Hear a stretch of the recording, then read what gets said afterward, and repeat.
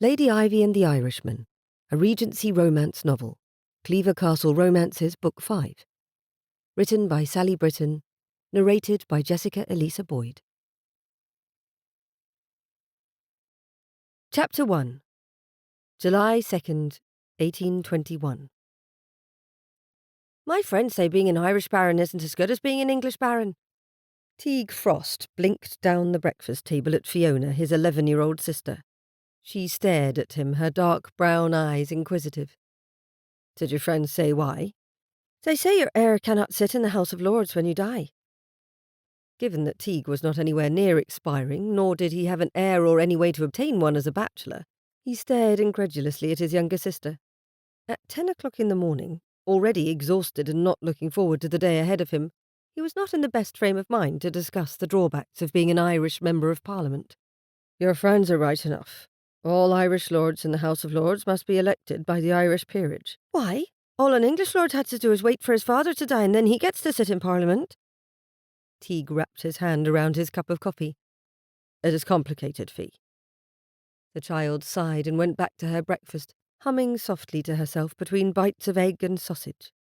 Her humming during meals wasn't the best of habits, but since it made her happy, Teague said nothing. Neither did her governess when she was about. His mother would have asked her to stop, had she been at table. Unfortunately, the Baroness was in bed with a headache. His other sister was a married woman completely gone from Teague's household, which meant the only person to converse with was Fiona, and Fiona seemed of a mind to discuss politics. When will women get to vote, do you think? She asked, with a tilt to her head. Before I'm grown? That is unlikely. Why? Mother says that even though women may not have a vote, we influence politics more than you men will ever know. His lips twitched. Does she now? She does. Fiona adjusted her posture and pointed her fork at him. I think I'm as smart as any boy my age. Why couldn't I run for the House of Commons? He leaned back in his chair and regarded her with amusement. It's complicated. She huffed. You've already used that one once. I'm certain this is something your governess ought to school you in. Do you know why or not? I know why, but sitting at my breakfast table when I'm hardly awake enough to enjoy a bite isn't the best time to be after explanations, especially when I know none of them will satisfy someone as stubborn as you. Fiona considered his words a moment before she nodded. Fair enough. But you will explain sometime, will you not? I will. Sometime. He looked at the clock hung over the door. He needed to leave to make his committee meetings on time, but his mind remained in a fog of exhaustion from staying out late the evening before. Keeping awake to attend the evening events of London society was necessary for a man in politics. Too many nights in a row made mornings difficult, on occasion, but he'd managed well enough. He worried for his mother, though. The parties that kept on until the wee hours of the morning rarely agreed with her. Mixing in large crowds often made her anxious. Yet she kept at it, arguing politicians relied on the women in their lives to work behind the scenes. He wished she wasn't right on that account. After a brief glance at his sister, ensuring she had turned her attention to the book she had brought to the table, Teague opened the paper beside his plate. He skimmed the lengthy report on the Queen's legal justification and its rejection for attending the King's coronation. He glowered at the long list of laws dredged up, at the numerous lists of consorts and wives of kings past, and how they had or hadn't been present when their maiden monarch received the crown. Ridiculous, he muttered to himself, moving along to the next page. The government had gone mad, refusing to acknowledge the wife of their king as his consort. Politics aside, it gave all of Europe reason enough to laugh at the English. He read through the announcements of plays in this or that royal theatre, his eyes lingering over a review for a particular performance. He had accepted an invitation to see a newer play called A School for Scandal. It was purported to be a comedy, which he supposed he needed. He'd attended a new tragedy written by a fellow Irishman, yet watching the melancholy story unfurl half a dozen times in the previous weeks had affected him. Perhaps he ought to have seen it only once, but Irish pride in a fellow Irishman succeeding, and in such a way as to gain the praise of so many English critics, had kept him going. He had even eaten dinner with the playwright, John Banim, to discuss the themes of friendship and loyalty in Damon and Pythias. Two things Teague hadn't much personal experience with if he was truthful with himself. a fictional farce had the potential to improve his mood. A few inches over from the theatrical announcements were the lists of nobles departing London until Parliament gathered again in the new year. His eyes caught on a familiar name. The Duke and Duchess of Montfort, along with all principal members of their family, quit London for their familial home in Leicestershire on Wednesday. Teague's mind filled with his memory of Cleaver Castle, the country residence and family seat of the Duke. The castle, with its gold-bricked edifice and elegant turrets, the ramparts made for promenading rather than defence, and the beauty of its gardens, had left an impression upon his mind he hoped to keep all his life. He'd spent a Christmas there, more than a year ago, when his sister and the Duke's heir had fallen in love with one another. He'd visited last spring for their wedding in the castle's chapel. He hadn't returned since then, as his own affairs, estate and politics kept him far too busy. Still, he wondered if Lord and Lady Farley, his brother-in-law and sister, were part of the principal members of the family soon to make their way to the rolling hills and peaceful woods of Cleaver Vale. When was the last time he'd spoken with Eileen? Weeks ago, when the two of them had found each other invited to the same party. He saw his sister's father-in-law more often than anything. At clubs, in political circles, in places where Teague felt weary rather than comfortable. He closed the paper and tossed it onto an empty chair to his left, across the table from his sister's seat. "What has made you grumpy this time?" Fiona asked from her place. "Nothing we haven't already discussed," he admitted, forcing himself to smile even though he felt exhaustion weighing on his mind and heart. He had been at work in the House of Lords from January to July, seeing and hearing more meaningless motions and bills than he could remember. Some motions had passed that were helpful, but others exacerbated problems for his people in Ireland and the common labourers across the kingdom. Everywhere he turned, he found more bluster and nonsense than he had patience for. "It's always the same." "Then you should stop fretting about it, if there is nothing new," Fiona said, buttering a slice of toast with a knowing grin. "We quit London next week." "That we do." Teague passed his hand across his eyes. "On to our next adventure, I suppose." "Mother said we're visiting Eileen." "Did she now?" Teague raised his eyebrows. "I hadn't heard this news. Do we have an official invitation?" Fiona shrugged. "I only know what Mother tells me." She took a large bite out of her toast. "But if we are invited, we will visit, won't we?" "We will." Teague couldn't deny his mother time spent with her married daughter, nor the luxury and enjoyment of staying as a guest of the Duke and Duchess at their home, even if he had his own estate and obligations to see to. He rose from the table and ruffled his sister's hair as he passed her chair. "I must be off. I won't be back for dinner, and I'm out late at the theatre this evening." Wrinkling her nose, Fiona's query verged on a whine. "When do I get to come with you? Must I really wait until I'm presented at court?"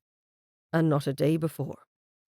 She grumbled something about the unfair treatment of youth before taking another large bite of her meal, and Teague left the room with an amused grin. Fiona couldn't wait to grow older. Poor Mite was in for a shock when she saw all that came with age and society's expectations. At least he had the theatre to look forward to that evening. Chapter 2. The hypocrisy of buying the best seats in a theatre with the best view of the stage, then ignoring everyone upon that stage, frustrated Lady Ivy Amberton to no end. She wanted to enjoy the play, not listen to her sister-in-law's complaints about her acquaintances in society. But Ivy's brother, the Earl of Haverford, never seemed to mind missing a performance as he absorbed his wife's gossip. Here in the second act, one of the characters on stage spoke with vigour, while Fanny's words interspersed with the dialogue of the actor. "Oh, the devil! No man knows what to say at the time when one most wants to say it. I'll go over it again. If I have to hear Lady Bolton's story of her pug one more time—" "I beg pardon, but you know one can't help these things." "And the excess of stupidity ought not be brought up." "I find that talking clears the mind wonderfully." Ivy sat on the edge of her chair, leaning toward the box's rail, and nearly went so far as to cup a hand around her ear the better to hear what went on between the actors. But her hands were already full. One held the theatre glasses her late father had gifted her when she had come out into society 5 years previous. He'd been delighted with the contraption, which he'd bought while they were together in Paris the summer before he died. "A delightful way to see the world," he had called them, amused with the simplicity of the idea. "Everyone will own one of these before long. changeable clawed glasses. They were simple, made only of wood, thin metal frames and coloured glass, but they accompanied her to every theatrical performance she had attended since she'd made her curtsy. With a flick of her wrist, Ivy could change the lenses through from the normal spectacles of a theatre-goer to rose-hued glass, then blue-tinted, then yellow-tinted, thus changing the way the world looked to better admire it anew. Each pair of lenses, framed in delicate wires, joined at the stick with an ingenious pivot mechanism. It was a simple matter to fold one set down along the handle to allow another to act as the primary pair. Her other hand grasped the rail. She needed it there to keep balanced on the edge of her seat as she leaned forward, her gaze fixed intently on the stage below, completely absorbed in the performance before her. Ivy's hair fluttered slightly in the warm air, her neck arched as she stretched her head out over the edge of the theatre box, and she felt as though she reached for something out of her grasp. The rest of the world had fallen away, leaving the performance to captivate her attention. Fanny's complaints were not so loud now. She wished one of her sisters had come. Juniper had a cold, though, and Bettany didn't care for the theatre. That left Ivy with only the company of her half-brother and sister-in-law. So rarely did she experience people and places to her taste, dependent as she was on her sister-in-law's approval, that she was determined to savour every second of the play. Caught up in the magic of the performance below, Ivy sensed rather than saw a movement from beneath their box. Glancing down, she saw a man in the box beneath hers, a handsome one at that, leaning on his rail. Looking up, his eyes fixed on her and an amused smile playing at the corners of his mouth. How long had he been staring? A flicker of embarrassment warmed her cheeks, the same as when Ivy's sister-in-law or brother caught her doing something they deemed improper. But this man wasn't her brother. He held no power over her actions. Let him stare, even laugh if he chose. A rebellious wave of defiance washed over her. She was here to enjoy the performance, to lose herself in the story, and she wasn't about to let anyone else's opinion stop her from doing that. With a toss of her head and a small smile, she returned her focus to the stage, more committed than before to enjoy every second of the performance, no matter who was watching. Her grip on the rail slipped in her distraction, and she tilted forward, far enough that her stomach dropped in fear of a fall. A strong grip on her forearm steadied her, giving her a moment to grip the rail with both hands, steadying herself. When the hand holding her theatre glasses hit the rail, the stems snapped in half. She watched, hopelessly, as the multi-hued spectacles fell down. Her brother pulled her back before she saw the fate of her father's gift. "Will you not sit in your chair as you should?" Lord Haverford whispered harshly in her ear. "You nearly pitched out of the box. People were staring." Her brother had hauled her backward, firmly placing her into her seat. But Ivy's eyes remained on the broken stick in her hand. That was all that remained of the theatre glasses. Half a stick of polished wood, the end of it splintered and jagged. The gift from her father, gone. "Honestly, Ivy," he said, tone impatient in the semi-darkness of the box, "we cannot take you anywhere without you acting like an addle-pated child. What are you trying to do? Leap to the stage from our box?" "Everyone was looking at you," his wife added, her fan fluttering in front of her face, resembling an agitated moth's wing. "Gawking at the actors as though you've no manners. It is shameful." Ivy gripped her little stick tighter and turned her glare to her sister-in-law. For one glorious instant, she considered saying what she wished to say. "Better to look as though the play bores me, I suppose, putting on a sour face like yours, gossiping about all my friends." She bit her tongue. Though Ivy had achieved her majority at the age of 21, she was as much at the mercy of her half-brother and his wife as she had been at 17 when her father had died. Now, at 25 years, she itched to leave their overly critical care and set up a household of her own, hopefully taking her 2 younger sisters with her. Juniper would reach her majority in a matter of weeks, but Bettany was only 19. Still, both were old enough to know their own minds, weren't they? The sisters' late father had left their half-brother as executor of his will and as their guardian. This made him the man who held the purse strings, and he had ensured that the entire inheritance from their father was kept in trust until each of his half-sisters was either wed or he deemed them capable of setting up house for themselves. Dependent on her brother and sister-in-law's whims, Ivy swallowed her words and bowed her head, making herself the very picture of ladylike contrition. "Please forgive me, Fanny. I didn't realize I had drawn inappropriate attention." Fanny sniffed. "See that it doesn't happen again. Be still, Ivy." Nodding her agreement, Ivy wrapped her hands around her fan and the stem of her lost theatre glasses. She held her gloved, cream-coloured hands grasped in her lap, staring at nothing. She wouldn't cry. She hadn't cried in front of her two judgmental guardians in years. They only used her emotions against her. Once her father had praised her for her passionate expressions, her exuberance and excitement for taking in the world around her. "Watching you reminds me so much of your mother. She had a love for the world and everything in it that was honest and open." He had said those very words to her the night of her first ball, which he had spared no expense to hold in her honour. She had laughed and danced all the night long, unashamed of enjoying the sparkle of the chandeliers and beauty of the music. She had never been happier. Her father had been proud of her. He'd been certain she would take London by storm, be declared a diamond, the favourite of all. And then he had died less than a fortnight later. An attack of the heart, his physician had said. Nothing could have prevented it, except, perhaps, less excitement. Ivy kept still and quiet, hardly hearing the actors until the orchestra played, the audience rose to applaud, and the curtains closed. Act 2 had finished, and it was Fanny's favourite part of attending the play. The part where her devoted friends, whom Ivy privately thought of as Fanny's minions, would visit her box one by one to impart some salacious bit of gossip. The Earl had already muttered an excuse to leave, slipping out before the first feather-bedecked lady stepped in, leaving Ivy to sit in her chair and act the part of a doll, saying nothing and posing prettily, precisely as they had trained her to do. Teague hadn't meant to look up. He couldn't even give a reason why his gaze drifted from the stage. He had been enjoying the play, laughing as the disguised uncle spied on his nephews when he'd glanced up.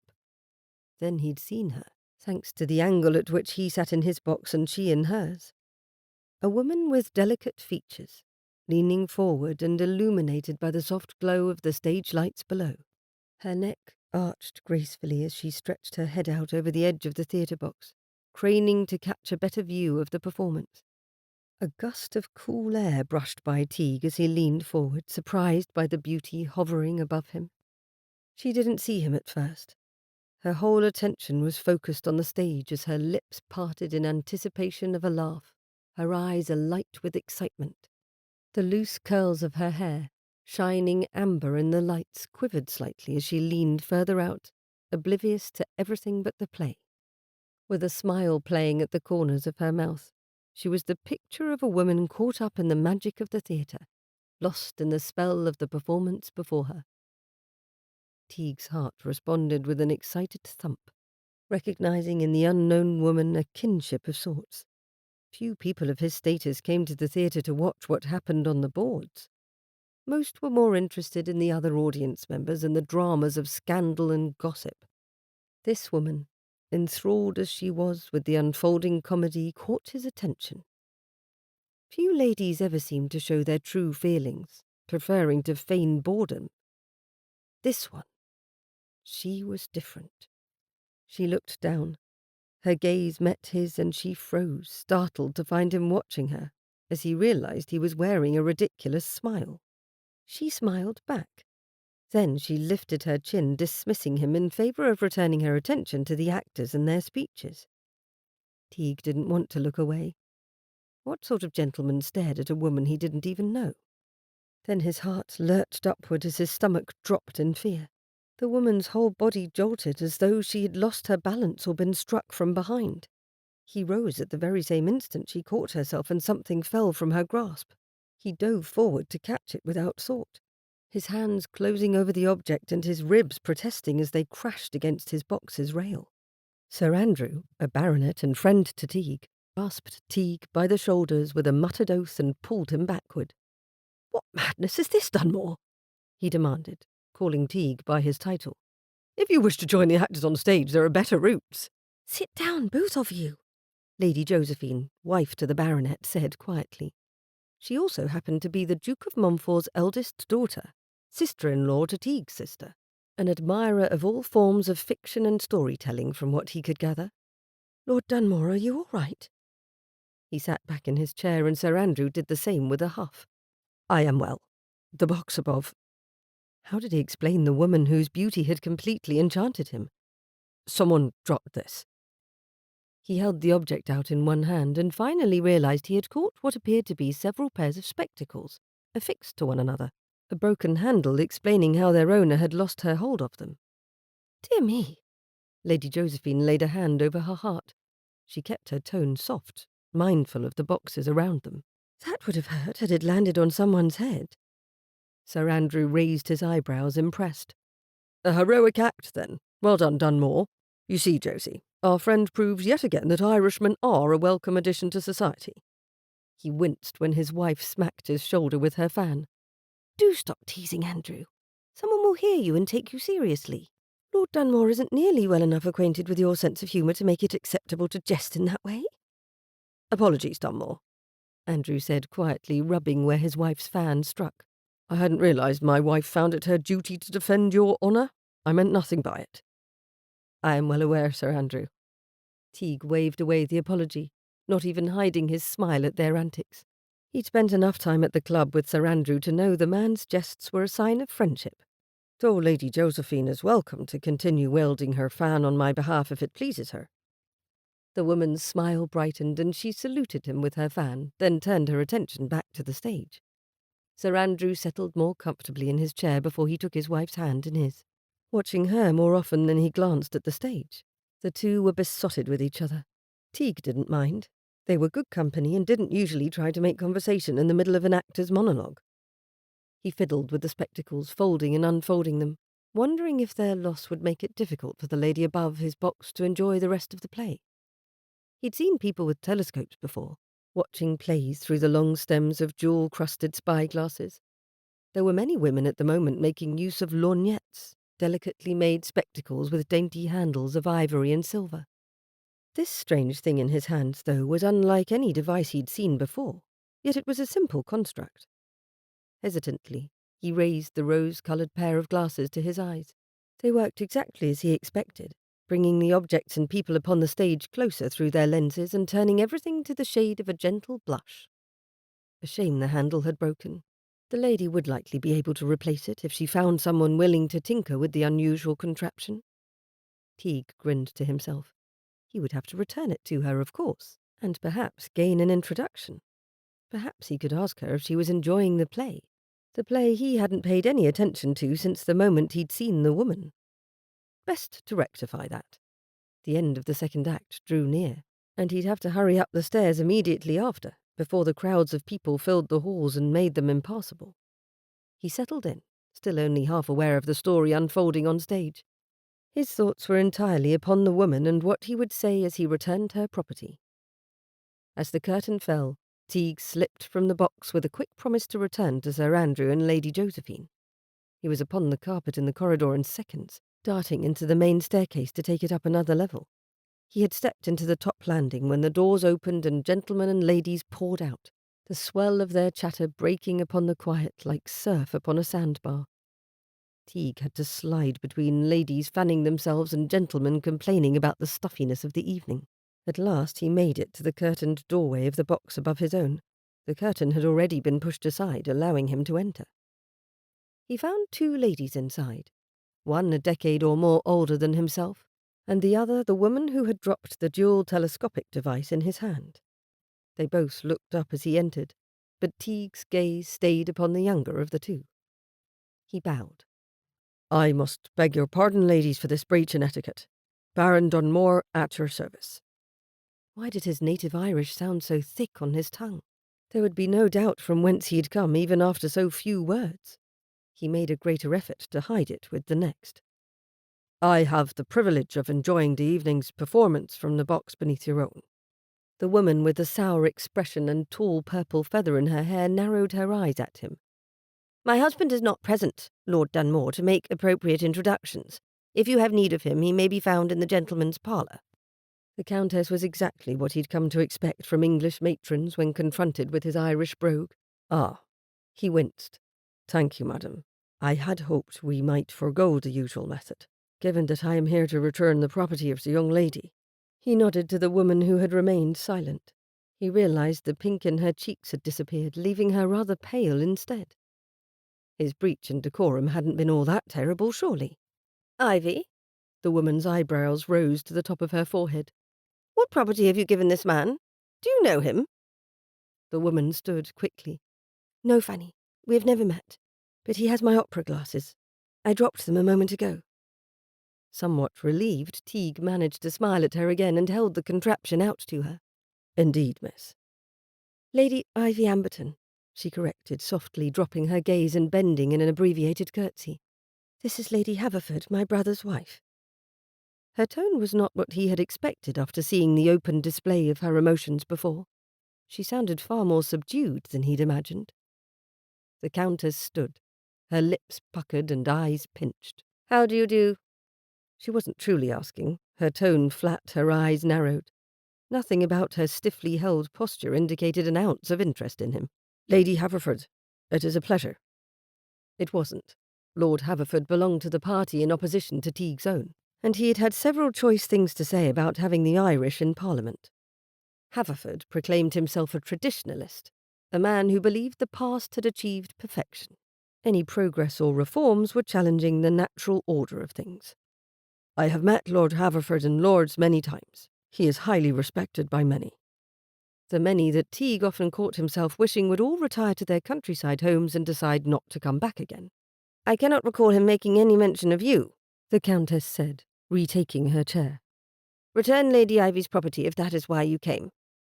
He looked at the woman who had so captivated him with her enjoyment of the play and then her defiance at his watching her. How could she, lovely and enthusiastic as she was, be related to one of the most unpleasant and unmovable men in society? She leaned closer to him. "I apologize for my sister-in-law," she said, her voice almost too low for him to hear amid the buzz of conversation in the theatre below. "She isn't fond of meeting strangers." "I can understand the discomfort." He held the joined spectacles toward her. "Your property, Lady Ivy." "Thank you, Lord Dunmore." Again her softly spoken words confused him. She sounded as though she had been chastened, or that she feared raising her voice to even a normal speaking level. She took the device with both hands and held it against her stomach, and when she raised her eyes to his, they were filled with gratitude. "Not many would have taken the trouble to return such a silly item. I wasn't certain I would see them again." As he opened his mouth to respond, someone nudged Teague from behind. He stumbled a step forward and moved out of the doorway, making way for a woman in dark blue silks and smelling strongly of roses. The woman barely glanced at him as she stormed across the floor and collapsed into the vacant chair beside the Countess. "Here now, Lady Haverford, what think you of Mrs. Garrett's eldest wedding a foreigner?" The two of them immediately forgot everything else around them and fell into a passionate conversation about the private affairs of others. Teague stared at them in confusion. Had he been dismissed without realizing it? Then he looked again at Lady Ivy, who still clasped her multicolored spectacles to her midsection and stared at her sister-in-law with confusion. Teague took a single step closer to the wall, and the movement drew Lady Ivy's attention. She glanced once more at her sister-in-law, then came closer to Teague, closer than she had a moment before to accept her property from his hand. "I am sorry, Lord Dunmore." She winced, and Teague offered her a reassuring smile. "Perhaps I ought to have waited to return your property, but I didn't want to chance missing you." Lady Ivy's brows drew together in apparent confusion. A lady who attends a play to actually watch the story unfold is as rare as a fairy in these parts. Her lips twitched. She had a sense of humour then. That made her less like her brother already. "I suppose there are more fairies in Ireland, your lordship?" "I am told there are." He gestured subtly to her hands. "I have never seen anything like your spectacles, Lady Ivy. It would be a shame to lose something so unique." She nodded and looked down at the item in her hands, turning it over. "My father gifted them to me. They're a combination of a lorgnette and clawed glasses, to let a viewer enjoy many shades and notes of colour." "A fascinating idea. I noted a slight magnification for each pair of lenses, too."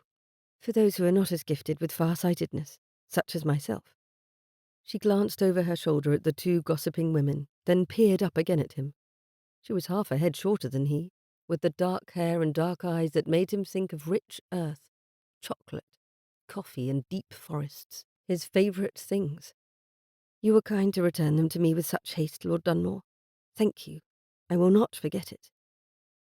He ought to say something. He knew he ought to. But not a single clever thing came to his mind, which was an oddity for him. The season was nearly over. He'd be leaving soon. She likely would too. Haverford's holdings were in the southwest of England, while Teague would journey northeast to the Duke of Montfort's estate. He had run all the way up to her box without much of a plan. He'd wanted to meet her. Now that he had, there was nothing more to say. Not to an English noblewoman, even if she surprised him with her sweet openness. So unlike the other ladies he'd tried to speak to in English ballrooms and parlours. Even if he'd wanted to, there wasn't even time to ask which ball she would attend next, or if he might take her on a drive through the park. It was unlikely her brother would even allow such a thing, given how little Haverford and Teague had in common, politically or otherwise. So he stepped back toward the open doorway. It was a pleasure to meet you, Lady Ivy. I hope you enjoy the rest of the performance. He bowed again. Good evening. The gentle sadness in her eyes left him with an ache in his chest, as though he'd had the air forced from his lungs. Despite the flicker of interest that had sparked in his thoughts upon first sight of her, the timing was all wrong. Perhaps she sensed it too, for the air between them hung heavy with unspoken words and unexplored possibilities. It was the sort of meeting that happened in the best of stories, he thought wistfully. However, there wasn't time for a second act. The curtain had already fallen on the London season, and their paths were unlikely to cross again for months, if not an entire year. A bittersweet smile appeared on her lovely face. Good evening, Lord Dunmore, and goodbye. He left the box and returned to his own, but he sat further back, away from the rail, denying himself a chance to look up on the slim chance that Lady Ivy would sit within his view. He watched the play to its end, departed with his friends, and looked over his shoulder only once as they left the theatre. His gaze immediately collided with Lady Ivy's, though she descended the stairs to the ground floor and he had nearly walked out the doors into the night. In that brief moment, Teague wished he had seen her weeks, if not months, before that evening. The crowd swept him out the door, and once in the warm night air, he heaved a sigh of regret. Chapter 3. The morning after attending School for Scandal, Ivy sat with Fanny in the Yellow Room, a westward-facing sitting room Fanny preferred when she had a headache from being out late the evening before. Juniper and Bettany sat together on a settee, the former sketching the profile of the latter. No one said a word. Personally, Ivy found the room's yellow-green wallpaper and furnishings more likely to induce a feeling of nausea than cure a headache. But she and her sisters went where their sister-in-law bid. Ivy sat quietly in a chair at a distance from the fire with the newest copy of Ackerman's Repository. She turned the pages as quietly as she could, as even a rustle of paper would elicit a glare from Fanny. After Fanny's lecture on holding conversations with strange men the evening before, Ivy wished to avoid her sister-in-law's censure, no matter how unfairly Fanny distributed it. How could Fanny blame Ivy for the appearance of a baron in their theatre box? If anything, her brother was at fault for pulling her about and making her drop her theatre glasses, which were, thankfully, unharmed after their sudden downward flight. Once she replaced the stem-like handle, all would be well. Her fingers paused, holding a page she stared at without thought, her mind busy remembering the man who had rescued her treasured belonging. An Irish baron, with dark eyes and a smile that had made her stomach twist and her fingertips tingle. If only her brother had been present to make a proper introduction. If only they had met at the beginning of the season rather than at its end. If only she had been brave enough to suggest he call upon her, or that they might both take a walk in the park the next day. If only. Something had passed between them that had left her breathless, yet the knowledge of what could never be tainted the moment. Unless they met again. Perhaps next season. When she came to the page with the new beadwork patterns she had cited before, Ivy stopped and examined the details carefully. Though Ackermann's published the simplest of instructions, in the past she had found ways to incorporate the idea presented on the page into her more complicated work. Carefully she traced the design of beads made to resemble ivy and flower buds with her fingertip. A soft rap on the door preceded the entrance of a footman. He carried a silver tray bearing a single card. "My lady, a caller has arrived for Lady Ivy." While her sisters stilled and glanced her way with raised eyebrows, Ivy's heart skipped a hopeful beat. What if it was him? Had the handsome Baron decided to pay a call on her after all? Fanny's nose wrinkled as she took the card from the tray. "We're not at home today. You know that, John." Fanny called all the footmen John, whether or not that was their name. She also refused to use spectacles, or even the daintiest of quizzing glasses, though she had to narrow her eyes and hold the card at a specific distance to read the print. "Yes, my lady," the footman, whose real name was Davis, said with a tone of deep respect. "As it is Lady Josephine Wickham, I thought it best to be certain of my lady's schedule." "The Duchess's daughter? Again?" Fanny gave up trying to read the card and dropped it on the platter. She cast Ivy an incredulous expression. "I suppose you may accept her visit. We have no wish to insult her grace by refusing her daughter, even if she is negligent as to our schedule." She waved Ivy away. "You may receive her in the East Room." "Thank you, Fanny." Ivy rose and looked at her sisters to find both of them wearing beseeching grimaces. "May my sisters come with me?" she asked Fanny. "Perhaps a few moments of respite will help your headache."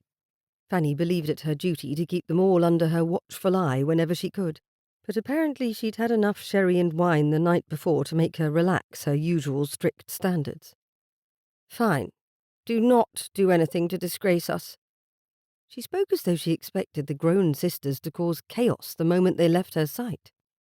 Ivy left the book on her chair and led her sisters out of the room at a staid pace. The moment the door closed behind them, they looked at each other with unrestrained relief. "She spoke as though we'd leap upon Lady Josephine like lions or some such thing." Juniper's nose wrinkled. Bethany giggled. "Even if we did, Lady Josephine would never tattle on us." "Hush, both of you." Despite the door between them and their half-brother's wife, the idea of Fanny overhearing them made her feel small and ill. She'd faced Fanny's idea of punishment for speaking freely and critically of her guardians.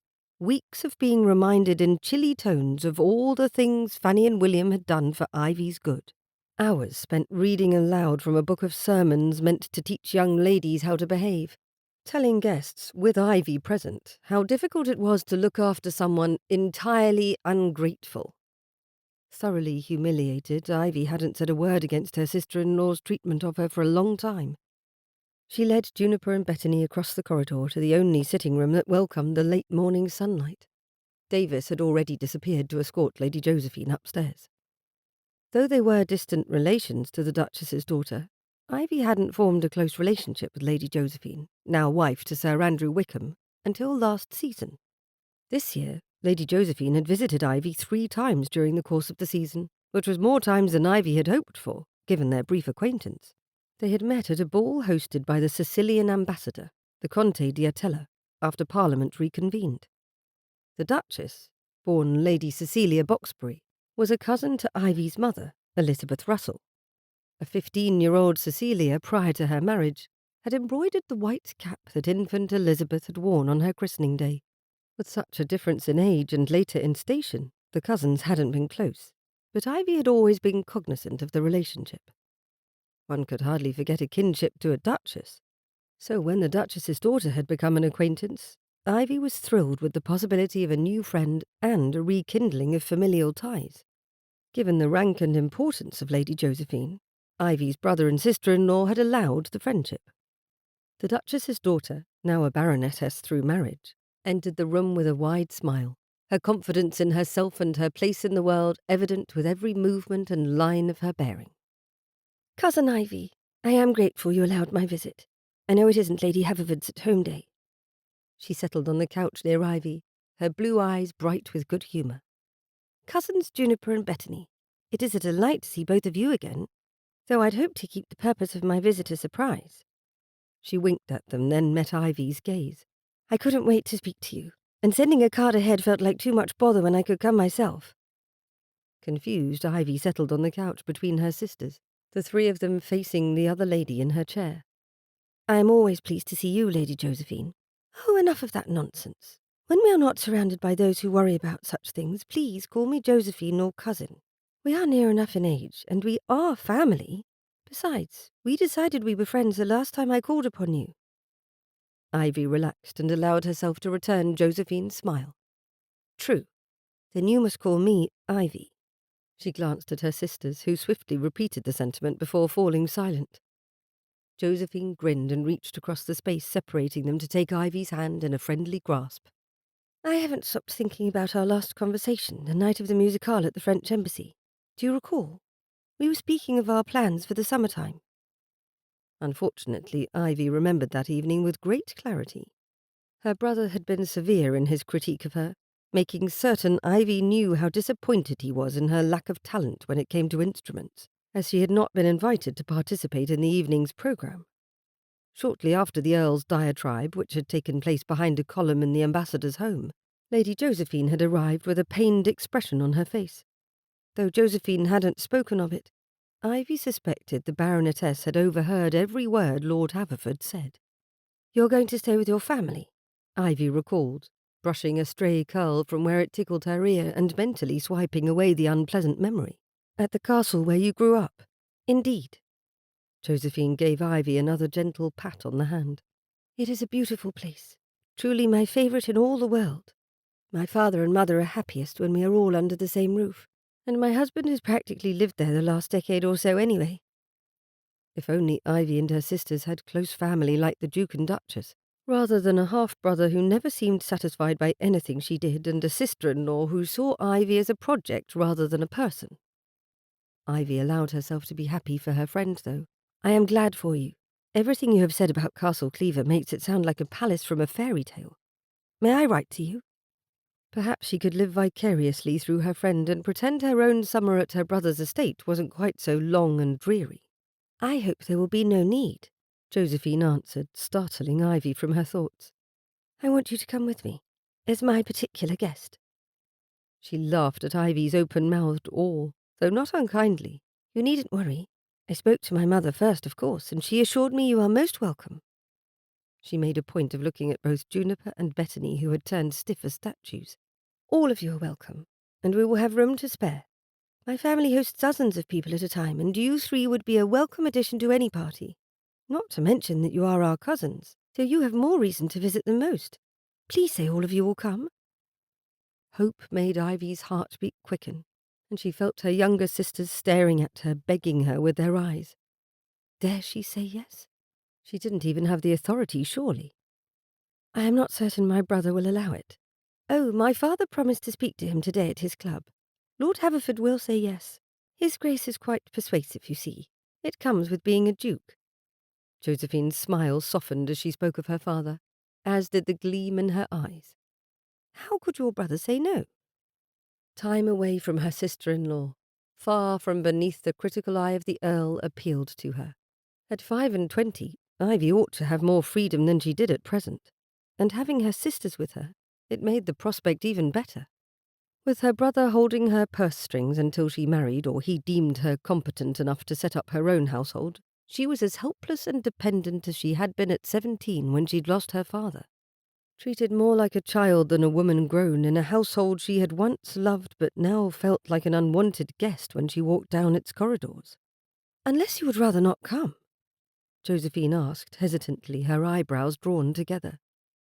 Juniper nudged Ivy's shoulder, and when Ivy glanced over, her sister gave her a hopeful smile. Ivy had remained silent too long, so she hastened to make her answer clear. "I would dearly love to visit. We would be honoured. If our brother agrees, we can be ready in a matter of hours." She stood and paced to the window, looking out into the sunlit London morning before spinning around to face her friend, allowing herself to hope. "If you truly wish for us to come, I can think of no place I would rather be. And if you are certain the Duke and Duchess will not mind, they are happy to have you." Josephine grinned first at Ivy, then the other two. "I promise. We will make this summer an absolute delight for everyone. Josephine stood and opened her reticule, withdrawing a folded square of paper. Here is the invitation from my mother, directed to your sister-in-law. With wide eyes, Ivy accepted the paper. You had this at the ready. Of course. Josephine smirked and folded her hands in front of her. I am a duke's daughter. That makes me quite skilled at negotiation. We are approaching from several fronts. My father to your brother, me to you, and my mother to your sister-in-law. She beamed at Ivy. I will take my leave of you now, so you have time to speak to Lady Haverford and begin your preparations. Josephine came forward and wrapped her arms gently around Ivy. No one had held her that way in a very long time. Not since her father's death. Though it had surprised her, Ivy returned the embrace without hesitation. Thank you for inviting us, Josephine, Juniper said, bouncing up to her feet. Bethany stood too, with pink cheeks and a wide grin. Josephine gave each of them an embrace, then turned to Ivy one last time. Thank you for agreeing to come. Though she said it as though Ivy had done the Baroness a great favour, Ivy's eyes filled with grateful tears. The opposite was true. Lady Josephine had granted Ivy's dearest wish, an escape for herself and her sisters, an opportunity for them to experience freedom for the first time in a very long time. Chapter 4. A summons to her brother's study didn't necessarily mean anything of consequence. Sometimes Ivy's brother had a question about an expense he thought Ivy had knowledge of. Other times he asked her if she had anyone she wished him to invite to dinner. Once or twice he had even asked her opinion on a household matter when her sister-in-law was not readily available for something he considered a domestic concern. Ivy suspected this particular meeting, requested a quarter of an hour before dinner, had something to do with the invitation from the Duchess and Duke. She hadn't yet put her gloves on, carrying them with her as she went down the stairs to her brother's domain. The study, which had belonged to their father, didn't look as it had during Ivy's growing-up years. When her father had sat behind the desk in the evenings, he had been surrounded by a halo of light. His eyesight wasn't the best, so he kept bright lamps on the desk to illuminate papers or books placed on its surface. A surface Ivy couldn't truly remember seeing, as it had always been covered in documents, notes, magnifying glasses, and cast-iron paperweights shaped like exotic animals. William kept the desk spotless. The wood had been polished until it gleamed, and not a single thing rested on its surface unless the Earl was using it at that very moment. Consequently, that evening only a single sheet of paper cut to a small square rested before him on the desk. He never dithered in his speech when he had a topic in mind, so when he spoke without any sort of polite conversation, Ivy wasn't surprised. I met with His Grace the Duke of Montfort this afternoon. From what Fanny has said, this will not come as a surprise. No, it doesn't. She sat without being invited. William often forgot to let others know they could sit in his presence. She did not take it personally, but would not wait upon him to remember either. I had a visit from Lady Josephine and the invitation from the Duchess this morning. Her gaze drifted to look behind him, and she wondered if feeling lonely after looking at bookshelves was a common affliction. The loneliness she felt in her own home often took her by surprise. Her father's shelves had overflowed with books, globes, maps, and trinkets from his travels. The disarray wasn't touched by servants, except for light dusting, as the late Earl had known where everything was precisely because there was no reason to it. Ordering it to someone else's arbitrary idea of organisation would undo everything, he'd said once when Ivy offered to tidy the shelves for him, thinking he didn't trust a maid to do the job. William's shelves were nearly empty. He had a few tall books with dark red leather binding, a small bust of a philosopher he rather liked, and a tidy collection of poetry he had never read but had been a gift from the Prince Regent. His Royal Highness apparently rather liked poetry and tried to share his fondness for it with others. The invitation wasn't a surprise, I take it? He asked. Ivy directed her gaze to her brother. It was, yes. I haven't spoken to Her Grace for some time, though Lady Josephine and I are frequent guests at the same parties. It comes at a good time, her brother said, tapping his paper in front of him with his finger. I intended to have this conversation with you when we adjourn to the country.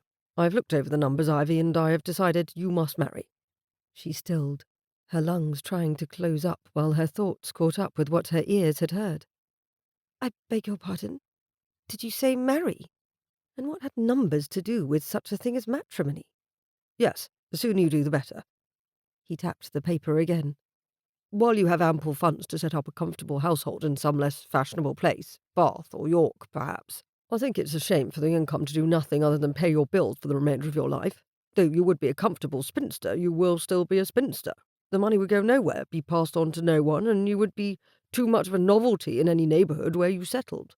You'd be a spectacle. The bleak prediction for her future shook Ivy's tongue free at last. I have no intention of remaining a spinster, William. I haven't met the man I wish to marry yet, but I would like to marry some day. She needn't be alone. She could have her sisters with her, if he'd only release her funds. That is a relief of sorts. He sat back in his large chair and laced his fingers together on the desk. Though it changes nothing. A woman with her own household and funds, living independent of guardians and family, is an object of curiosity. Already Fanny and I worry over your habits. We have checked many of your odd impulses, but without our direction you are likely to slip into greater instances of peculiarity rather than conform to the expectations society has for marriageable women. Thank goodness we haven't seen the same level of oddities in the younger girls. Her mouth opened and closed without a sound. Her brother thought her odd. So odd, in fact, that he didn't think she should live on her own. You require the supervision of a responsible husband, he went on, tone certain and expression bland. A man who will oversee your funds and ensure you conform to the duties and behaviours of your sex. A laugh that had nothing to do with amusement escaped her throat. You do not trust me to set up house or be responsible for myself? Not in the least. Women her age supervised households as mistress and housekeeper, taught as governesses, ran schools, arranged social calendars, and even ran businesses. Most of her friends from youth were married with children, managing estates, assisting their husbands' political careers, and even travelling the world. I trust you to have good intentions, her brother corrected with an air of consolation. Your lack of experience and the evidence of your behaviour to date, however, show you unlikely to do more than become an object of curiosity, she said, repeating his earlier words. What do you think I will do? Start a scandal? Wear my nightgown in public? Take up hunting in Hyde Park? Just once she would like her brother, like anyone, to tell her she had done well. A kind word of praise had become so rare to her that she had come to crave even the smallest of compliments. His expression turned from bland to unamused, which was rather different, though Ivy couldn't have explained how. It is rude to interrupt, he said. It is worrying you came up with the list of such absurd behaviours without pause. No, Ivy, I do not expect you to become a fool. I do expect you will portray yourself, perhaps convert yourself entirely into a creature no man will wish to marry if you are left to your own habits and strange ways. What horrible thing is that? She asked, her bare fingers gripping the arms of the chair so fiercely her knuckles turned white. A witch? A progressive? Perhaps. She put her hand over her heart for emphasis, as she knew her brother despised one sort of woman above all. A female emancipationist. His eyelids fell halfway closed and his lips thinned. You think yourself amusing, Ivy, but you are proving my point. An independently minded woman is a danger to herself and the foundations of our society. Our father indulged you past the point of reason. I had hoped Fanny's example and my own influence upon you would improve your behaviour and unorthodox mannerisms. He sighed as though he was the one whose character and entire identity had been called into question. Thank the Lord your sisters are not nearly so stubborn as you. The censure hurt, and it remained up to her to find a balm for the pain. No one else would. Ivy wanted to stand and pace the room as she had when she and her father shared friendly debates in the past. William would see such a move as agitation on her part, or perhaps even think pacing an unladylike display of emotion. I am capable of living independently, she said, in as calm a voice as she could manage, and she felt she did well at sounding reasonable rather than furious. Even more so, I think I could set up a proper house for myself and my sisters. His eyebrows raised at that, and Ivy realized she was skating perilously close to the line William had drawn for appropriate behaviour. He wasn't as strict as Fanny, but she had no wish to push him to that point. Softening her tone, she tried for a pleading air rather than continue to give voice to her shock. Perhaps you would explain to me, if you would be so kind, why this is a conversation we must have now. Have I committed some terrible misdeed that requires immediate expulsion from your household?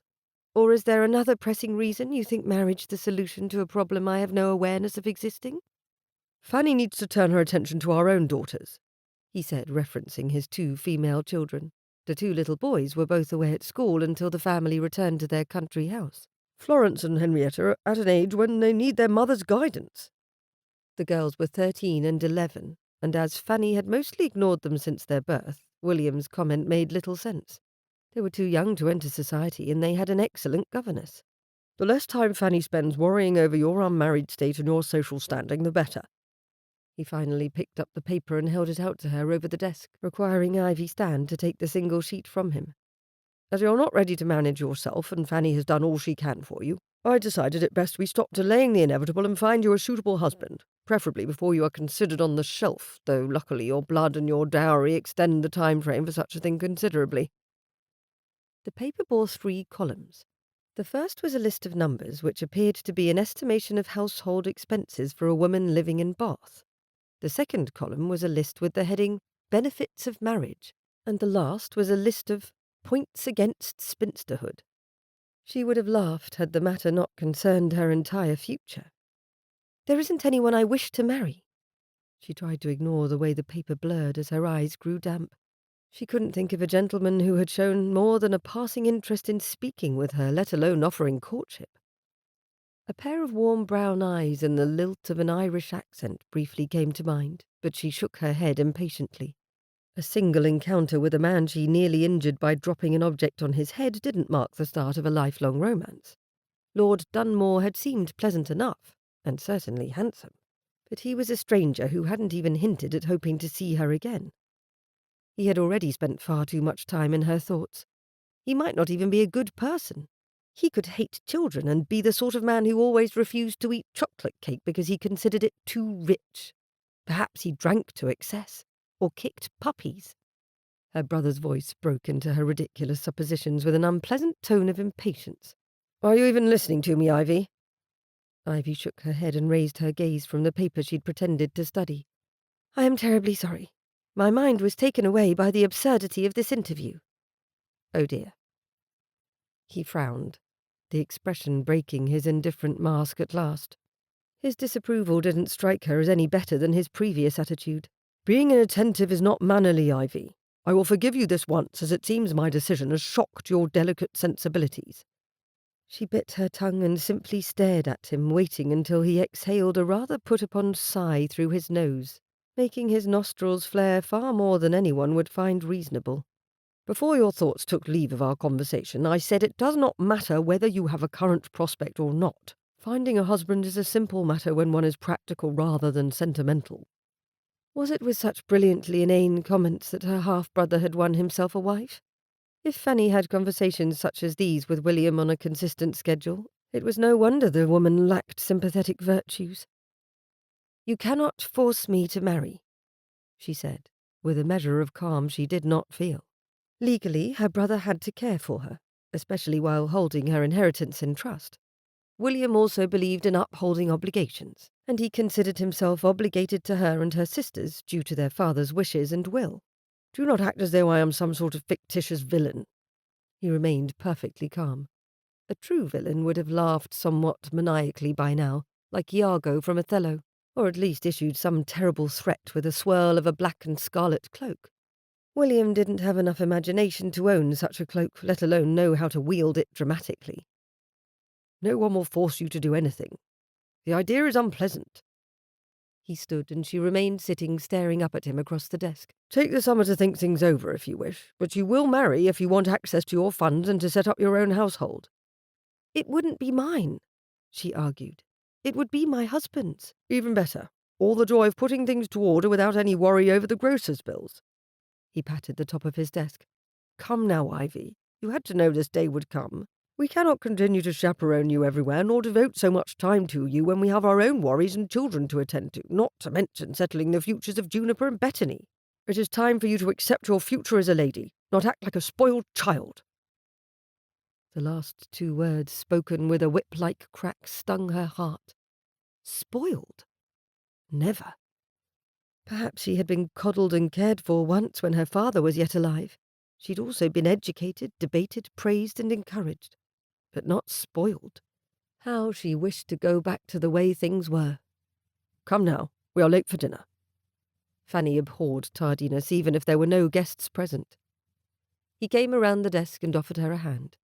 Ivy ignored it. Perhaps it was a childish thing to do, but she wasn't yet wearing her gloves.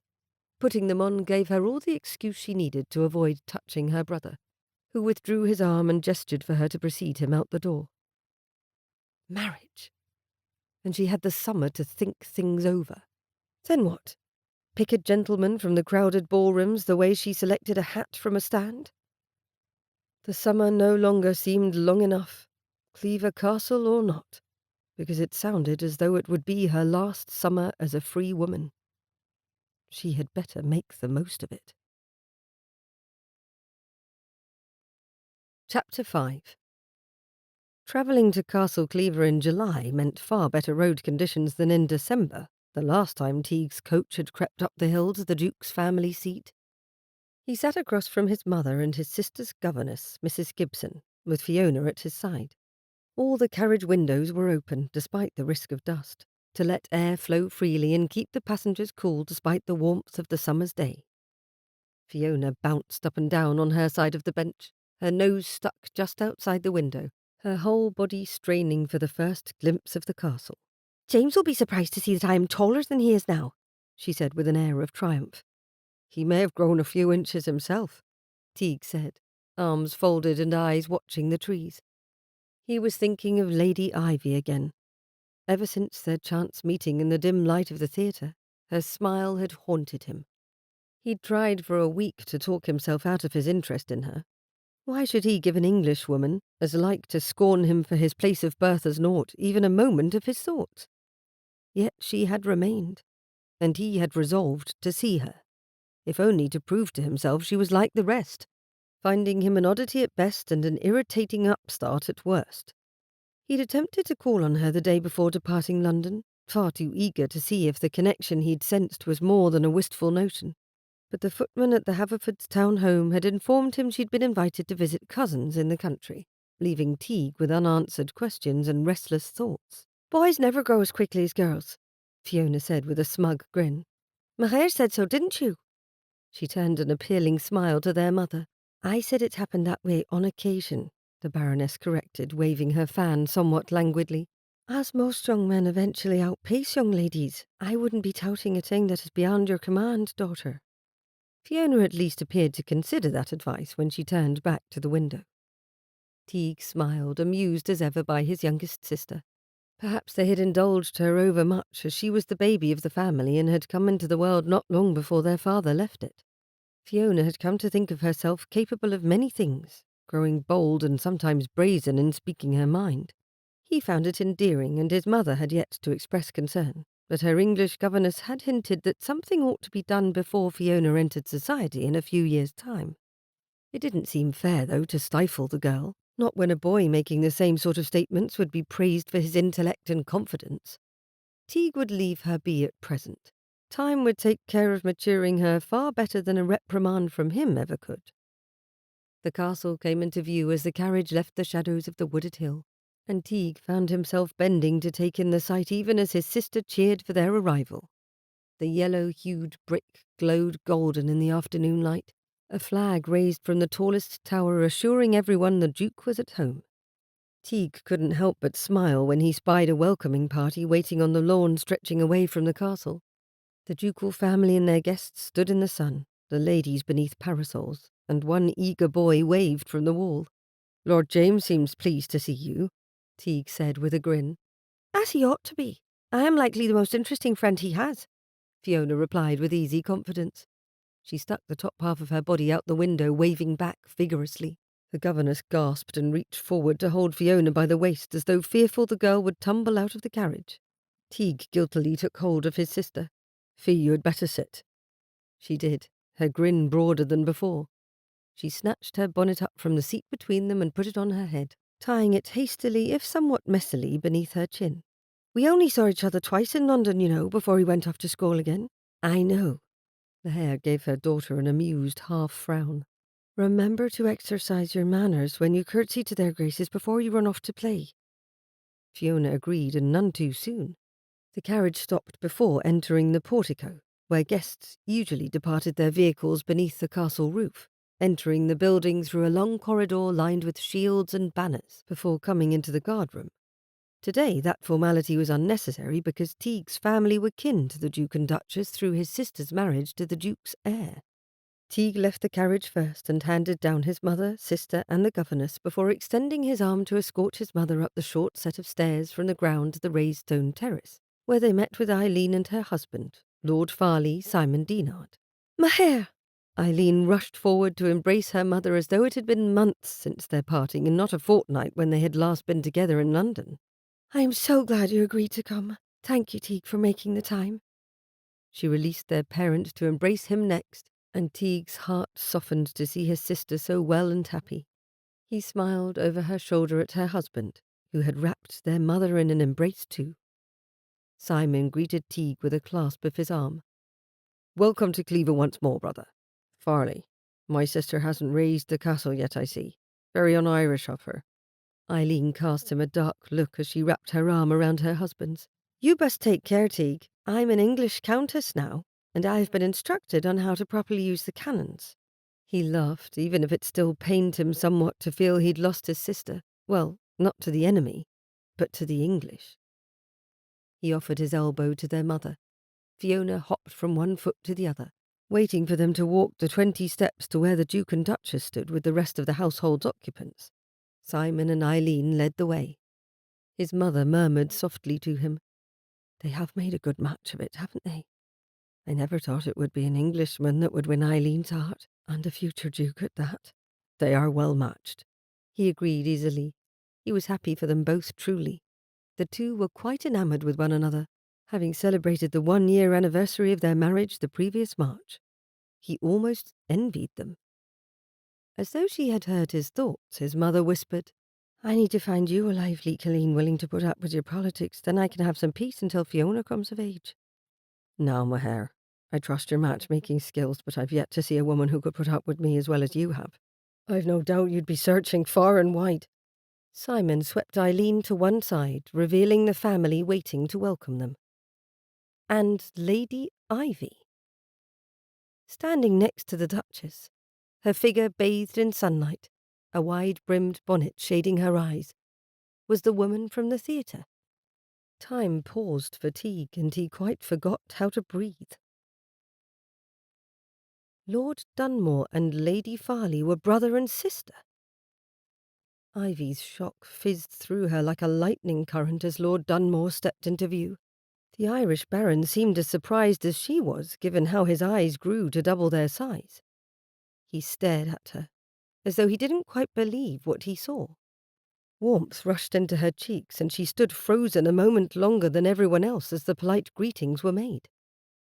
"We're pleased to have you here again, Lord Dunmore," the Duke intoned. Ivy's thoughts were still unravelling the unlikely coincidence, a twist of fate that had quite tangled her thoughts. She remembered Lady Farley mentioning her brother, but never by title. The same Irishman she hadn't forgotten, could not forget since their chance meeting in London, was somehow here. "Lord Dunmore, allow me to introduce Lady Ivy Amberton," the Duchess said with a graceful gesture.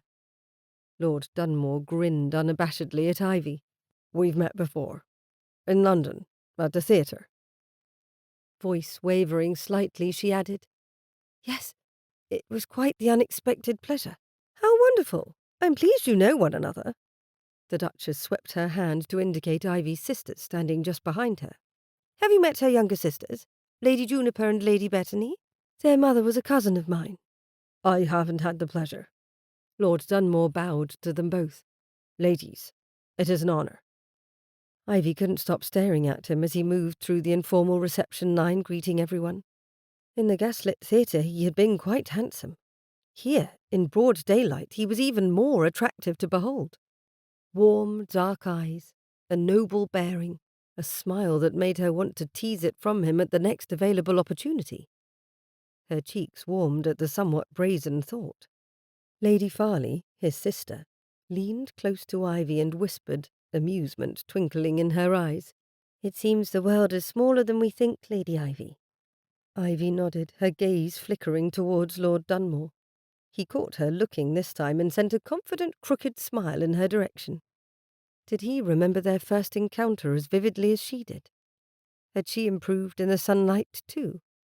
Upon meeting Simon's bride for the first time only the day before, Ivy had found the woman's Irish accent charming. Of course it had immediately reminded her of Baron Dunmore. Yet she hadn't said anything to Lady Farley about the Irishman she'd met. To assume all Irish people knew one another wasn't at all intelligent, and some might even consider the assumption rude. Ivy hadn't heard a thing about Lady Farley's brother until breakfast the morning of his arrival, her second day at the castle. They had never once spoken of him by his title. They had referred to the coming guests as Eileen's brother and Eileen's mother and Fiona when they spoke. She had even heard his Christian name, Teague, mentioned by Lady Farley. It hadn't seemed at all possible that the arriving Irishman would be the Irishman, the only one she knew, the one she had thought of again and again since their single brief meeting. How had he come to be here, of all places? His sister married to one of Ivy's relatives. The rest of the introductions were made without any further surprises. As the Duchess and Baroness Dunmore fell into conversation, Lord Dunmore found his way back to Ivy's side. "When I went to your brother's home, they told me you were away for the summer." "Yes," she babbled while bobbing her head up and down, somehow unable to stop herself from acting ridiculous. "Her Grace invited me here, for the summer. We're cousins, on my mother's side." "I think the Duchess said that already, Ivy." Juniper had remained next to Ivy while their youngest sister had drifted to the Duchess's side, everyone milling about there on the lawn and chatting like old friends. Ivy's cheeks felt as though they were aflame. She winced and forced a weak laugh. "Yes, thank you, Juniper. The family tree feels a little convoluted at times, is all." The Irishman's grin turned all the more charming when he spoke. "As one unexpectedly related to a future duchess, I can empathise." Ivy had to clamp her teeth together to keep from saying something strange aloud, like complimenting his smile, or asking questions about his sister, or asking why he hadn't come to visit her in London sooner. Juniper looked from Ivy to the Baron with a gleam of mischief in her eyes, but said nothing to detract from the awkward silence. It was almost as though she enjoyed it. Lord Dunmore studied Ivy a moment, his smile turning from amusement to confusion. "Is everything—" "Fie!" a voice said abruptly from beside her, making Ivy jump. She looked down to find her cousin James with his arms crossed impatiently. "Now that you've done the polite thing, do you want to stop standing around and come see the new colt in the stables? He was born a fortnight ago." The little girl at Lord Dunmore's side gasped happily. "May I go, mère?" Lady Dunmore assented with a nod. "You may. Off with you then. Mind you return soon." "Thank goodness," the Duchess murmured as the children ran away. "James has been speaking of nothing but showing Fiona that colt since the creature took its first breath." The mothers shared an amused glance, then went back to conversing as though they were the oldest of friends. Perhaps a future of shared grandchildren made it an easy thing to get along.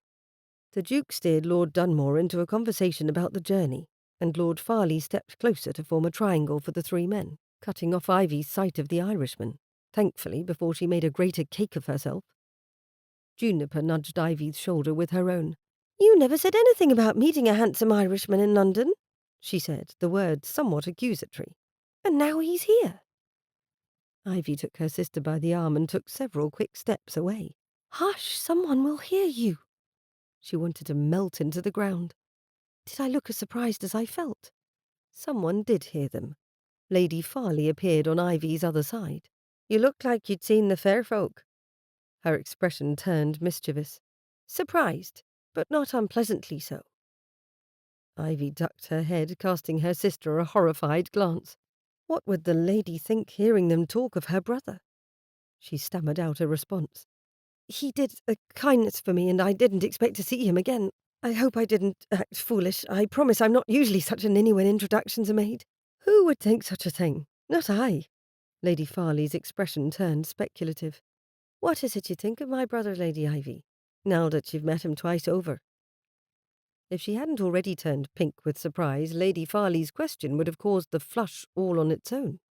Did she think Ivy had intentions toward Teague Frost? She spoke with more haste than care. One can always benefit from new friendships. Mm-hmm. That is true enough. Lady Farley tipped her head forward. Do you find him handsome? Her jaw fell open and she squeaked out, Handsome? Juniper stared at Ivy as though her sister had grown a second head. Lady Farley smiled and loosed a quiet laugh. I am teasing you, Lady Ivy. He's charming enough, I know, but it's rather bad of me to speak so of my brother. Ivy glanced over her shoulder at the Baron and found him watching their group. When she caught him staring, he was not sheepish or apologetic. Not at all. Instead, the polite smile he wore grew wider. Ivy turned away and wished she had brought her fan to cool her cheeks and give herself something to hide behind. How could one feel both pleased and anxious at the same time? See, now he's made you blush. Troublesome fellow. Lady Farley cast a glare in his direction. Pay him no mind. He's far too satisfied at the moment. Juniper finally chimed in, bless her. The accent helps. The moment a gentleman utters a familiar word with a more exotic twist to it, what lady can help but find him interesting? True enough. One of our dear friends married a man from Sicily. It is always a pleasure to hear him speak of even the most mundane things like food. Happily, Ivy took a step back from the conversation. The strange twist to her stomach, experienced the moment she'd found Teague's eyes on her, hadn't faded away. Instead, it caused a sensation she hadn't experienced in several years. A friend of hers had called the feeling a magnetic spasm of attraction. It sounded somewhat like an illness in those terms, and not nearly so pleasant as it actually felt. Memory of the last time she'd experienced such a thing went back to her days visiting Oxford with her father, when a handsome scholar had flirted with her while her father had visited an old professor. A more recent memory of her half-brother's parting words to her, however, came to the forefront of her mind all too readily. The spasms that recollection caused were far less pleasant than what Lord Dunmore inspired. A cloud passed over Ivy's thoughts, dimming the day and its surprises. As the small crowd of the Duke's family and guests went inside, Ivy took the opportunity to slip away. Her sisters were consumed in conversation with the Duke's unmarried daughters, Lady Isabel and Lady Rosalind, and did not notice her absence. She needed the gardens and sunlight. Ordering her thoughts and feelings took precedence over pleasant conversation. Her half-brother had given Ivy much to think about. Chapter 6.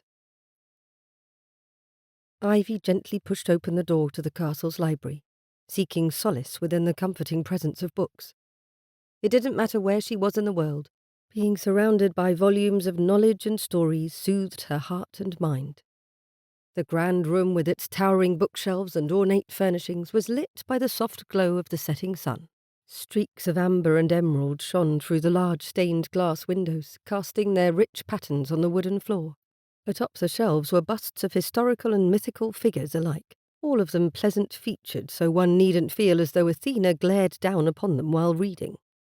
Wandering along the wall of shelves, she allowed her fingers to glide across the spines. She paused at one shelf when a title caught her attention, and she delicately tugged the book from its place. Pamela, a novel her father had often described as old but beautiful. She opened the leaf and turned to the page where the bookseller's mark resided, along with the original year of publication, 1740. Incredible that for nearly 100 years people had found pleasure in the pages of a single story. Lost in her own thoughts, she was unaware of another presence until a familiar voice startled her. What marvellous treasures did you find, Lady Ivy? She looked up to find Lord Dunmore, his tall frame leaning against one of the towering bookshelves, watching her with a teasing glint in his eye. Her lips parted in surprise. Where had he come from? Perhaps one of the couches facing away from where she had entered. Wordlessly she held the book out to him, the title page visible. Eyebrows raised, he straightened and came a few steps forward to better read the print. Pamela. An intriguing choice. Ivy looked at the volume in her hands, then up to meet the Baron's gaze. Her tone took on a defensive edge as she responded. It's a lovely work of literature. Is it? He tilted his head to the side. I am only passingly aware of its contents. I didn't think it a novel young ladies were encouraged to read, given the nature of the heroine. But it's about so much more than Pamela, she said, somewhat aghast that he hadn't read it, that he didn't know about the story inside. My father used to say the novel's value came from how it presented virtue and the dynamics between servant and master. We used to discuss whether Pamela herself deserved praise for steadfastness or if her story was about her manipulation of others to rise in social ranks. She wanted to bite her tongue midway through her explanation, but the words fell from her tongue as though she were holding a literary debate rather than speaking with a near stranger. A handsome near stranger at that. Lord Dunmore leaned in slightly intrigued. Which camp do you fall into, Lady Ivy? She pondered for a moment, closing the book and holding it against her chest, arms folded over it. I believe there's merit in viewing Pamela as a woman of her time, navigating the expectations of others. But it's also a reminder that stories, and people, aren't always as straightforward as they might seem. His eyes twinkled with amusement. Much like our present company. Ivy swallowed. Perhaps. One can never be too careful in discerning the intentions of others, your lordship. The Baron chuckled and crossed his arms, leaning his shoulder against the bookcase once more. A great truth. No matter how you feel about books, we certainly ought to use such caution around people, although it can be difficult when we cannot study a person the way we study a page. She certainly wished she could give greater scrutiny toward him. The initial shock and flutter of excitement she had felt when he had arrived the day before had altered to irritation, mostly with herself. There was absolutely no reason for her to be pleased to see him again. They meant nothing to one another. He had done her a kindness at the theatre. That was all. Yet the way he stared at her now, the way he had looked at her with such pleasure the day before, made her question his motivations. A man as charming as he shouldn't be permitted to smile in such a way, as though he'd saved that smile precisely for her. Fanny would certainly take issue with such an open smile directed at an unmarried woman. The thought of Fanny made Ivy immediately defensive. Yet here you stand, Lord Dunmore, peering at me as closely as some would peruse a difficult passage in a book. His grin widened and she wanted to bite her tongue. Fanny would be mortified that Ivy would speak to a peer that way, but the Irishman seemed delighted. In fact, he seemed rather flirtatious. Forgive me, lady. I had no wish to make you uncomfortable. He turned his gaze to the shelves. Though I find you an interesting study, to be sure. I cannot think why. She bit her tongue. His eyes brightened as he focused on her once more. Can you not? Despite herself, she rather liked his attention.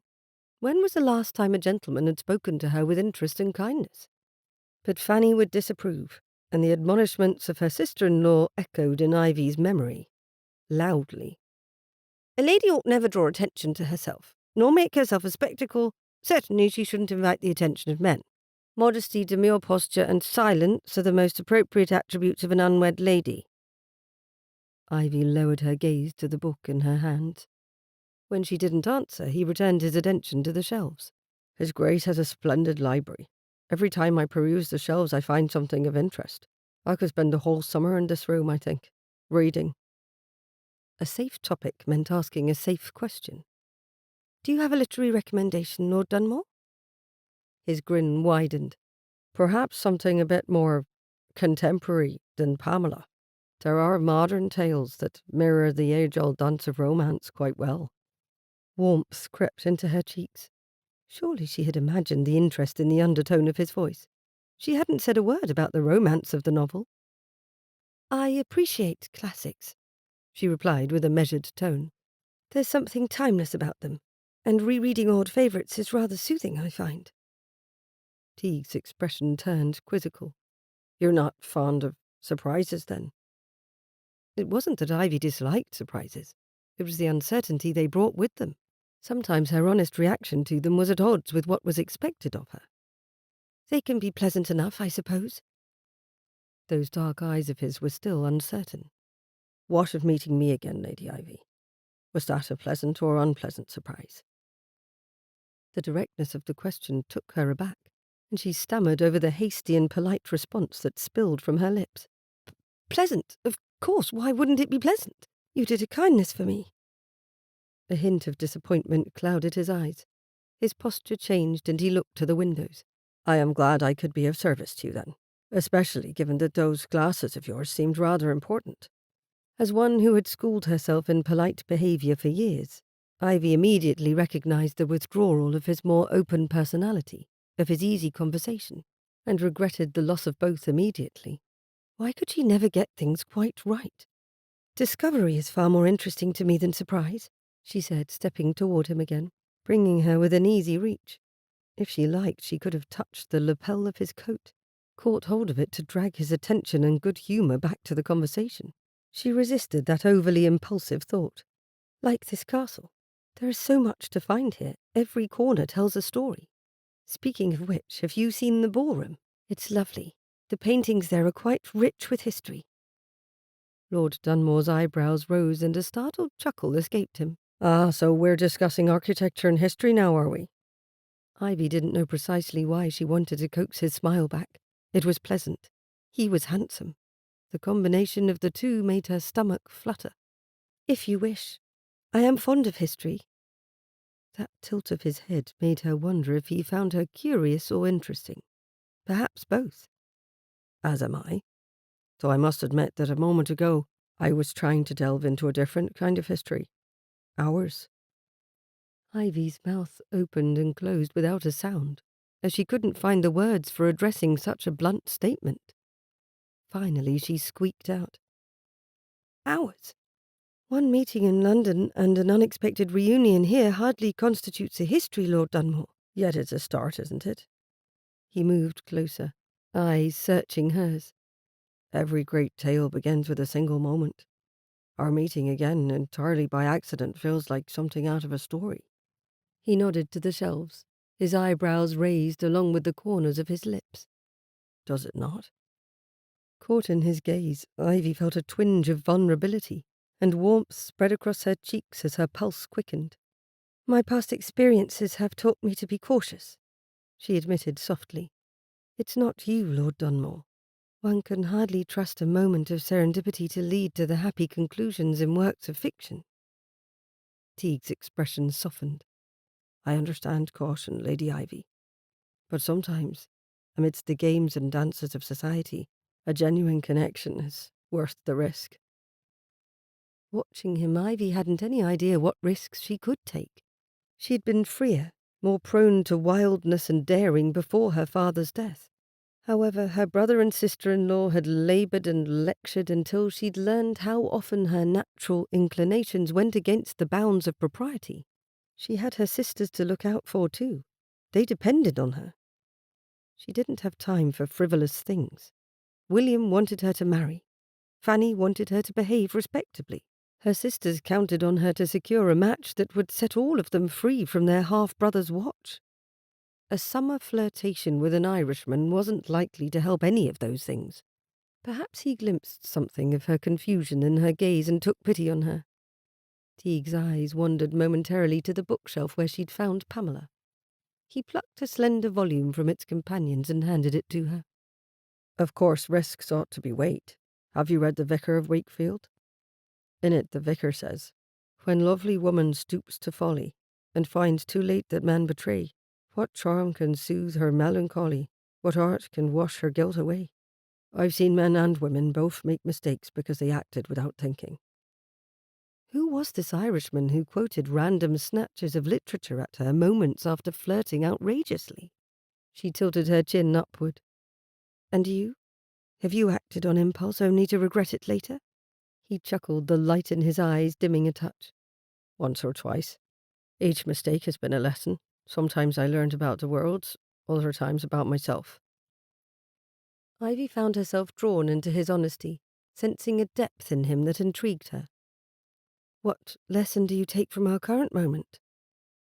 Lord Dunmore returned the book to its place and looked at her. "That sometimes serendipity isn't merely about chance. It's about recognizing the importance of the moment and the person you're with." The man was clever. "Are you something of a philosopher, Lord Dunmore?" He laughed, the sound soft in the library. "All Irishmen are philosophers, Lady Ivy, especially when in the company of a lady they wish to impress. though it seems I am failing spectacularly at it today." Her heart gave a painfully hopeful twist. He wished to impress her. Why? Ivy was about to respond when she caught a glimpse of movement in the doorway to the corridor. One of the Duke's footmen, sterling, she thought, given the man's height, briefly put his head into the room. His stern expression, though she doubted it was directed at her, and swift stride past the room reminded her that they weren't completely alone, not even in a castle of Cleaver's size. "Is something wrong?" the Irishman asked, bringing her attention back to him. "Oh, no, but—" A chime from the clock above the hearth interrupted their exchange. She glanced toward it, then back to the Baron, feeling an odd sense of reluctance mingled with relief. "I suppose we should prepare for dinner." He offered a nod of agreement, but as she moved to slide Pamela into its home again, he spoke. "Perhaps we could continue our exploration of classic tales and personal histories over a walk tomorrow. The gardens here are quite enchanting, unless you've seen them already." Caught off guard, she replied honestly instead of cautiously. "I haven't seen much of them yet. I'd like that." Not only did she take Pamela with her, she also took hold of the book he'd recommended. She held both close to her chest. "Excellent. I'll look forward to it." He bowed his farewell. As Ivy stepped away from the man and went through the door of the library, her thoughts thrummed at speed with her racing pulse. Why did he have such an effect on her? She wasn't typically this open with people, especially not men she barely knew. His presence was magnetic, an unyielding force that seemed to draw the words from her lips. Was it his clever wit, or perhaps the gentleness she sensed in his eyes? She felt the weight of Pamela in her hands, the pages heavy with a near century of readers' emotions. Was it so wrong to desire connection, to want to feel something, even if they were dreamed-up emotions in a novel? Life wasn't a storybook, and she wasn't an imagined character free from consequences. Every word she uttered, every gesture she made was watched, judged. Her sister-in-law's words echoed in her mind. A lady must always be in control of her emotions, her reactions. Perhaps the trouble was that Lord Dunmore inspired something in her to behave more like she had in the years prior to her father's loss. The free-spirited, open-hearted girl who viewed the world through a lens tinted with curiosity and wonder. He stirred a part of her she thought she'd buried deep hidden from the gaze of society. Her fingers traced the spines of the books as she held them closer. Lord Dunmore was right, of course. Every great tale started with a single moment. One couldn't always tell what sort of story would be told after reading the first page. One simply had to read more. Was this another fleeting connection, doomed to be extinguished by life's cruel realities? Or was it the start of something new and interesting? She felt the tug of anticipation and caution war within her. It was merely a walk in the garden, with a man she'd met in London, a trusted guest of the Duke of Montfort. She hadn't accepted a contractual agreement or committed to an act of war. Everyone took walks in gardens. She reached her chamber door, taking a deep breath to steady herself. Perhaps, just perhaps, she could allow herself to enjoy a moment of serendipity, a happy accident, but with caution. Always with caution, she thought as she stepped into her chamber, letting the weight of their conversation settle in her heart, telling herself she wouldn't examine it later, knowing already she'd fail at that promise.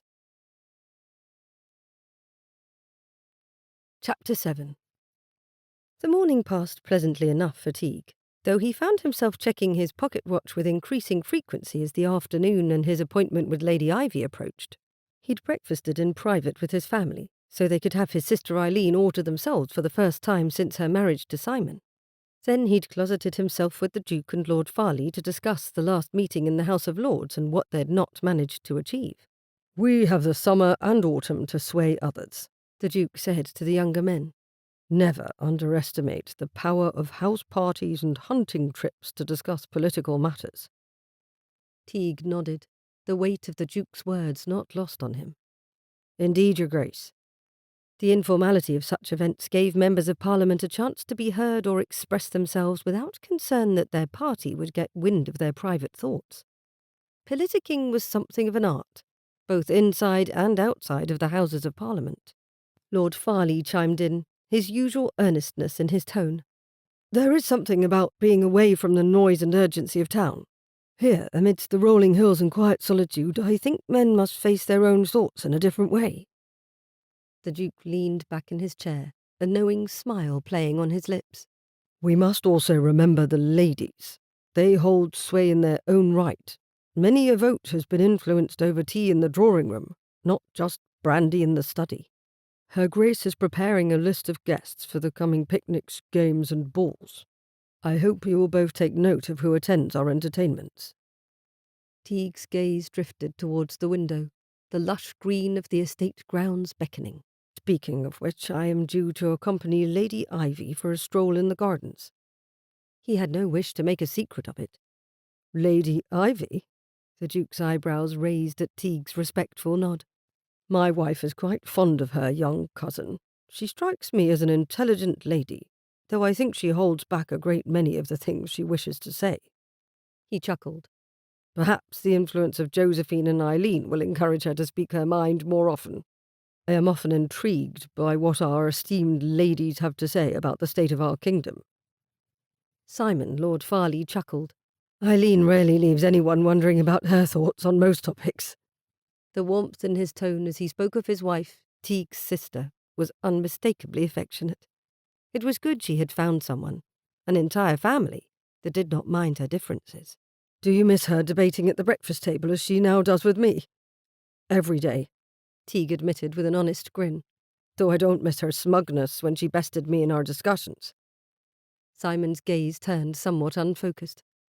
I cannot say I mind too much. My wife quite enjoys being right. The improvement to her mood is beneficial in other ways, too. Teague resisted the urge to groan. Happy as he was for his sister's marriage, he didn't have to sit and listen to his brother-in-law turn soft and silly about their relationship. He exchanged a glance with the Duke, whose amusement subtly glimmered in his eyes. With a polite smile, Teague rose from his seat. I had better be on my way to my appointment, then. One ought never to keep a lady waiting. Your Grace, Farley, your conversation has been most enlightening.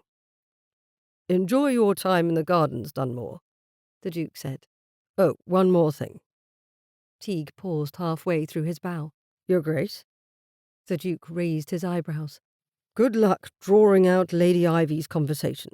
I have a feeling she will have a great deal of worth to say to a man who is willing to listen. With the Duke's parting comment, Teague excused himself to prepare for his walk in the gardens with Lady Ivy. He stood before the ornate mirror in his room, fingers deftly working on the buttons of his waistcoat.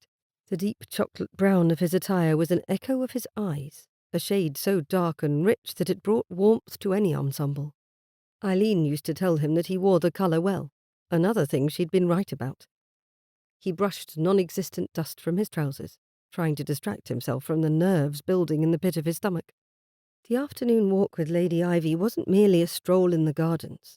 It was an opportunity, a chance for him to get to know her, to understand the puzzle she presented. He allowed his mind to drift back to the theatre, to the dimness interrupted by the soft glow of the gaslight, where he had first been charmed by her open enjoyment of the play. In the library the day before, her voice, despite the hesitancy with which she spoke, had carried tales of far-off places and hinted at a depth of thought he hadn't encountered in some time. Yet behind her words he had sensed a barrier. A hint of caution had crept into her eyes, making him wonder about the stories she wasn't telling, about the parts of herself she hid. Rubbing his chin thoughtfully, he contemplated the upcoming encounter. The mere thought of Ivy evoked a multitude of feelings, curiosity, attraction, and a smidge of uncertainty.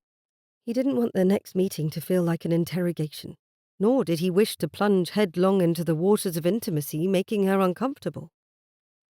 The English and Irish nobility had many similarities, of course. The Irish were less reserved, as a rule, when it came to expressing their thoughts and feelings on a matter. He'd no wish to scandalise her ladylike sensibilities. And she was English, even if he'd yet to see the aloof indifference he'd come up against time and again in other of her class. A knock on the door interrupted his musings. "Come in." The door flew open to reveal Fiona, her face bright with mischief. Over her shoulder, James peered into the room, the mischievous twinkle in his eye mirroring the girl's. "We've escaped the nursery," Fiona declared, putting one fist on her hip. "And we're off to explore. Your room is the first we're claiming for Ireland." "And England," James said from behind her, holding up a telescope to peer through it at Teague's furnishings. "You agreed we could both have any new territory we found." "Fine." She narrowed her eyes at him. "Do I think England's taken more than her share of land already?" The solution to Teague's dilemma had appeared, right there in front of him. He did not hesitate to accept such luck. "Fiona, James, the exact two daring adventurers I need to see." Teague adopted a conspiratorial tone. "How would you both like to join Lady Ivy and me on our garden exploration? There will be ample land to lay claim to out of doors." The children exchanged excited glances. In their world of make-believe, the prospect of fresh air and gardens was always welcome. Teague leaned in closer, whispering, "There could be hidden treasures in the garden, and I might need your expertise to make my way through hostile lands." The children nodded solemnly, fully engrossed in the narrative Teague wove. "Excellent. Best get your hats and take yourselves off to the guardroom. I'll wait for you along with Lady Ivy, be as quick as a wink." As they scampered off to prepare for their expedition, a weight lifted off his chest. Having them along would add a touch of innocence and levity to the walk, a buffer that would ease any lingering tension.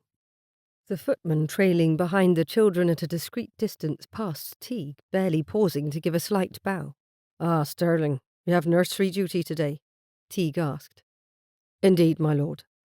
The guard's stern expression gave nothing away, and Teague hadn't ever asked if the Duke's personal guards liked certain duties or patrols over others.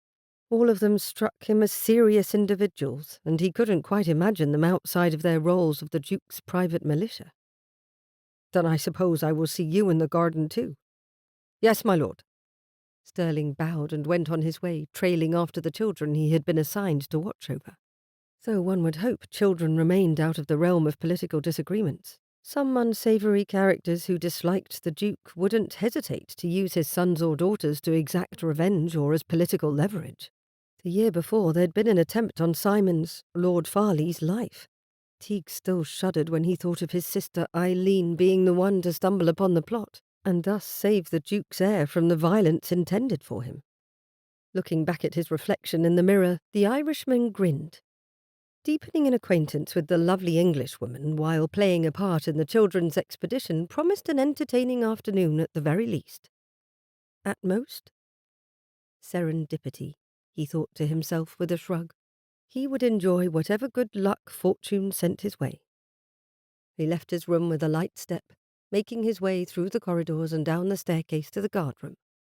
The guardroom was a sprawling space, meant to mimic castle halls from ages past, with alternating black and white marble tiles leading the eye to various antiquities collected by the Duke and Duchess. Old shields lined the walls, along with lances, sabres, and suits of armour. The tall diamond-paned windows from the floor above allowed in rays of light that danced on the floor, creating transient patterns, brightening up what might otherwise feel like a heavy entryway for a castle of such size. Amidst the grandeur, Teague's gaze was irresistibly drawn to a single figure.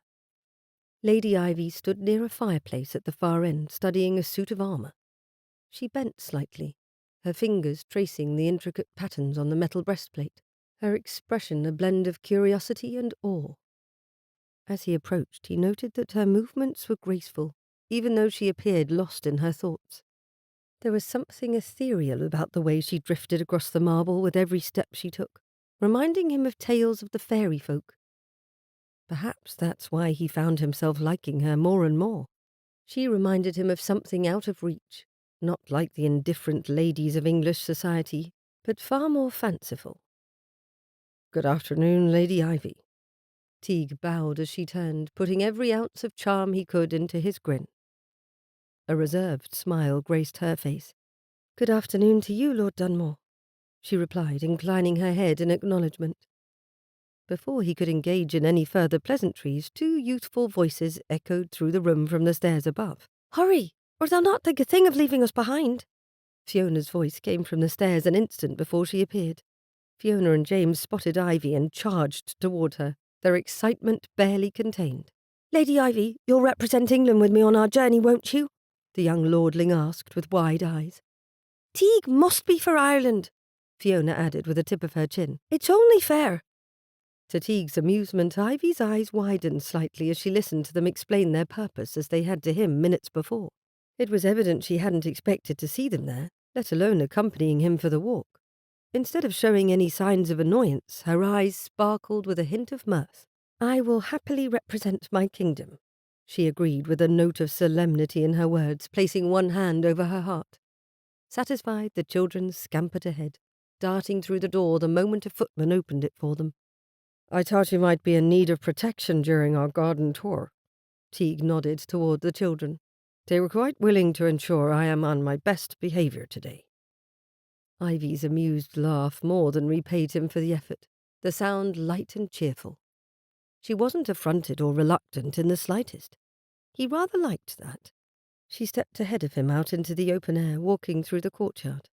"Indeed. Are there times when you're not on your best behavior?" she asked, casting a glance at Fiona and James.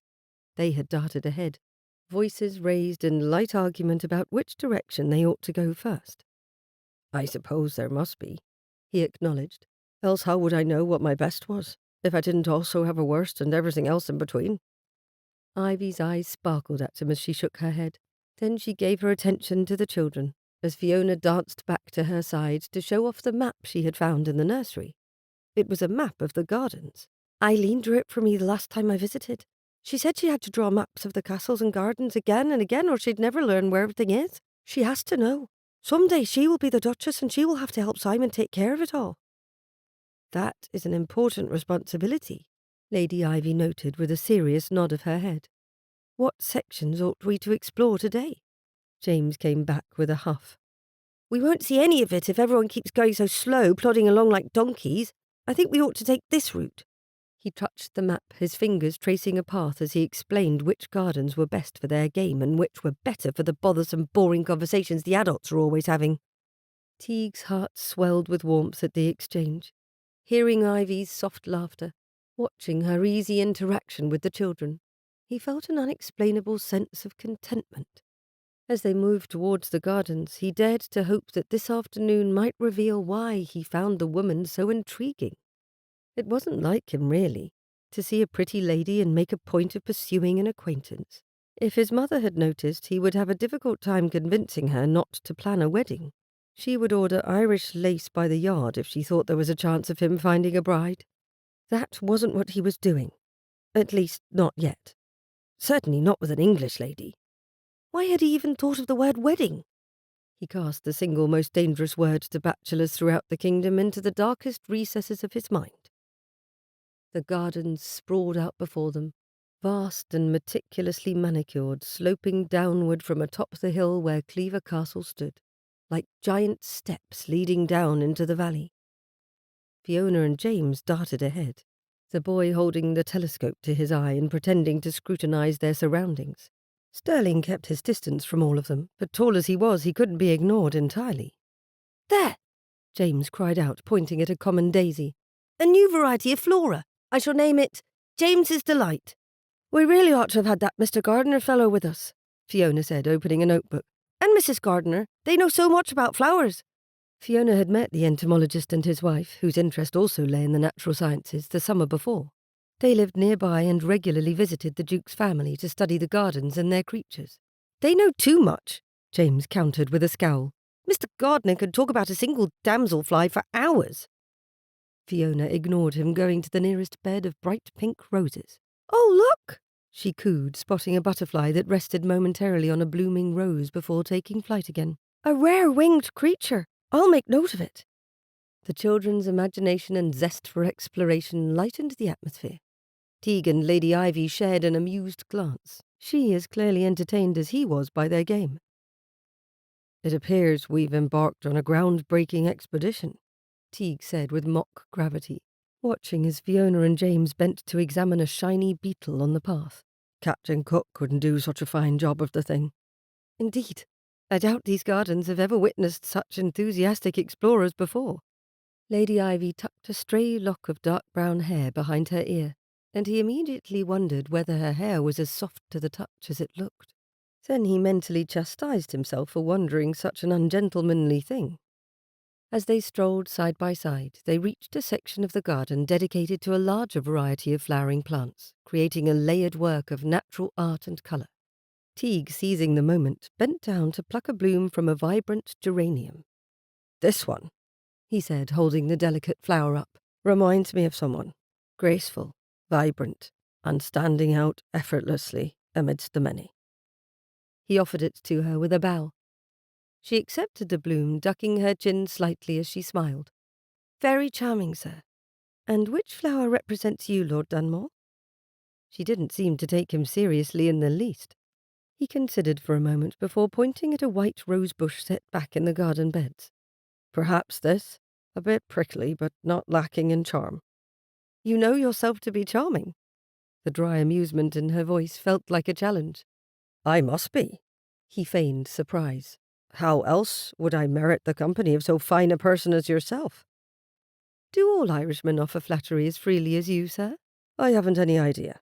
I haven't met all the men of Ireland, though I'd wager a fair few of them have a gift for paying pretty compliments to deserving ladies." She laughed at that, twirling the flower he'd gifted her between her fingers. "Perhaps I ought to visit Ireland, then, to test such a thing for myself. I imagine it would do wonders for building my confidence." There was the barest hint of wistfulness in her words, and he suddenly wondered what the men of England were about that they hadn't showered her with pretty words at every chance. "Ah, you needn't make the journey for so simple a thing." He kept his hands tucked behind his back as they walked, not even daring to brush her arm with his. But he dared in that moment to offer her a wink. "I'm happy to pay you all the best compliments while in your company. In fact, I consider it my duty." "To build up my pride?" He shook his head. "To tell you the truth of things. And the truth is, you've a smile as lovely as the sun on a spring morning." Her cheeks pinked and her eyes went dark with caution. Did compliments make her uneasy when he offered them up too bare? He changed tack immediately. "Though your taste in literature is questionable, reading dusty old things like Pamela." "I read Shakespeare, too." "Even worse." He clicked his tongue against the roof of his mouth. "You know, I've heard a rumour that the bard stole most of his ideas from an Irishman." "I have never heard such a thing." "Of course not, you being English." The playful banter kept her relaxed, and he maintained a distance of several feet between them as they walked. As they wandered further, the curiosity he'd seen Lady Ivy exhibit before finally showed itself. "You've spoken fondly of Ireland at every turn.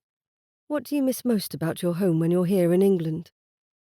Teague let his eyes travel across the distant trees at the bottom of the hill, looking at the immense expanse of land. "Where do I begin?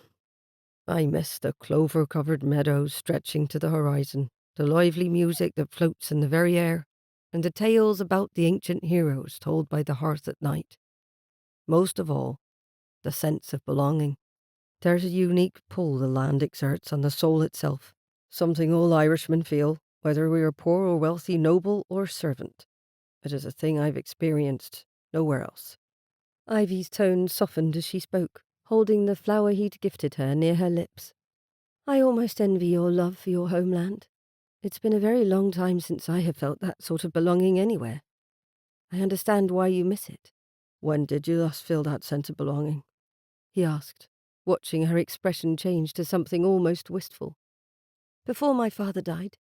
Years ago. It wasn't so much the place as it was the way I felt in his company. He travelled a great deal, and he brought my sisters and me with him sometimes." Her expression softened as she kept her eyes ahead, seemingly watching the children scamper about between the hedges. "Nothing too exotic, of course. We went as far north as Scotland, westward to Wales, southward to Weymouth, and east to Dover. He always made me feel like I could be myself. Say whatever it was I was thinking, for example, without any fear of censure or disapproval." "An honest way to live," Teague murmured, studying her profile with interest.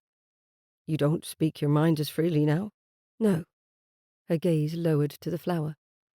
"As a member of the House of Lords, I'm certain you must know the importance of measuring your words, that our society is often bound by expectations and judgments. A single word or action can influence opinions and shape reputations. As a lady with younger sisters to look after, I'm constantly on my guard against saying or doing anything that might cause judgment. In the absence of my father, it's more crucial for me to safeguard my family's name and uphold its honour. There's little room for anything else. Teague's brows knitted together in understanding. That is true. The upper classes have their expectations and rules. They are rarely kind to those who fall short or are different in ways they do not expect. He watched as Sterling moved along the hedges, eyes on the children. Another reminder of what it meant to occupy a central role in society. Danger. Constant vigilance.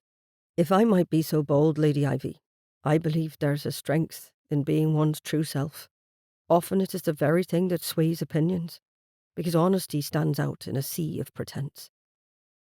She looked up at him, a touch of vulnerability in her gaze. It's not that simple. Not for me.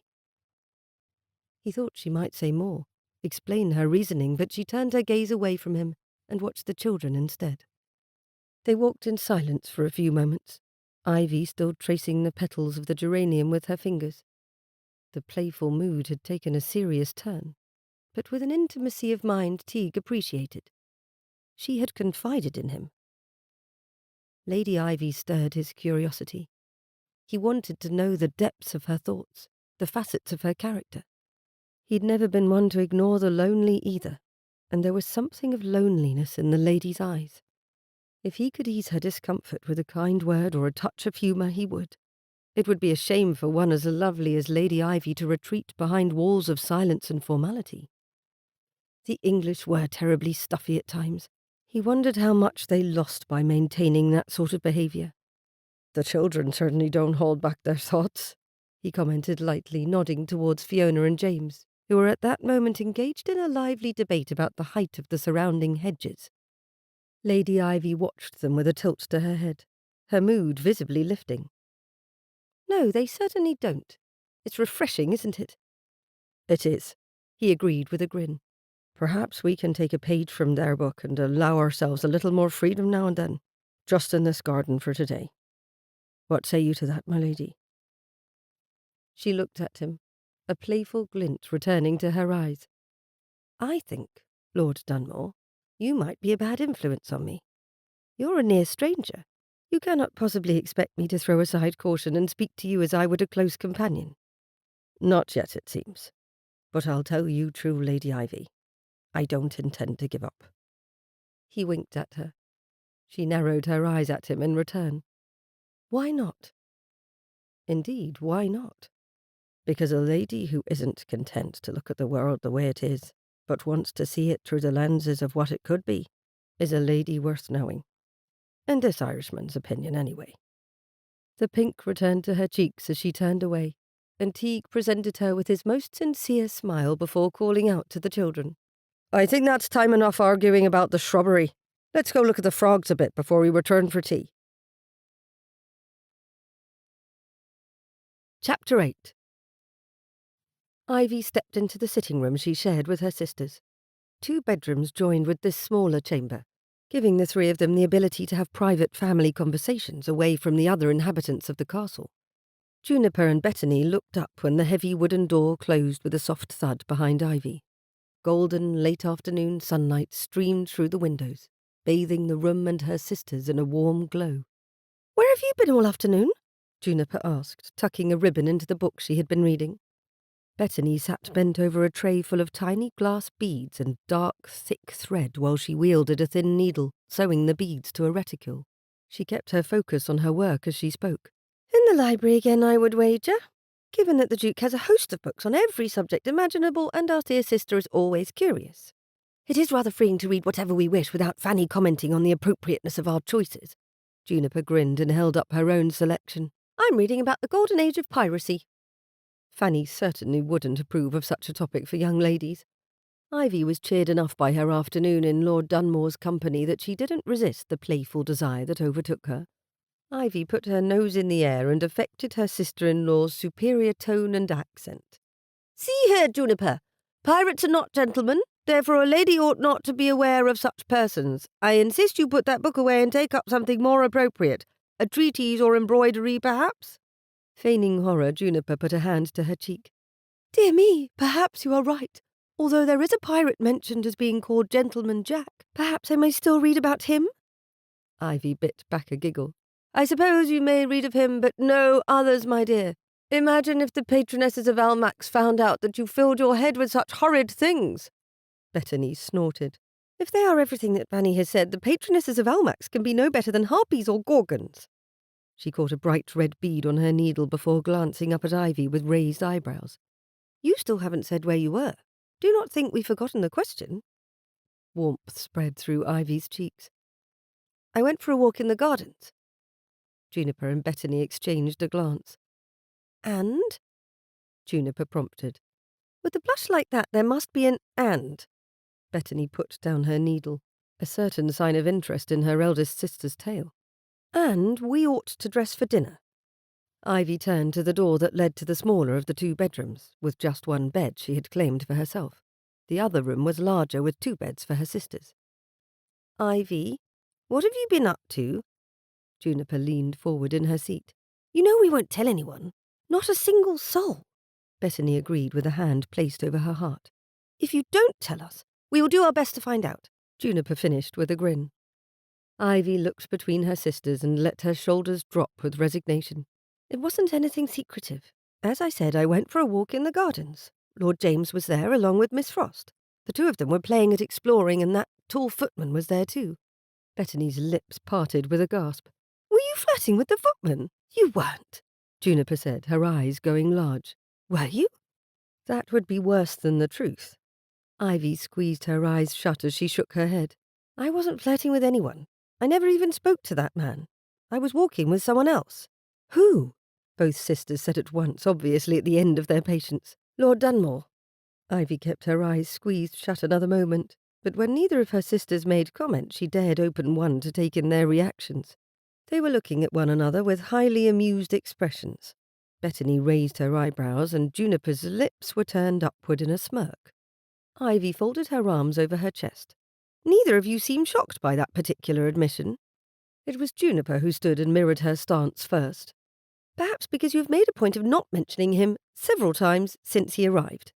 "What do you mean?" Ivy tucked a curl behind her ear, briefly glancing away from her sisters. Bettany rose too. "You've spoken around him enough times. It was rather like circling a particular word in a poem again and again. What do you think of the Irish family? The Baroness is lovely. The little girl seems to be a special favourite at the castle," Juniper added. "Then you talked of what it must be like in Ireland at this time of year. You wondered aloud if they would stay long, at least twice." Bettany came a step closer. "Everyone noticed your reaction to seeing him again, and how careful you both were in speaking of your mysterious first meeting." Juniper nodded smartly. "Which you never told us about." Bettany's brow furrowed as though a new thought had occurred to her. "And you do tell us everything except things you think will worry us. Does that mean we ought to be worried about Lord Dunmore?" Ivy turned from her sisters and went to the window, fingers brushing the delicate lace curtain back as she took in the view. The garden below was saturated in amber hues, the flowers almost luminous.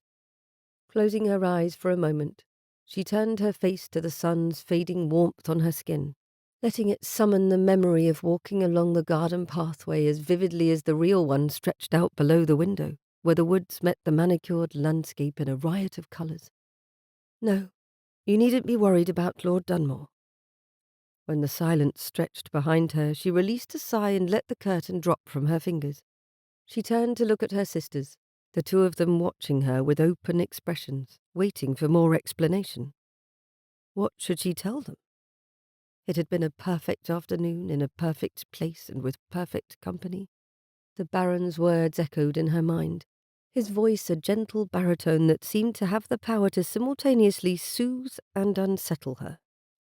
She remembered the careful manner in which he'd listened to her, the intensity in his eyes, the genuine interest he'd shown in the few words she dared to say.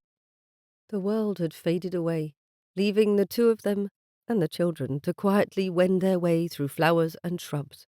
He'd shared stories about his travels, family, and hopes, making her feel as though he held her in some esteem, as though she wasn't a mere stranger requiring polite conversation, someone he already trusted.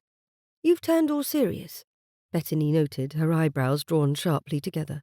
Yet you say not to worry. What is it, Ivy? Has he said something unkind?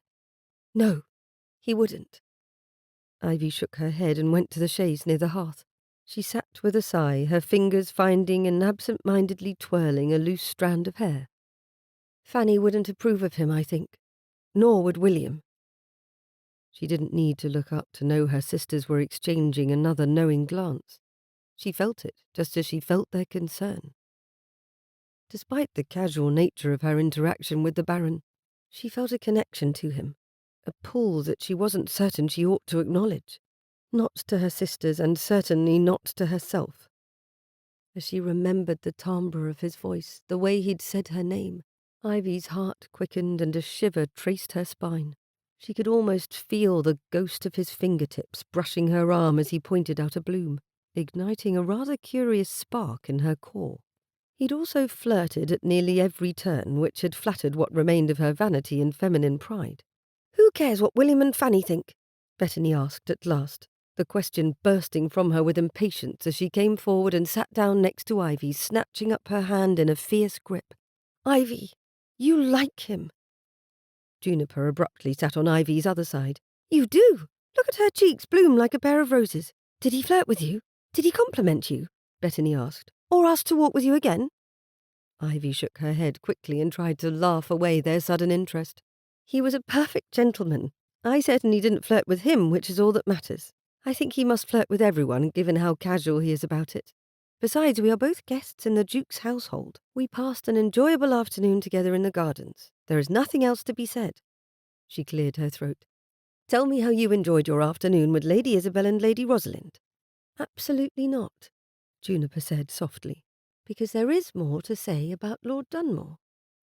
"There is much more to say," Bettany said with enthusiasm, a stubborn tilt to her chin, "because you like him. I like a lot of people." Ivy could be as stubborn as her sister. Juniper tried a gentler tone. "All right. Say that we believe you, that you like him no more than you do anyone else. What was it the two of you talked about while you walked?" "I didn't take notes," she protested somewhat weakly. "We talked of many things." Lord Dunmore had surprised her. From their initial introduction and the snippets of conversations she had overheard the evening before, she had painted an image of him. A handsome nobleman with traditional beliefs, bound by his political aspirations, society's expectations, and family concerns. Yet during their walk he had hardly spoken of any of those things. Instead, he had shown a curiosity about her she hadn't expected. She smiled at the memory of his teasing, the way he had made her laugh, and how he had listened intently to what she said. She had seen a man not of privilege, but of understanding and empathy. He had seemed to genuinely want to know her, to inspire an open conversation and exchange of ideas that no one had sought from her since the loss of her father. "That smile, something he said made you smile like that," Juniper said. "Oh, he flirted with you more than a little, I think." "Out with it, or I will take up a needle and torture you until you tell." Bettany's tone held some impatience, but her expression was one of worry. "What did he say to you, Ivy?" He'd said something that had struck her to her heart. She repeated it aloud, tone soft. "I believe there's a strength in being one's true self." The cadence of his voice as he spoke, near to matching the way other well-educated Englishmen spoke, but still, there was something different in the manner of his speech. He spoke in conversation with a lilt others used as they recited poetry. If he believed such a thing, she had to admire him for it. "Is that all?" Juniper sat back. "It has made you smile as though he confessed affection for you." "Oh, hush!" Bettany gave Ivy a sympathetic squeeze of the hand. Though she was the youngest, she'd often seemed the most sensitive of the three of them, perhaps even the most intuitive. "Obviously that wasn't all he said, but it made an impression on Ivy, didn't it?" Slowly, Ivy nodded. "He was quite sincere. I haven't had anyone suggest that being true to myself was a good thing. Not since Papa died." Juniper closed her eyes and leaned her head back against the chaise. "Fanny would prefer us to be copies of herself." Bettany nodded in agreement. "William would have us be at hand when he has need of us, then tucked away in cupboards the rest of the time." She patted Ivy's hand again. "I can see why you would admire someone expressing such a sentiment, Ivy." With her budding admiration came hesitation. Ivy had been hurt before by fleeting connections, ladies who promised kind companionship, disappearing the moment they had secured a husband, gentlemen who spoke with her only to wander off the moment she said something unconventional.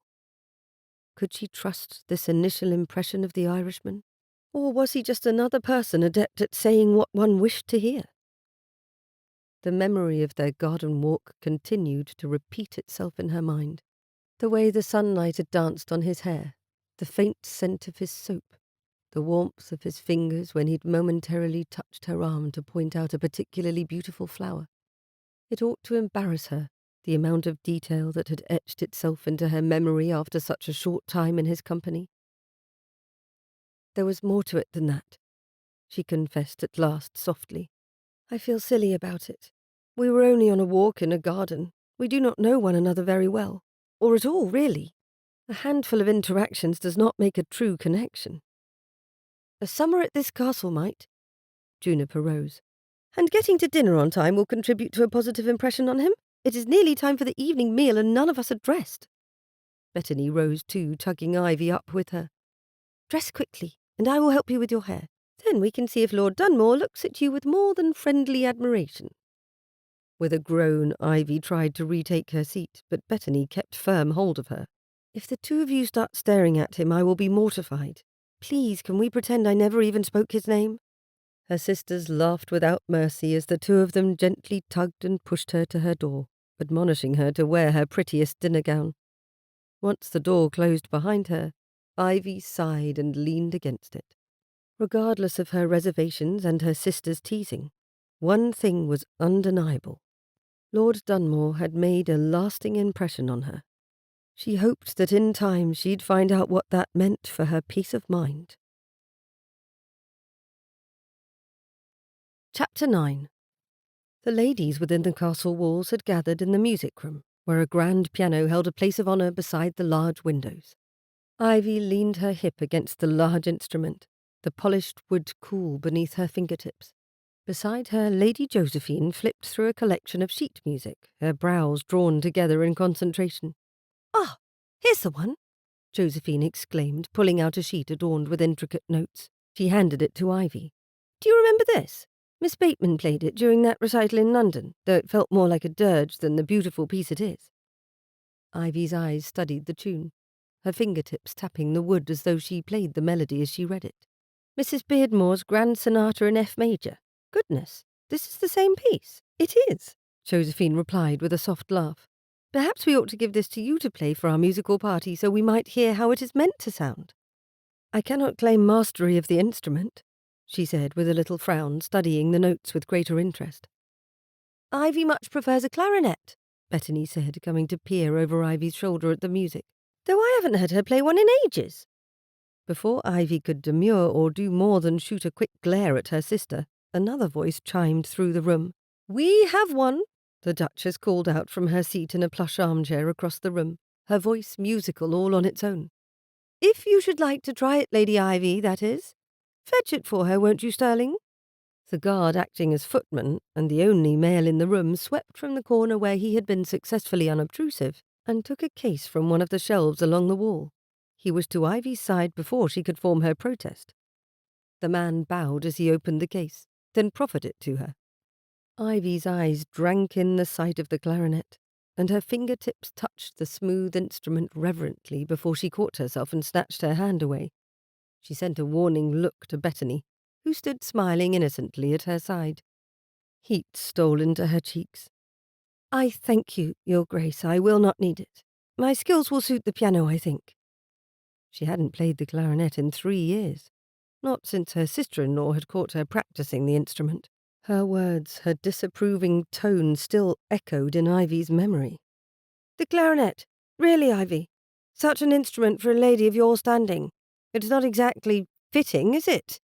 There are far more elegant choices, surely.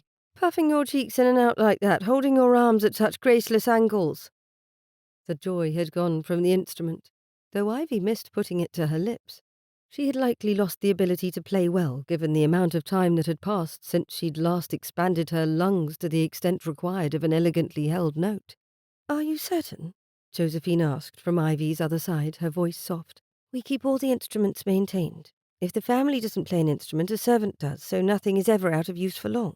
We also have specialists in from London once a year who check everything and make necessary repairs. Sterling hadn't moved, but remained still as a statue holding the case. Ivy shook her head. No, again thank you. You may put it away, Sterling. She gave her attention back to the papers scattered atop the piano and turned the sheet music over. I prefer the piano. The guard withdrew, depositing the case on the shelf, then disappearing back into his corner. You needn't fear censure here, Bettany said so quietly that Ivy barely heard her. She shook her head once sharply. From the corner of her eye she saw Josephine's eyebrows draw together. Her lips parted for another probing question, but a new voice interrupted the conversation. Music is a joy in this place, Lady Farley said as she approached on Ivy's other side, the lilt of her Irish making her cheerful tone playful.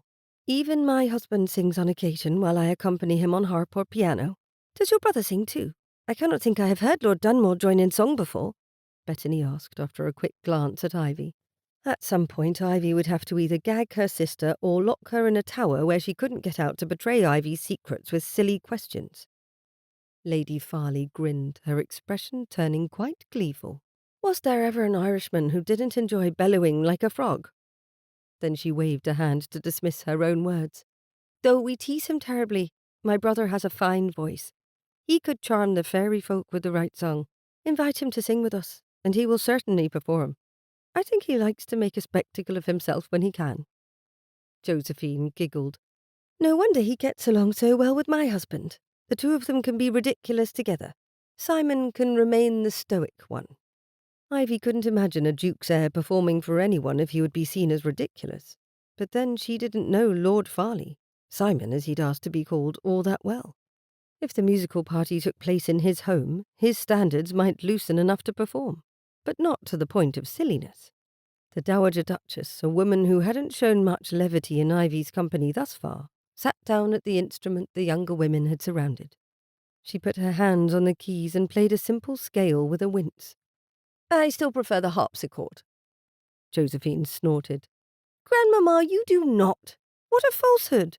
You told me when I was 10 years old that you begged your father to replace your old harpsichord with a pianoforte. Did I? The dowager raised her eyebrows. Then she played a complicated piece, her eyes on her granddaughter throughout, and Ivy felt her mouth drop open in surprise. She didn't know if her own fingers could fly across the piano keys with such speed as the older woman played.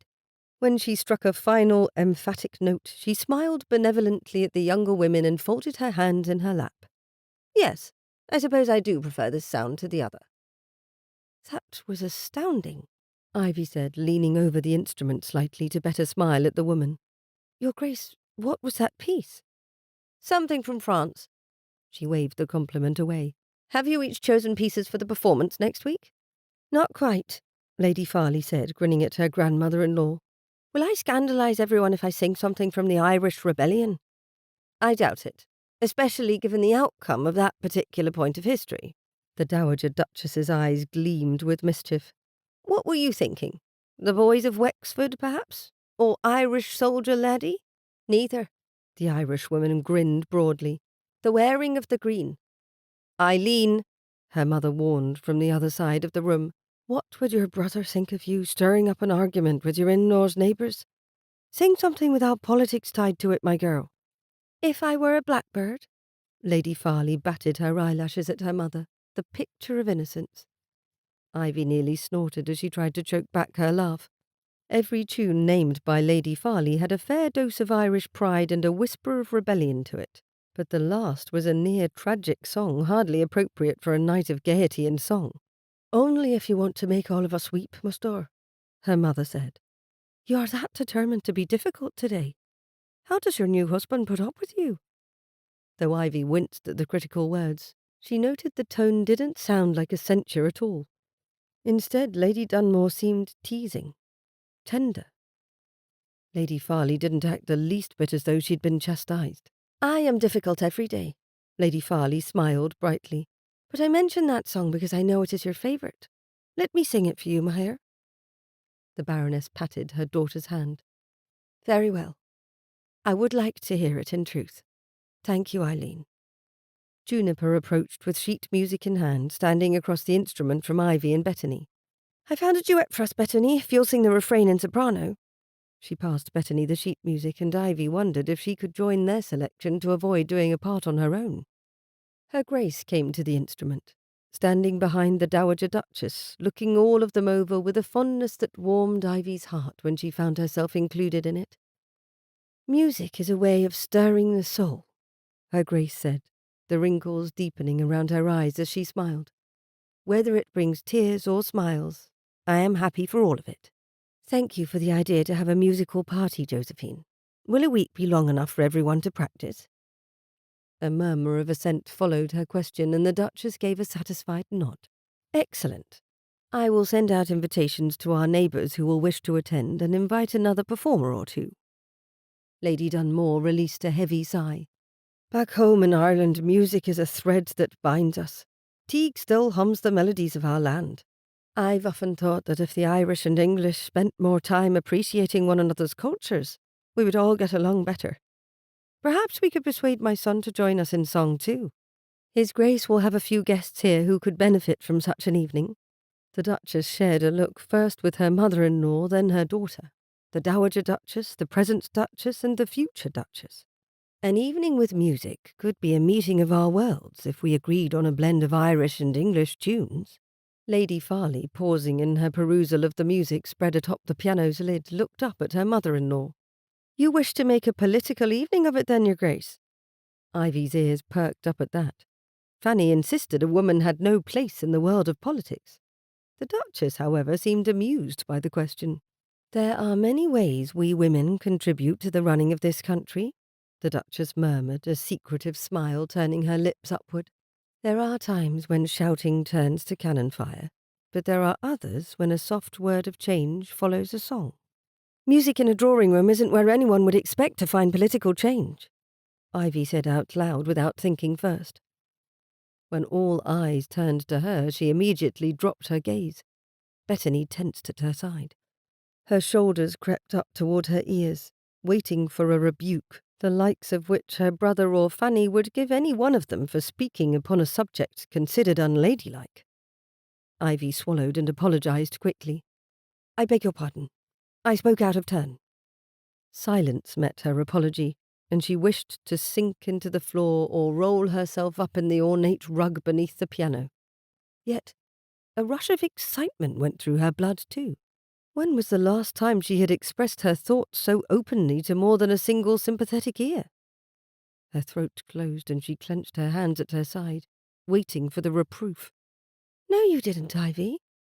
Josephine touched her arm gently. You mustn't apologize. We have conversations like this all the time. I don't think we realized you were unaware of such things, as your half-brother is a well-known voice in Parliament. William didn't ever speak to Ivy or his other half-sisters about politics.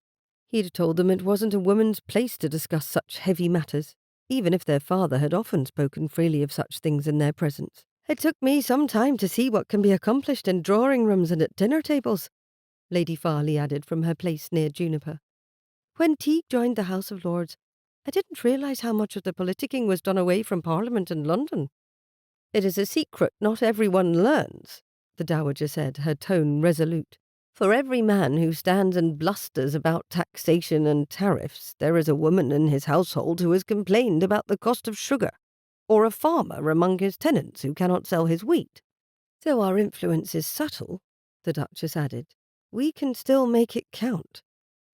She regarded Ivy with a soft look in her eyes. You needn't let the idea weigh on your heart, Ivy. I'm afraid we forget ourselves at times. 2 duchesses, a countess, a baroness. She nodded to each of the women in turn. Each of us tied to a man who can sway the nation. I am most relieved I married a man with few political aspirations, Lady Josephine murmured, turning her attention back to the music.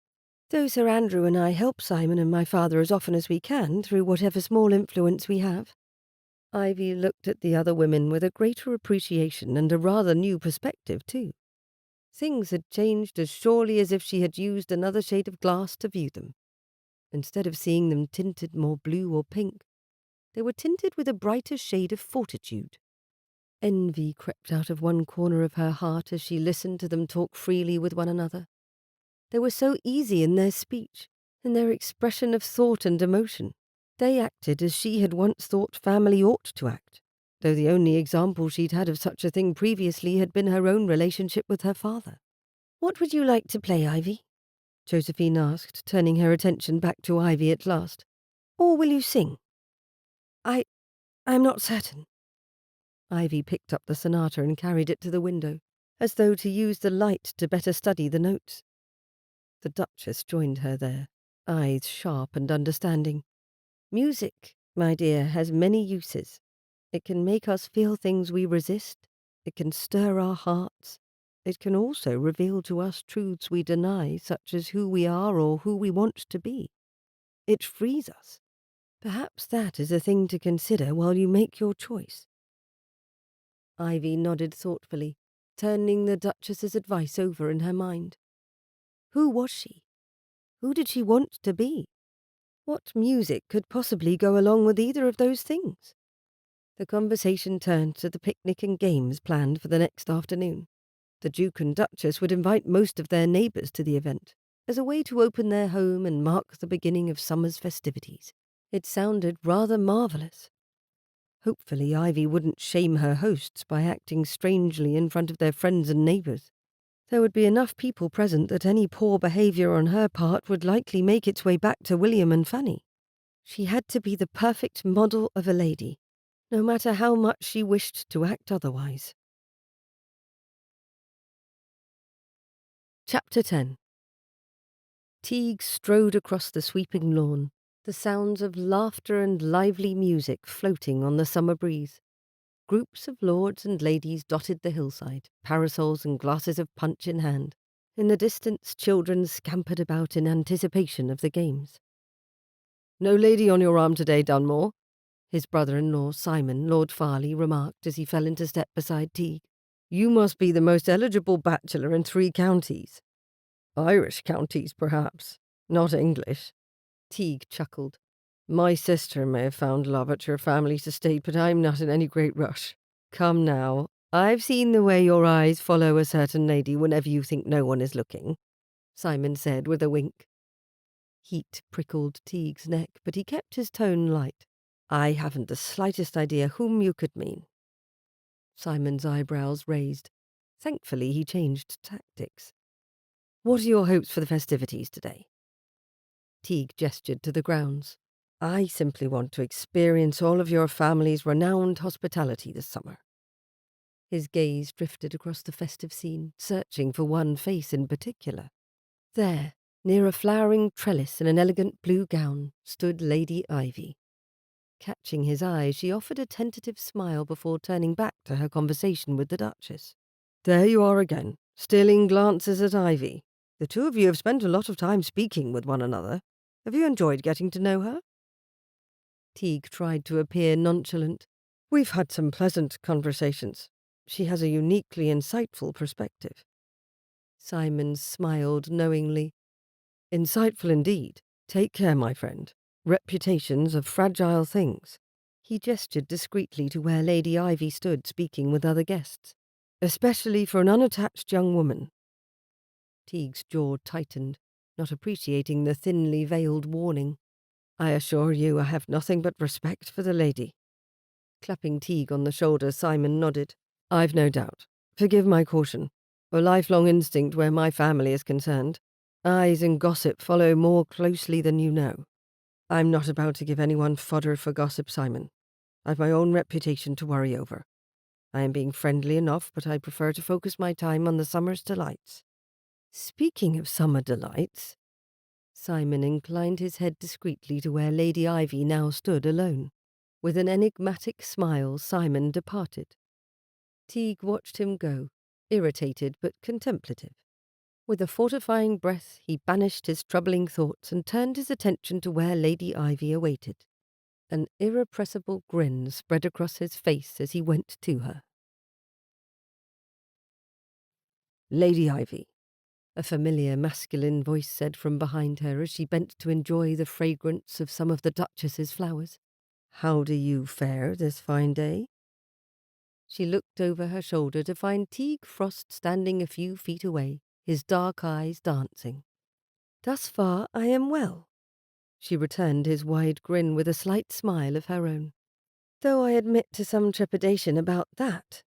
She gestured to the crowd of people forming nearer the castle as carriage after carriage lined the hill's drive. The faces of children appeared in carriage windows, and the vehicles with open tops were full of people laughing and calling out to one another. The Baron waved when an enthusiastic child in one of the carriages caught his eye and flapped her arm about with gusto. She doubted he knew the girl, but when a child waved, one always ought to return the gesture. It was only polite. "They're all harmless enough, I think. So long as they're kept fed, no one ought to bite." She couldn't help a laugh of surprise. "I suppose that is something to be thankful for? And the Duchess has an impressive feast laid out in the shade. Every possible cold dish one could want, pies aplenty, and more pastries and puddings than I have seen in my life. Her Grace never does things by halves. She fed the entire village on the day my sister married Lord Farley. A wedding breakfast that went on until it became a wedding dinner." Ivy tilted her head to one side, trying to imagine that feast. She'd never seen anything like it, likely because not everyone could afford to be as generous as the ducal family. Though her own family had enough and to spare, it was difficult to conceptualize what the Duke had at his disposal. That made her voice a thought she would normally keep to herself. "I imagine that was something of a surprise, your sister marrying into a duke's family, given how few dukes there are with eligible sons. They both seem quite happy. My cousin says it was a love match." His gaze left hers to find his sister standing near where the guests had formed a line. Lady Farley, who had insisted on Ivy calling her Eileen, welcomed all who came with a grace and kindness that well suited her position as future mistress of the castle. The guests parted from her with smiles as they filtered through the area set aside for the picnic and into the gardens and amusements set about for the afternoon. I cannot claim I expected her to find her other half in an Englishman, much less one with a revered title and heritage. Indeed, a surprise. Lord Farley is a good man, and he makes my sister happy." His tone sounded almost wistful for a moment, and Ivy well enough understood such a thing. Watching others find their happiness sometimes caused difficulty with being content in one's own life. He gave his full attention to her again and leaned close. "I'm told many an English rose mourned his loss in the marriage market." Ivy giggled, but swiftly stifled the sound by biting her lower lip. There had been a great deal of gossip, a flood of it actually, when Simon had announced his betrothal shortly after the family had returned to London for the season. I imagine it would be somewhat disheartening to learn a future duke no longer had need of wifely candidates. Who can blame them for their disappointment? A woman of our set is bred for one purpose, and that purpose is marriage. I am well aware. He huffed and folded his hands behind him, but there wasn't any real heat or displeasure in his words. My sisters regularly remind me of the unfairness of the world and a woman's place in it. I assure you I am well versed in the frustrations they have expressed. Let us talk of something outside of the subject of matrimonial prospects." She cast him a sideways glance as she inspected a climbing rose on the trellis. "You dislike the subject that much? How unfortunate. It is one of the only things on my mind of late." Perhaps she ought to have bitten her tongue rather than admit to such a thing. Yet he made it so easy to speak her mind. Something about the way he looked at her made her realize her words were safe with him. He wouldn't use them against her, wouldn't censure or judge. He listened, and always as though what she said had interest to him, that it mattered. This particular admission caught him off guard if the sharp rise of his brows was any indication.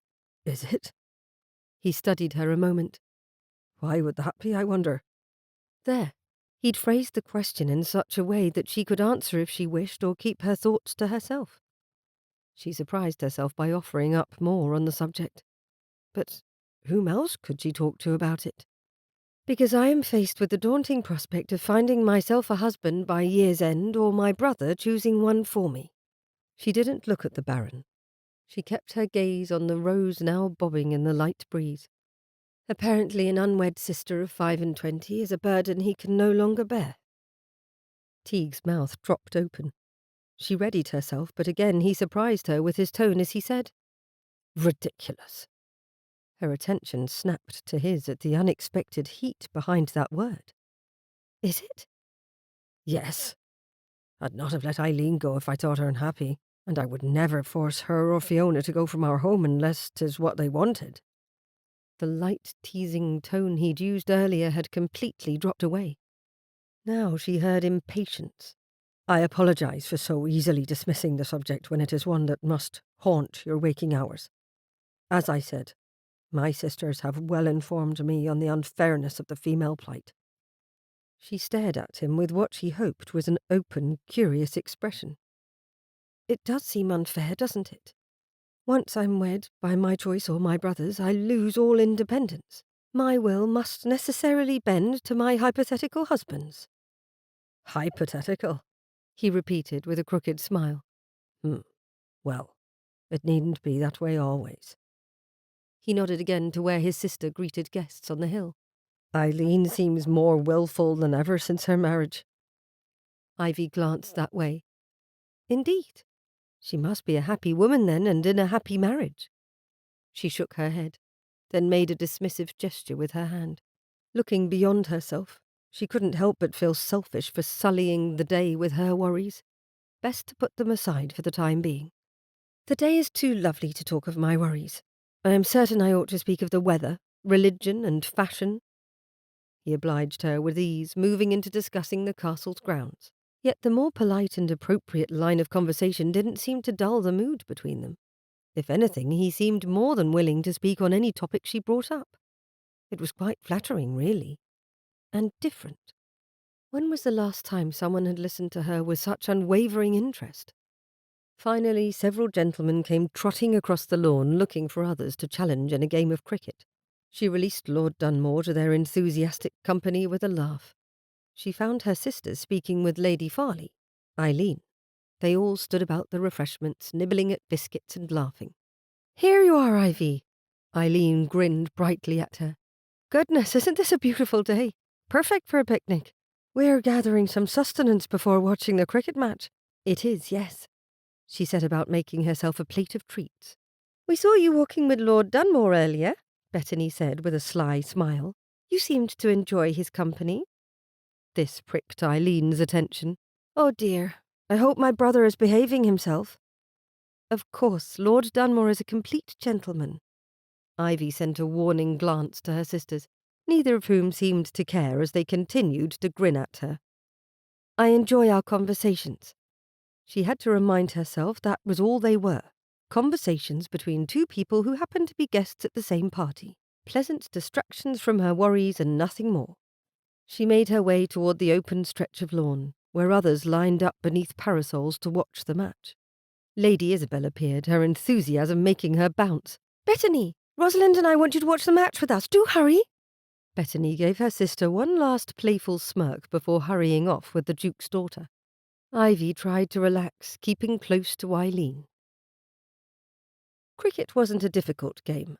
One might play it casually or with competitive vigour. Given the mix of individuals playing that afternoon, both in age and sex, Teague doubted he would see any of the gentlemen playing roughly. Although one of the girls, likely no older than 15, had a look about her as though she planned to use the cricket bat as a cudgel. After the gentlemen and boys had removed their jackets to play more easily in shirt sleeves, they formed teams. The girls playing rid themselves of bonnets and gloves. Only one married lady had asked to join the games, on the team opposing Teague's. Teague jogged behind the bowler, long off on the chance the first batsman, an eager boy with a broad grin, struck the ball hard enough that it went by the other fielders. Given the nature of the game, he was relatively safe to do no more than cup his hands around his mouth and cheer others on. The ball didn't come near him for long stretches of time, which meant that his mind freely wandered to his conversation with Lady Ivy. That she used words like hypothetical and serendipity, that she shared deeper thoughts on subjects from books to gardens, had amused and intrigued him from the first. Yet he couldn't muster anything other than concerned dismay for her on the subject of matrimony. In his usual talks with her, he often felt there was so much she wasn't saying, holding back an intelligence he wanted to explore. Now he understood a new layer of her reticence beyond the simple tenets of polite behaviour.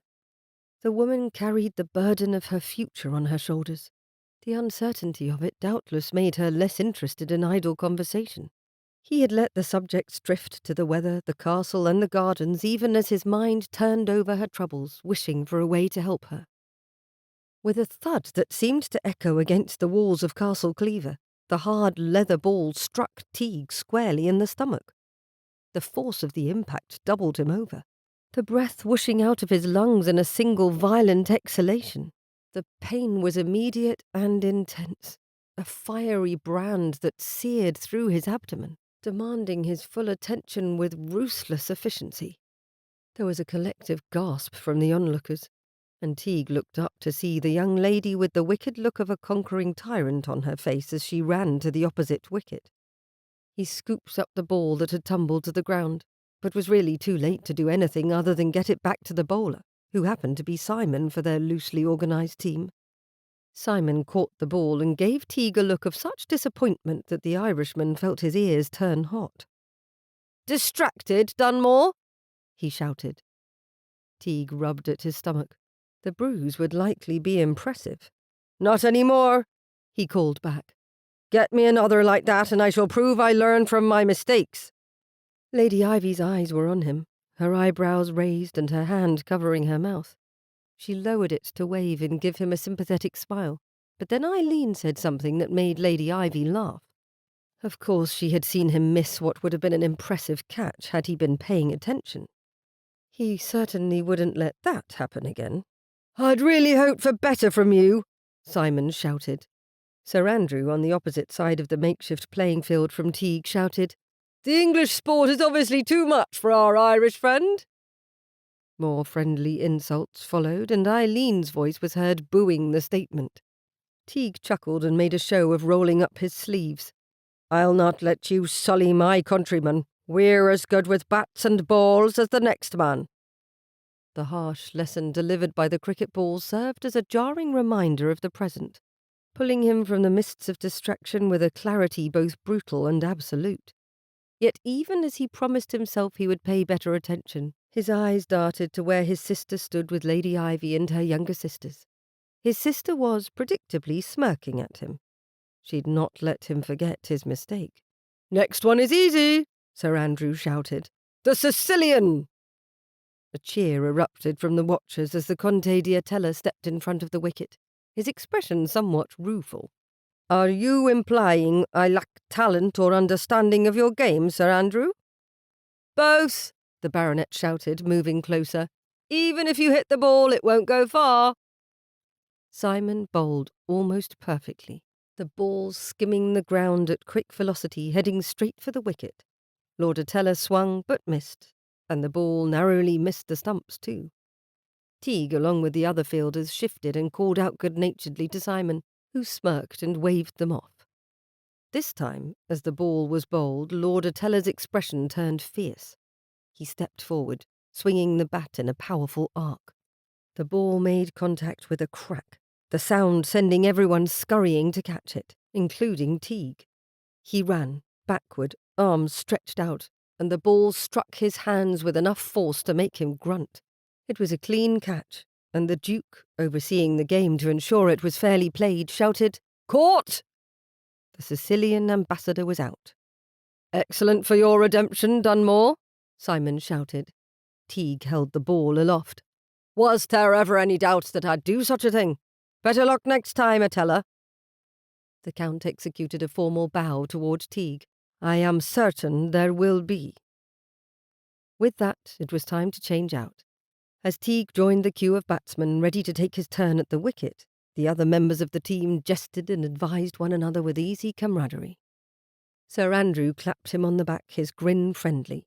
"Let us see if you can hit as well as you catch, Frost," he teased, the twinkle in his eye betraying his genuine respect for Teague's earlier display of skill.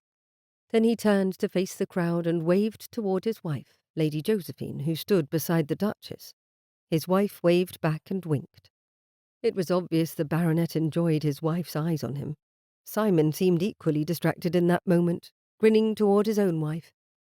Indeed, most of the men who were married or engaged in the courtship seemed to spend at least a moment during the change of players posturing for their lady loves.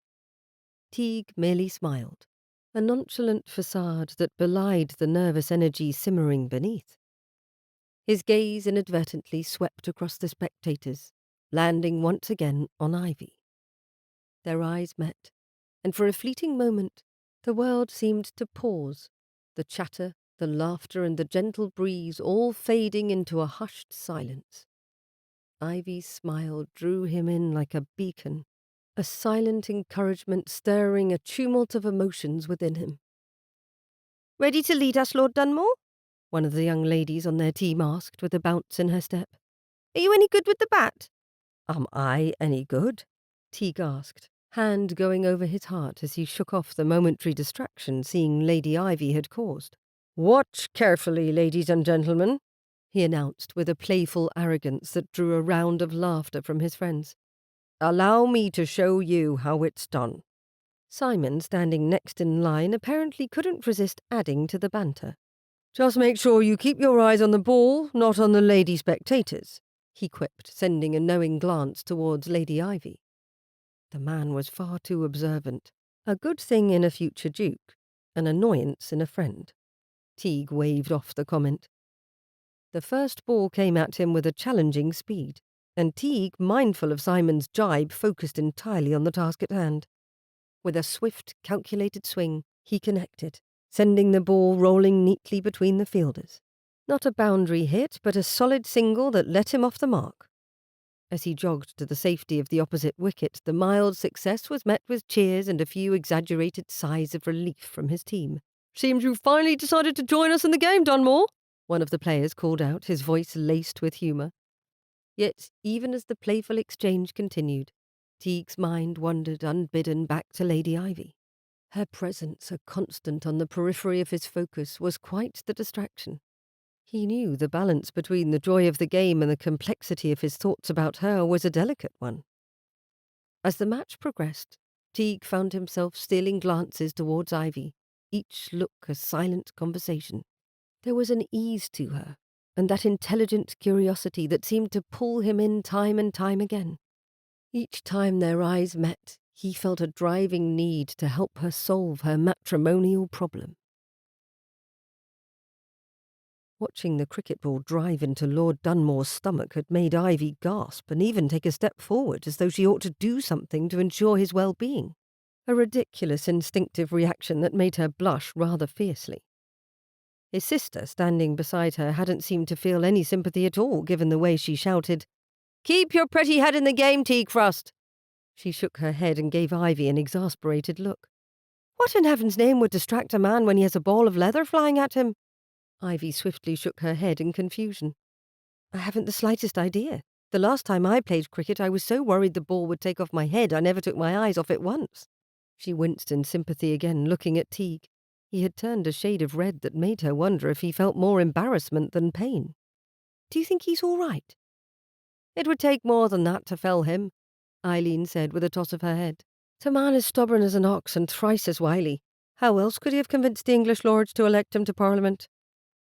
"I had wondered," Ivy murmured, her eyes going back to the game.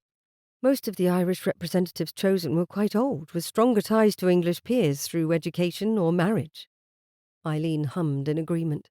"He campaigned rather hard. I think he leaned on the fact that he was young. They won't have to replace him any time soon," she smirked. Of course, the moment he took his seat, he became quite an annoyance to the opposition. Though Ivy found herself wanting to know more, it was difficult to concentrate on political discussion while trying to follow the game. Cricket wasn't her favourite sport as a spectator, but she quite enjoyed the moment when Lord Attella took up the bat. He was a touch older than her cousin, Simon, but had practically married into the family when he wed Emma Arlen, ward of the Duke and former companion to Lady Josephine. "Is everyone here related to the family?" she muttered aloud. The Irishwoman chuckled. "In some form or another, it would seem." Then she cupped her hands around her mouth and shouted, "Don't let him hit it, Simon!" Her husband sent a wink at his countess before bowling exceptionally well, but Attella hit the ball anyway and it sailed through the air directly toward Lord Dunmore. who was, Ivy saw with a confusing amount of elation, completely prepared to leap up and catch the ball, keeping Lord Atella from obtaining the opposite wicket. She clapped and cheered as loudly as Eileen, bouncing on her toes with far too much enthusiasm. "There, now he's redeemed himself," she said aloud. "That he has," Eileen agreed. Then she shouted, "For Ireland!" That gave Ivy leave to laugh and shake her head. "You are fiercely proud of your homeland. Your brother, too, seems to mention it every chance he gets. Is England really so different?" "Fundamentally, yes. The history between our nations is one I think will forever divide us, even if we're ever fully accepted as equals." Eileen didn't speak with bitterness, but with a calm acceptance that made Ivy feel woefully ill-informed. The time had come for the teams to switch places, which meant Simon and Lord Dunmore were jogging toward the line-up for batting. Eileen waved enthusiastically at her husband, and Ivy found herself making eye contact with the Irishman. The intensity of his stare momentarily took her by surprise, yet she found herself smiling her encouragement at him. He made a fine sight running across the green with his white shirt sleeves bright in the sunlight. She half expected him to wink at her and was somewhat disappointed when he didn't. Quite silly of her, really. It seemed he would be the first to bat. "I know things have been bad in the past for your countrymen," Ivy said quietly to her cousin's wife. "Is there really such enmity now? Things are changing for the better, are they not?" Eileen gave Ivy a measured look, as though trying to determine if Ivy's interests were sincere or merely idle conversation. "We still live under the shadow of the rebellion of 1798. The penal laws keep Catholics from many rights, including representation in Parliament. A Parliament that dissolved Ireland's own government and will elect Irishmen to seats only as they see fit. Then there are the taxes imposed on Irish tenants, and the ways the poor are taken advantage of by the English who have estates in Ireland." She shook her head slightly. "If a man beats his horse with a stick instead of a whip, are things really better? Or merely different?" There was so much to digest in Eileen's words, and Ivy nearly missed the moment that Lord Dunmore's bat connected satisfactorily with the ball, earning him a run to the opposite wicket. When he'd obtained safety there, he looked directly at her again, and her heart skipped a beat. She clapped along with Eileen, though she didn't cheer aloud. "I am sorry I am so ignorant of these things," Ivy said at last to her friend, for she did feel she and Eileen had at least become that much. "I ought to be more aware, given my brother's position. Often we are unaware or uninterested in the things that do not directly impact us," Eileen said without sounding offended. "It is a human failing, I think. There is much in the world I am ignorant of as well. I think what is important is that when we learn of such things we show compassion, interest and understanding. If we can do something to make the circumstances better, then we act." The gentle wisdom of those words made Ivy nod in agreement, her eye still on Lord Dunmore. He glanced at her again and she wondered what she'd done to earn his interest, and whether she could manage to hold on to it a little longer. Chapter 11. After dinner, Teague walked with Simon along the stone terrace that served as the castle's forecourt.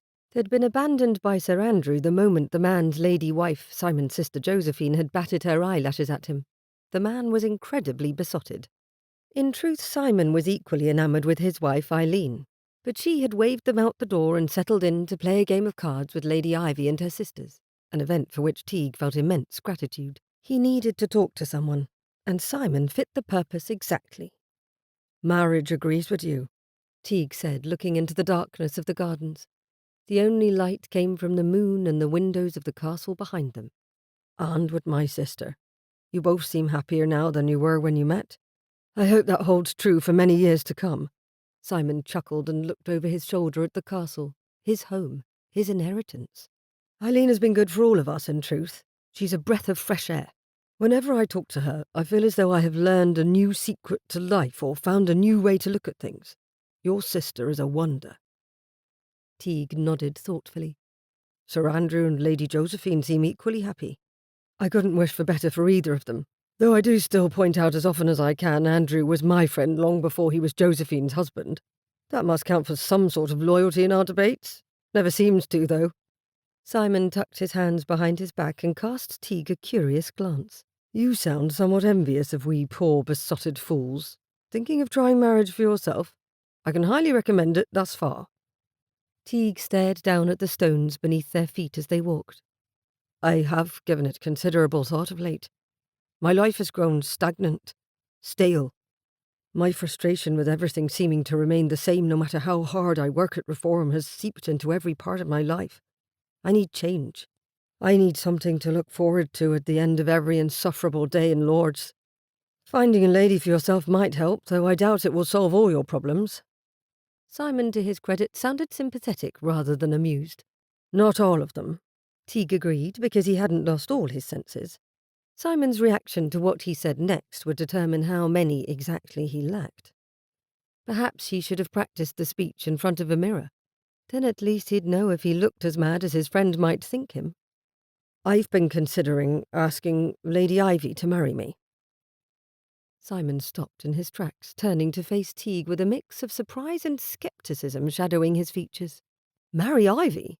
That's rather sudden, isn't it? You barely know each other. The weight of his friend's gaze settled on Teague's shoulders, a reminder of the gravity of his somewhat impulsive thought. He had thought of nothing else since her revelation at the picnic 3 days previous. However, the restlessness that had been his constant companion seemed to quiet at the idea of a future with Ivy. I know it sounds mad, but something about her, it's as if she is the answer to a question I've been asking myself for months. Simon sighed, the corners of his mouth twitching in a reluctant smile. From what I know of you, you have always been one to follow your instincts, even when it leads you off the beaten path. But marriage is a lifetime commitment, not a solution to ennui. I am aware, Teague replied, well knowing the seriousness of his own proposal. Only I've seen the way you and my sister are together, how you've grown. I want that for myself, Simon, not the stagnant pool my life has become.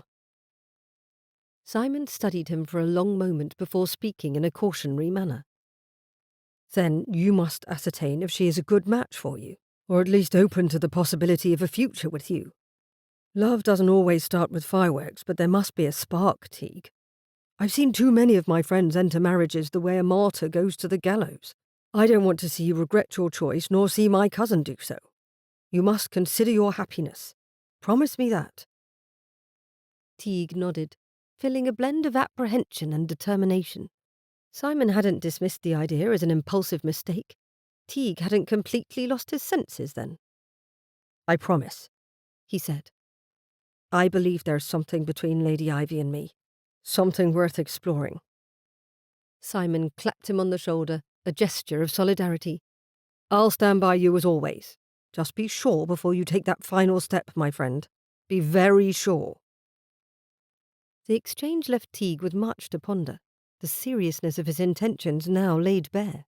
Within his heart, the spark Simon spoke of had already flickered to life, illuminating the path forward with greater clarity.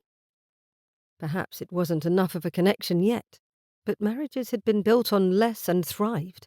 The curiosity, the possibility of what could be with her was irresistible in his thoughts. And if the chance existed for something genuine to grow, it was a gamble worth taking. Wasn't it? There was an attraction on his side at least. He found her beautiful, her eyes captivating. He had wondered if those lips of hers, with their slow and gentle smiles, would feel as soft as he suspected when he kissed her. You know her brother is pushing for her to wed. Simon stated the fact as though it was general knowledge. Indeed, I have come to understand that. Teague was a bit surprised Simon knew of it. Do you think he would object to an Irishman paying court to his sister? Half-sister. I'm not certain. Simon gave a shrug. You're a baron, respected in Lords, even if some find your ideas radical. An associate to my family, linked by marriage. On paper, you're an excellent choice for any Englishwoman to wed. I am. Teague allowed himself a grin. And I'm a handsome fellow, too. Simon choked on a laugh. I doubt that comes under Lord Haverford's list of requirements for marital candidates, but it might have an impact on Ivy's thoughts on the matter. Teague chuckled to himself. Since her opinion matters more, I'll see what she thinks of the scheme first. There isn't any point in bothering her brother, half-brother, until I know her thoughts. How do you intend to approach her? Simon stopped their walk and looked his brother-in-law up and down, as though it's a business negotiation, or with some semblance of romantic interest. I wonder if there's a guidebook for this sort of thing. Impromptu Proposals for the Impetuous Gentleman. Now there's a title. Though he laughed, Simon said, "Be serious a moment, won't you?" "Ah, now I have given that matter a lot of thought. I think simplicity is best. Tell me what you think of this." Chapter 12. Finally, Ivy found her way out to the statuary gardens. She had a book tucked under her arm, and a wide-brimmed bonnet on her head to protect against the freckling Fanny seemed intent on eradicating. Not that Ivy had many, only a few across her nose. She took her time to observe the statues, created to bring to mind Greek gods and goddesses. One intriguing toga-clad gentleman looked remarkably like the Duke. She stared up at him for a long moment, wondering if it had been commissioned that way or had been the sculptor's decision. Either way, it made her smile. She found a stone bench tucked beneath the shade of an oak, and went to it, determined to lose herself in a book, forgetting her problems for at least half an hour. It was not to be, though. No sooner had she opened the book's pages than she caught movement from the corner of her eye. She looked up, watching as Teague Frost wound his way through the statues. He looked at none of them. Instead, he was focused on the tree, on her beneath it. He raised his hand in greeting when he was close enough he needn't shout to say, "Good afternoon, Lady Ivy. I hope you don't mind, but I've been looking for you." "Have you?" She closed her book and rested it in her lap, then glanced behind him. "Sterling followed me out here. I think he's keeping watch at the top of the terrace. He could have told you where I had gone, but then he might have followed me down here," the Baron pointed out with a grin. "And I'd like a word in private with you, if you and your present company don't mind." He gestured to the statue surrounding them. "Lively group, aren't they?" Raising her eyebrows, she peered at the nearest statue, a maiden pouring a vase of flowers into the flower bed below. "I like them well enough. They keep their opinions to themselves and haven't tried to interrupt my reading." "I apologize for that unfortunate circumstance." He gestured to the other side of the bench. "May I?" She shifted a little more to the side, giving him ample room to sit and still keep appropriate space between them. "You said you needed a private word. A curious statement, isn't it?" He took off his hat and turned it about in his hand, looking at the brim of it and not at her. "First, I think it is important that you know that I respect you, Lady Ivy. I also find you quite intriguing. Every conversation I have had with you, I have come away feeling enlivened." As each word fell from his lips, Ivy felt a growing sense of anticipation, though to what it built she didn't dare imagine. She had heard enough tales of gentlemen speaking to ladies in this way, but she had not expected words like these ever coming from him, or leading to the conclusion such words usually came to. "I have been giving some thought to your situation," he continued. "I know it isn't truly my business, and what I say next will perhaps strike you as a bit forward. Please hear what I have to say and consider it. What if I solved your problem?" He winced. "I mean, what if the two of us married each other?" His cheeks darkened slightly. "It sounded better when I practiced the speech in front of my mirror." Her mouth had turned dry and her breathing stopped.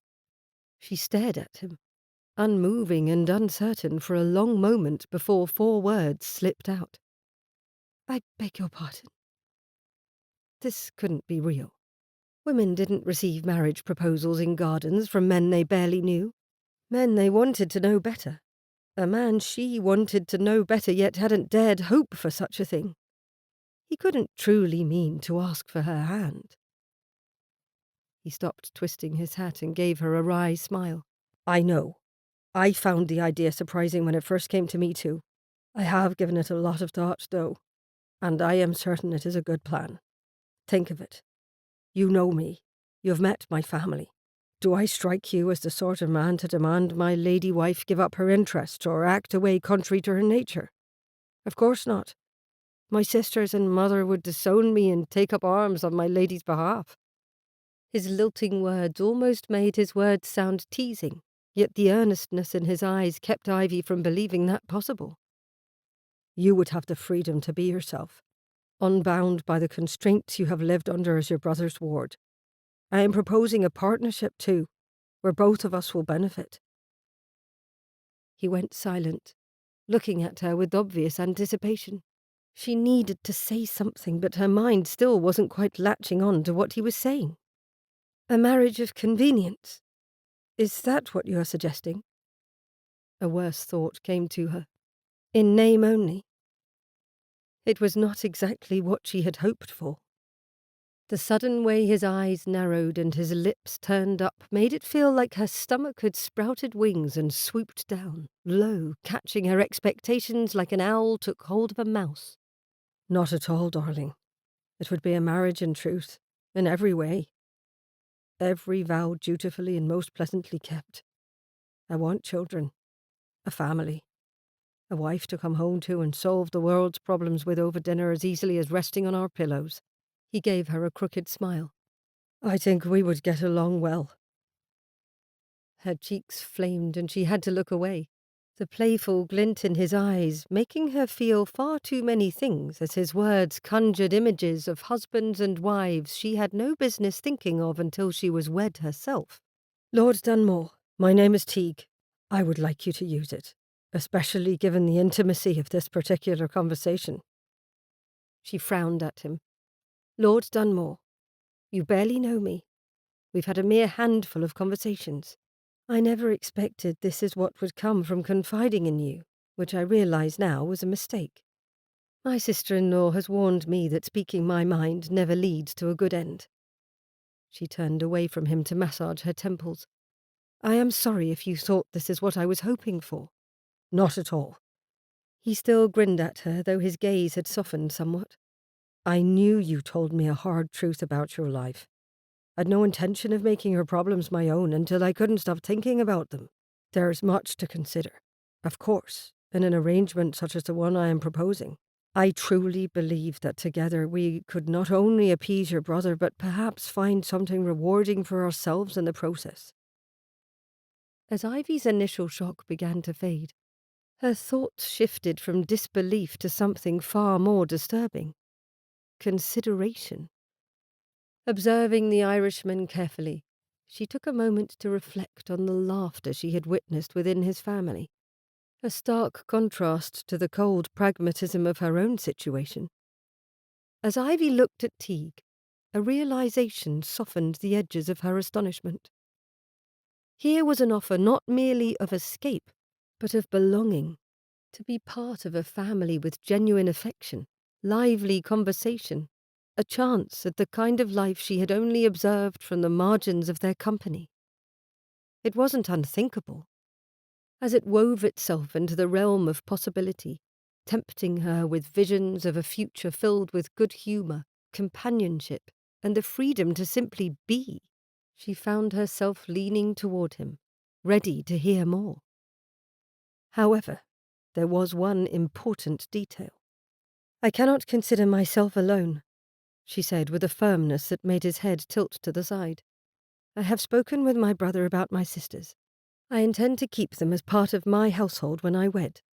I want to provide them with a loving, comfortable home until they are ready to wed or set up households of their own. I want my husband to take over guardianship of them, leaving my brother to worry over his own children and nothing more. Juniper is nearing 21, Bethany is 19. They still need guidance." His grin appeared again with an ease that made her heart skip. She knew before he even spoke the gist of what he'd say. "That's fair enough, and presents no difficulty to my proposal, such as it is. I haven't done much planning since I needed your answer before I dared build any imaginary castles." He put his hat down on the bench and leaned closer, taking one of her hands in his. "Marry me, Ivy dear. I think we shall both benefit. What's more, I think we can be happy together." He did. You are in earnest about all of this?" She looked down where his bare hand held hers, admiring his strong grasp, secure in the knowledge she could withdraw with ease. "Lord Teague." She met his gaze squarely, her heart tripping and flipping in fear and no small measure of excitement. "It could be a supremely bad idea. What if we do not get along?" "What if we do? As we have so far, I'll remind you." He gently pressed her fingers, his sincere smile making his handsome features all the more attractive to her. "I have every intention of giving you a happy home, Ivy. And your sisters. I feel you're not the sort who would do things by halves either.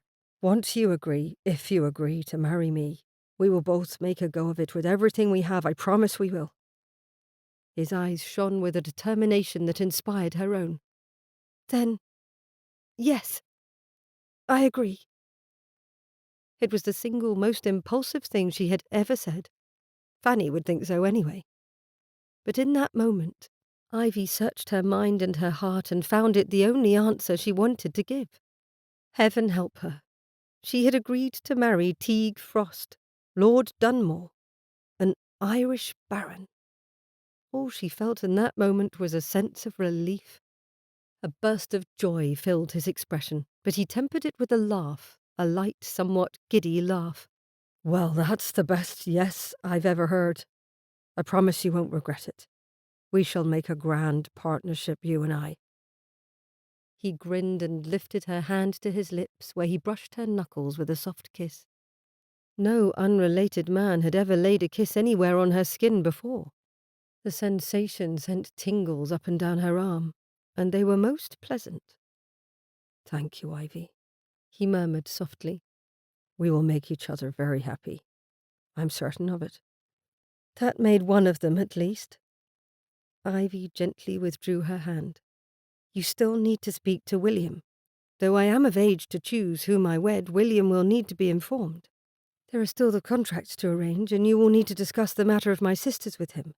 Teague nodded along as she spoke, his grin never fading. "Of course, an easy enough matter. I will take my leave of His Grace and be on my way this afternoon." That startled her into blurting, "So soon?"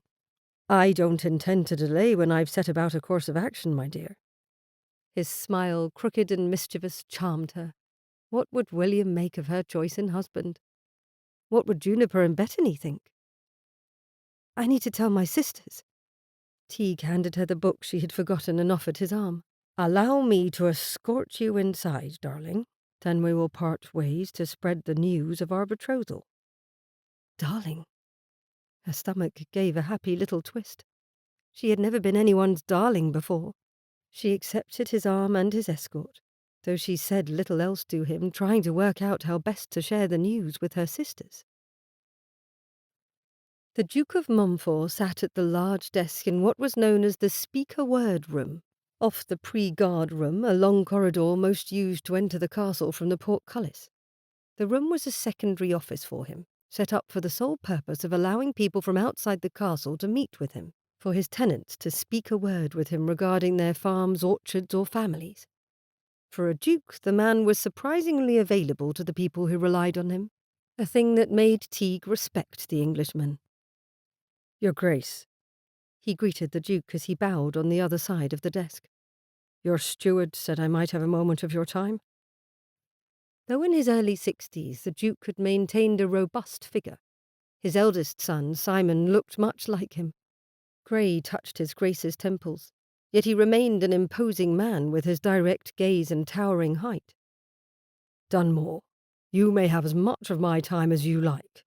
You are family." He gestured to the chair opposite the desk from him.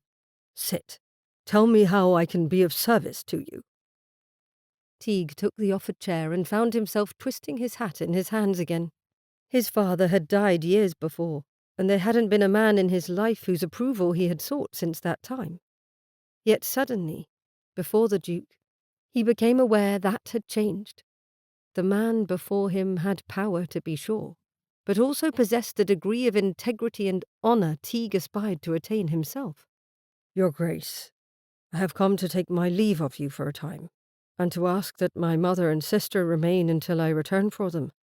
I wish to leave them in your care and to the enjoyment of your kind hospitality, while I see to an urgent personal matter."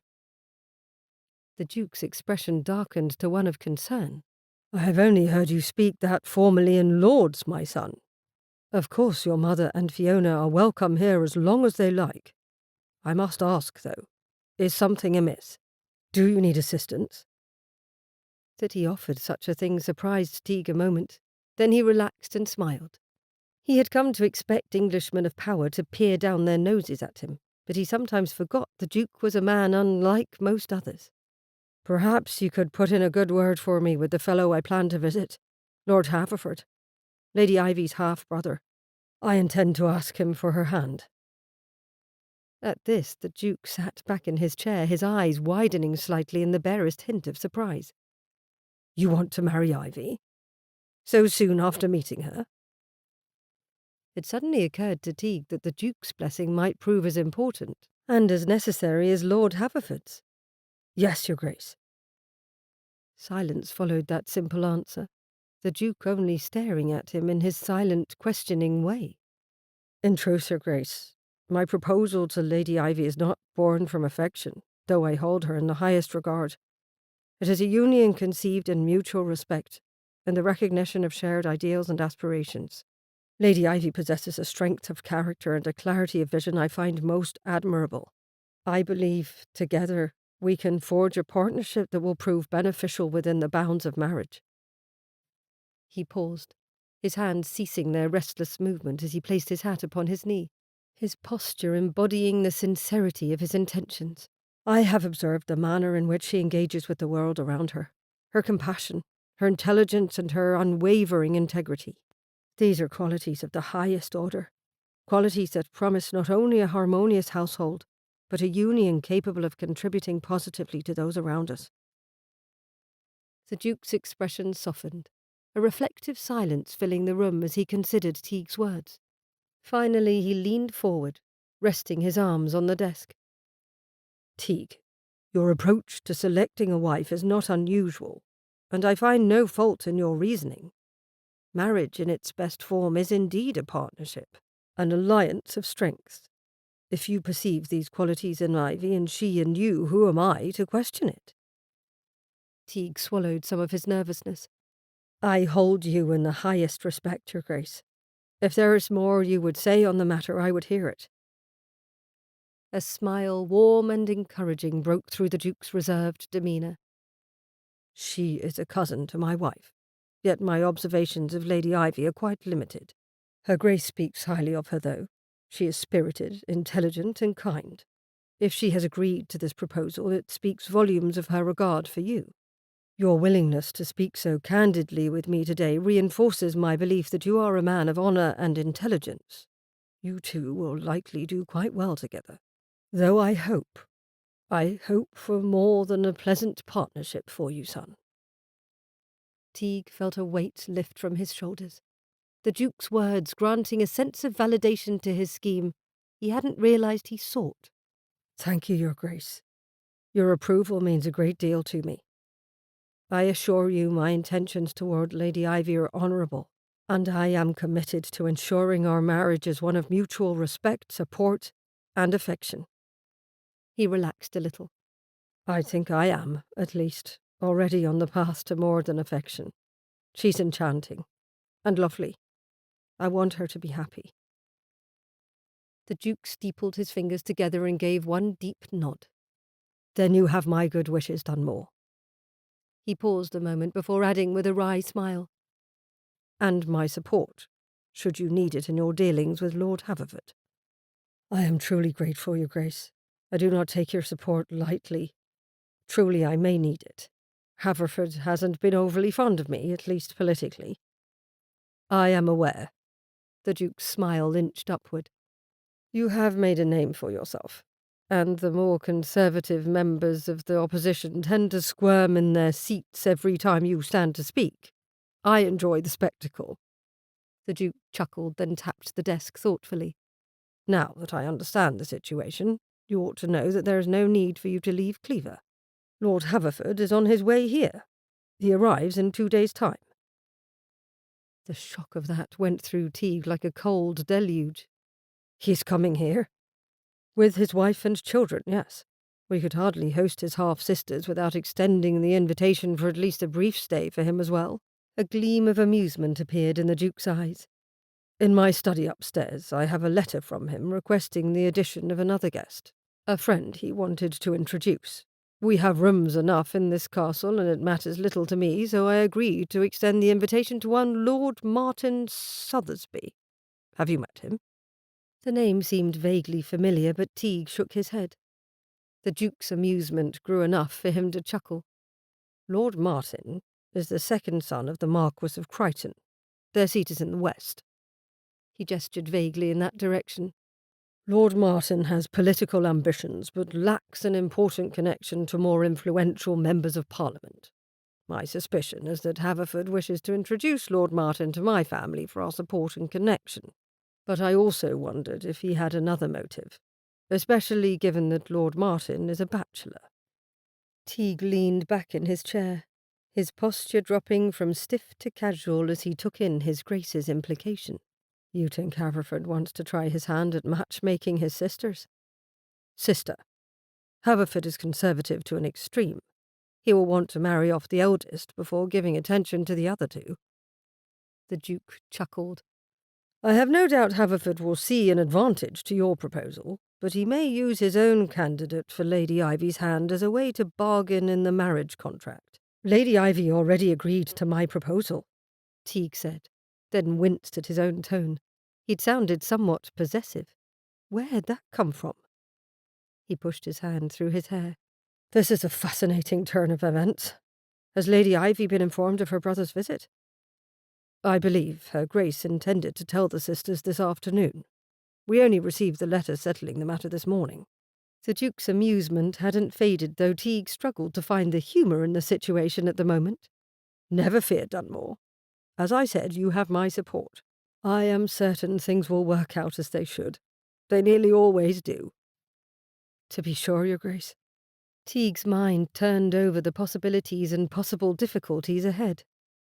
"To be sure they do." Chapter 13. The portrait gallery within the castle, situated directly above the long gallery where the family spent most of their time during the day, wasn't precisely where Ivy expected to find her sisters. Of course, once she realized they weren't looking at the artwork but rather creating their own, it made a great deal more sense. The object of their watercolour paintings managed to surprise her. The sight that greeted her was one of serene domesticity contrasted with a hint of the comical.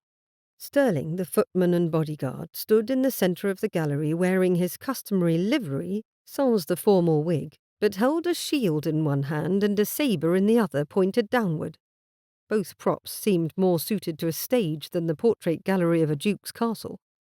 Of course, he also wore a scowl that amused her. Poor man. How had her sisters managed to persuade him to model for them? They had watercolour paper on easels before them. A white, thick canvas covered the floor beneath them like a carpet, protecting the room from stray water or paint.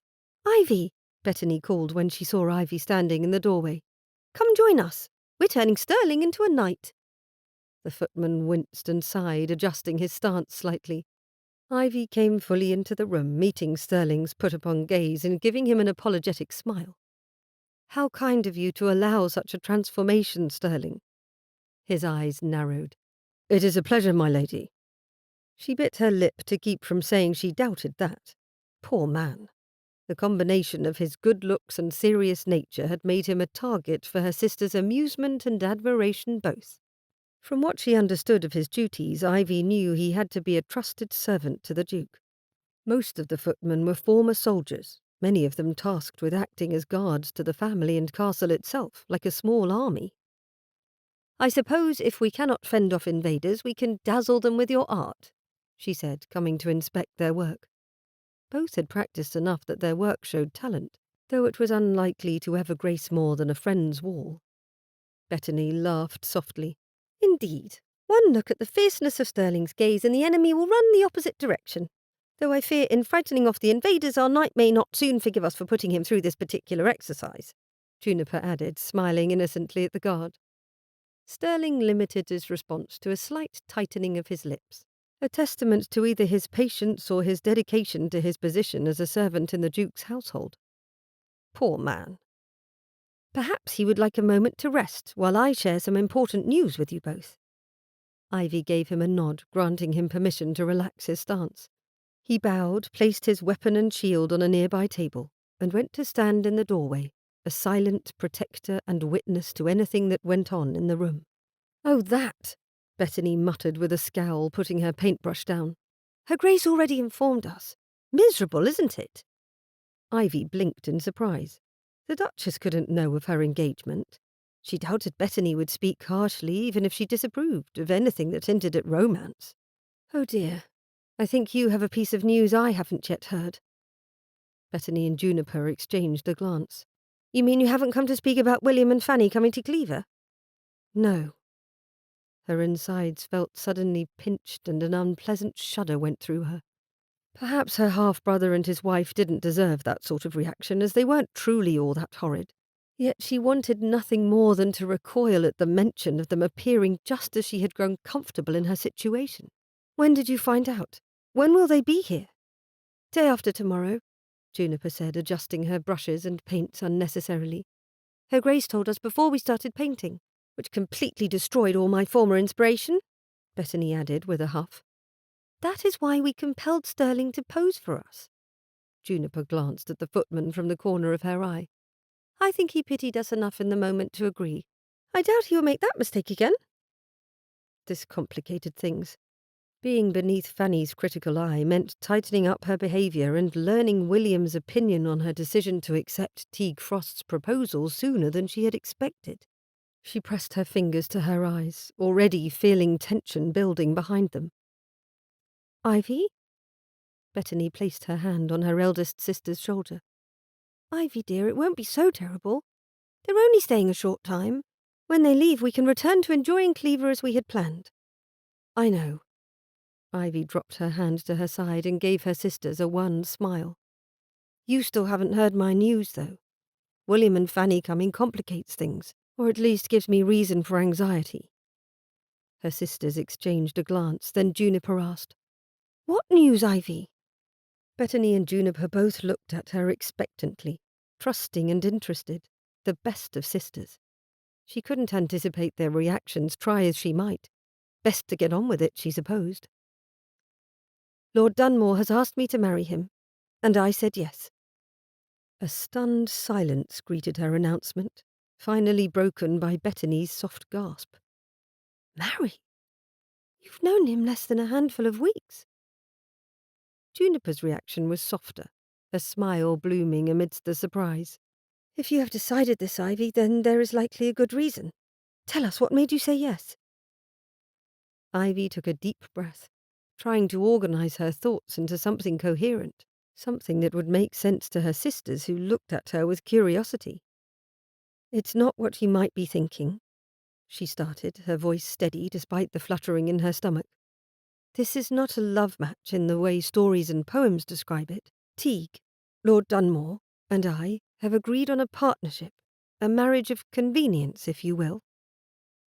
Juniper frowned, tilting her head slightly, running her fingers over the paintbrushes. "A partnership?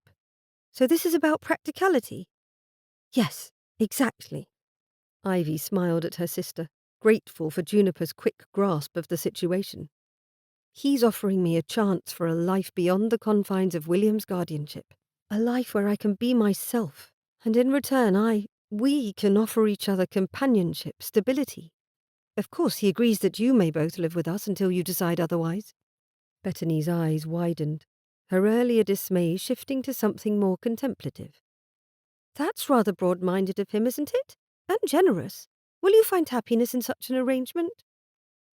"I believe I will," Ivy replied, warming to the subject now that the initial shock had waned from her sisters' faces. "I believe we can find contentment, perhaps even happiness. He is kind and respectful, and we share many views on life and what we wish from it. And he has a lovely sense of humour. Our interactions have never been dull." Sterling shifted slightly in the doorway, an unobtrusive witness to their discussion. His presence was oddly reassuring. Now, with William and Fanny coming, Juniper mused, setting her brush aside and giving Ivy her full attention, it seems your decision is all the timelier. Ivy nodded, a sense of resolve firming within her. Exactly. Their arrival might complicate matters, but it also reinforces my decision. I won't be swayed by whatever opinions or objections they might have. This is about my future, our future, she said, gesturing to include her sisters in the declaration. Bethany, ever the most demonstrative of the three, wrapped Ivy in a tight embrace. Then we are sincerely happy for you. Who knows, Lord Dunmore may be just the sort of husband you have always wanted. Juniper joined the embrace, adding, if not, he'll have us to contend with. He is incredibly handsome, Bethany said with a sly raise of her eyebrows. Having a handsome husband won't be so bad, will it? This commentary made Ivy blush. There is more to life than being attractive, Bethany. But it does make life so much easier when one has a pretty husband to look at, Juniper said in a low voice. I imagine it makes a great many things easier. Juniper! Ivy gasped at her sister. And Ivy is beautiful. Bethany tapped her lips thoughtfully. They will make a lovely couple. Perhaps we ought to paint their portraits next. Though usually the quieter one, it seemed Ivy's situation had brought out some mischief in Juniper, more in keeping with someone of 12 than a lady of almost 21. Has he kissed you yet? What? Ivy felt a flush spread through her at the very idea. Of course not.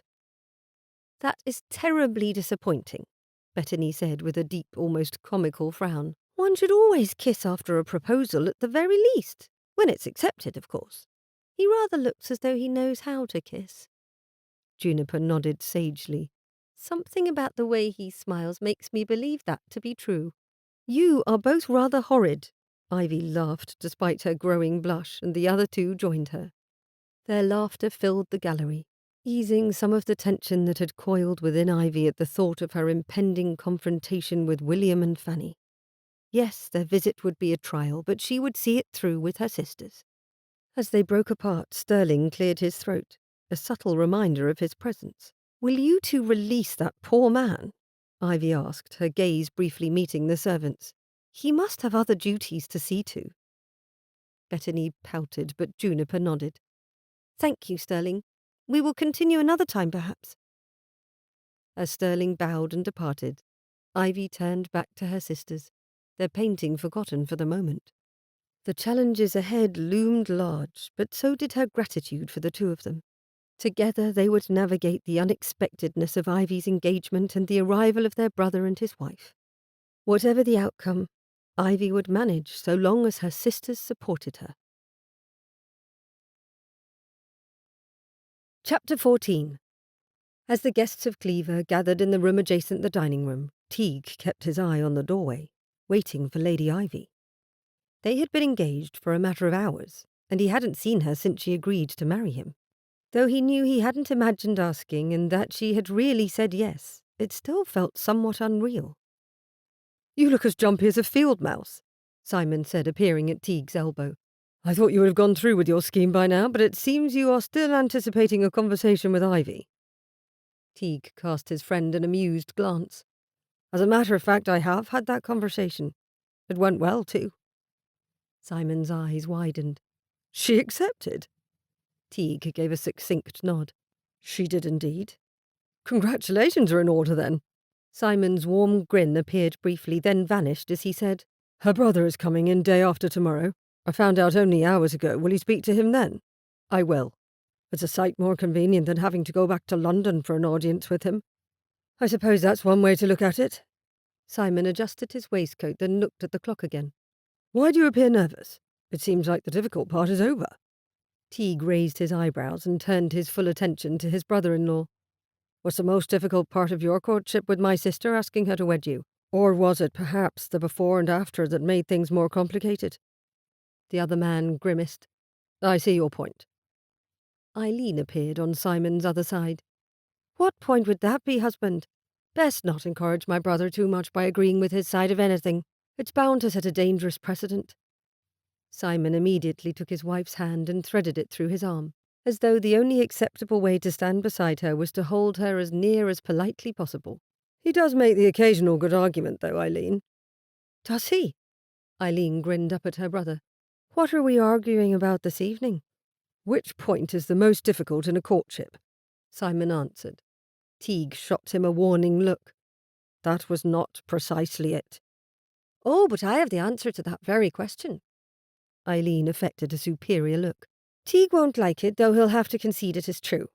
The most difficult point is that right before the marriage, when both parties are quite tired of all the well-wishes and parties, but especially of all the nights of having to bid one another farewell until the next day.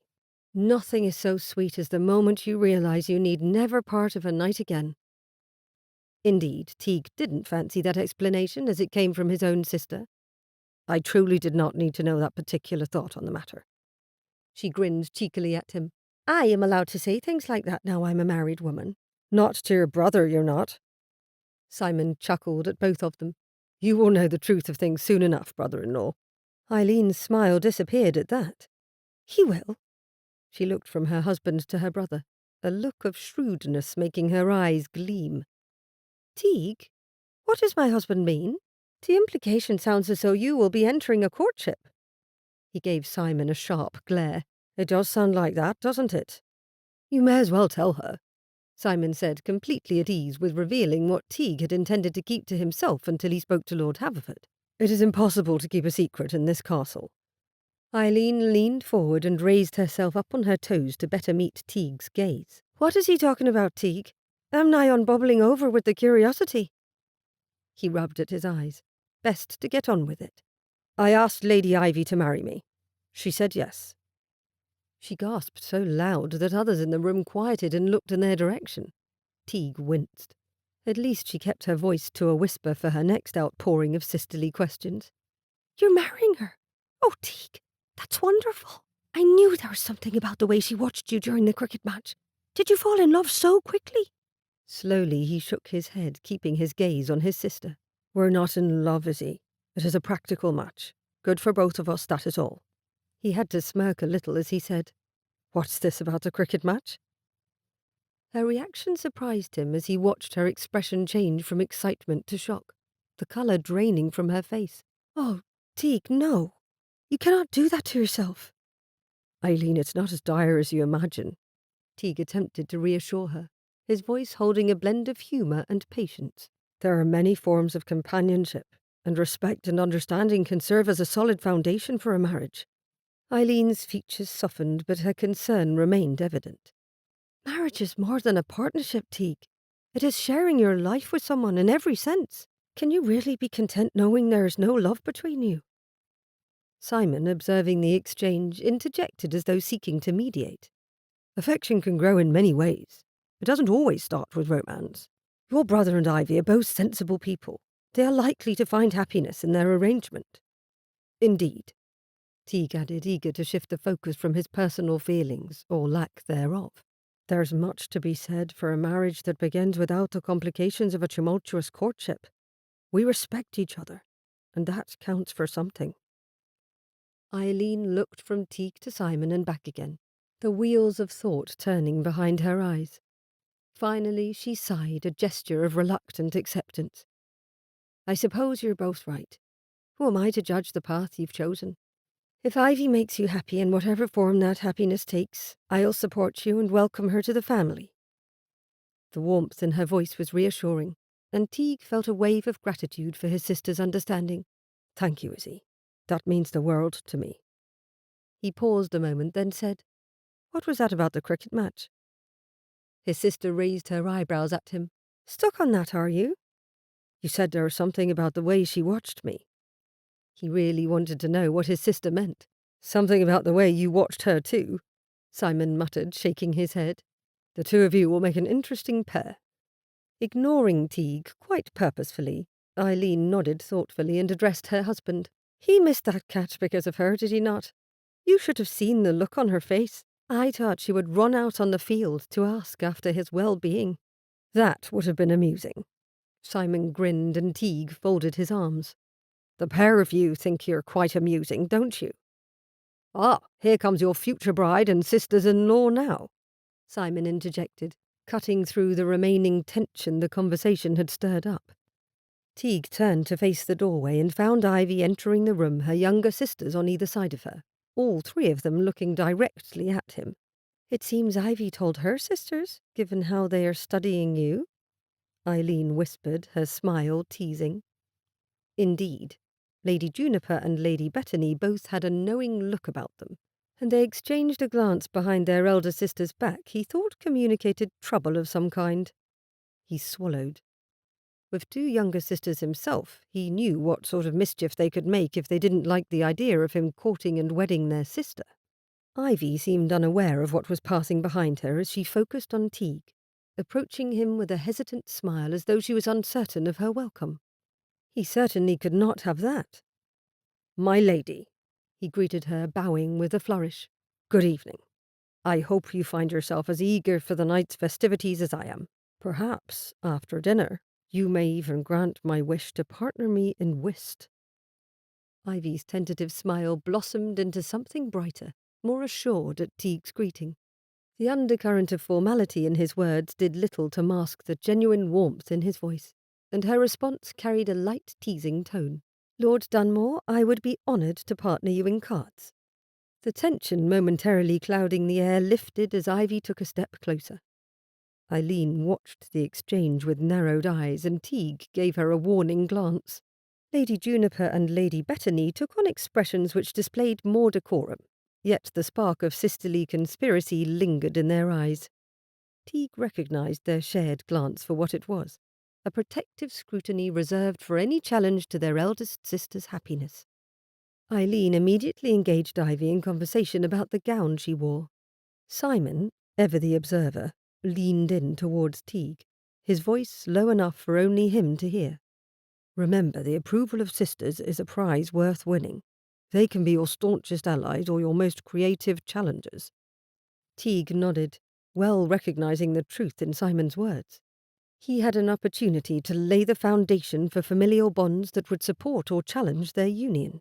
To make his home life, if the sisters came with Ivy to join his household, a misery or a joy. The Duchess took care to change the seating arrangement each night at dinner, the better to entertain her long-term guests. Ivy straightaway had reason to suspect her dinner partner was chosen deliberately that evening, given that Teague sat immediately to her right. She had only to glance up the table at the Duchess to see her Grace offering a knowing smile. "Seems news of our engagement is spreading," Teague murmured as he filled her cup of wine. Ivy gave a nod of understanding. "Whom have you told? I have only spoken to my sisters." "The Duke, Simon, Eileen." He gave a crooked smile, and she couldn't help returning it. "Everyone will know by the end of the evening, I fear. My dearest hope at the moment is that I am able to tell my mother before another reveals it to her. She would never forgive learning it from any source but my own two lips." Her gaze dropped briefly to those very lips. Then she blushed and picked up her cup, a response likely due to her sister's teasing. "Do you think she will be happy with the news?" Ivy hadn't stopped to consider reactions beyond her own family. Juniper and Bettany were her primary concern, of course, but what if William didn't approve? "That is a thinking frown," Teague murmured at her side, bringing her attention back to him.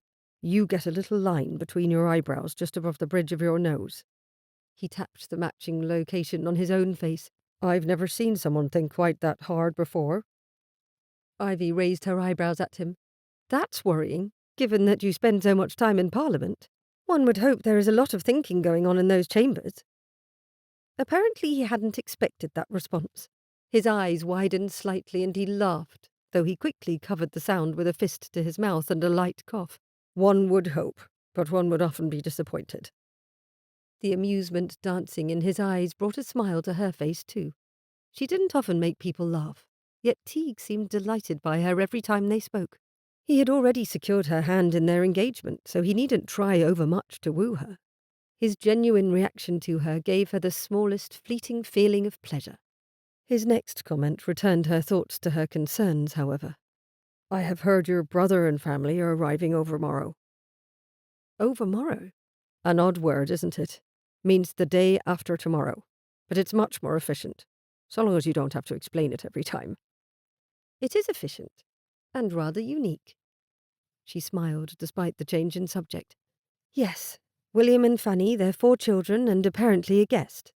I suppose I should be grateful, as having William here will make things easier to work out when it comes to legal matters. The true romance of a marriage, he said, tipping his head to the side. Contracts, legal terms, negotiations. I wonder why those are never discussed in novels. She bit her lip to keep in a laugh. Can you imagine? A beautiful proposal scene followed immediately by men in an office somewhere writing out terms. I suppose the point of novels is not always to relate the world as it is, but rather as we would have it be. He considered his own words a moment, then nodded. That sounds particularly wise. Perhaps I should write it down. Why? To remind yourself of your own cleverness? She asked, then immediately pressed her lips together. The comment wasn't one her brother would ever appreciate. Teague seemed utterly pleased, though. Indeed, and to quote myself, liberally at every opportunity. She ducked her head and pressed a napkin to her lips, trying to stifle the urge to giggle. Giggles were not appropriate at a dinner table, especially a duke's dinner table. He lowered his voice and leaned a bit toward her so no one else would hear as he said, "You've a lovely look when you're trying to strangle a laugh, my darling." His teasing bordered on flirtation, and she found she didn't mind it much, even if she felt the telltale heat of a blush in her cheeks. Being called darling added to the charm, the unexpected enjoyment of their conversation. "You are going to cause me to be impolite if you keep trying to make me laugh," she countered. "Where are your manners, Lord Dunmore?" "Oh, they're about somewhere, I would think." He gave attention to his plate for a short time, letting Ivy compose herself. "I have wondered something," she ventured after several bites of the meal.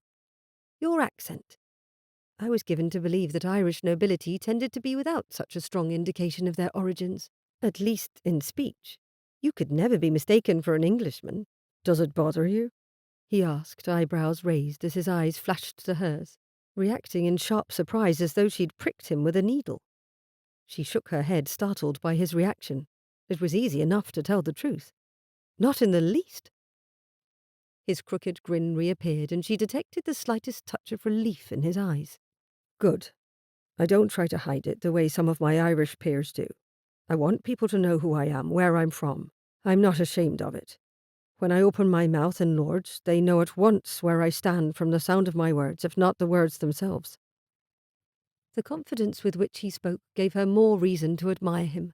How often had she been told the secret to success in society was to blend in? Fanny and William had driven that point into her again and again. Yet Teague made a conscious decision to stand apart. "Could you speak like an Englishman?" she asked, still somewhat curious. "If you wanted." He smiled down at his plate. "I could if I'd a mind to. I finished my education at Cambridge, and mimicry became a talent of mine. Would you like to hear it?" After a moment of consideration, Ivy shook her head. "I think it would shock me if you sounded like anything other than yourself." That answer seemed to please him, given the way his eyes widened. "You like the Irish brogue, do you?" Her cheeks warmed, and she reached for her glass of wine again, sipping it delicately. His fixed stare meant he wouldn't let the question drop, however. "Perhaps," she said at last, lowering her glass to the table. Then she cleared her throat and gave her attention to the person on her other side, the local vicar invited for dinner, determined not to say another flirtatious word to her betrothed. Not at the table, anyway. Teague had asked to speak to his mother before she turned in, but her response to his news of betrothal made him almost wish he had waited for morning. "What do you mean you're engaged? And to an English girl? Teague, when did this happen?" Lady Dunmore had her shawl wrapped tightly around her shoulders, sitting before the fire in the room adjacent to her bedchamber. He hadn't expected his mother to look as shocked as she did. "I thought you would be pleasantly surprised." "Surprised? To be sure. But pleasant remains to be seen." She frowned at him, and he had to resist the urge to pace while she stared. "Lady Ivy Amberton. She's a stranger, Teague. You don't even know her." "People wed strangers all the time," he said somewhat flippantly.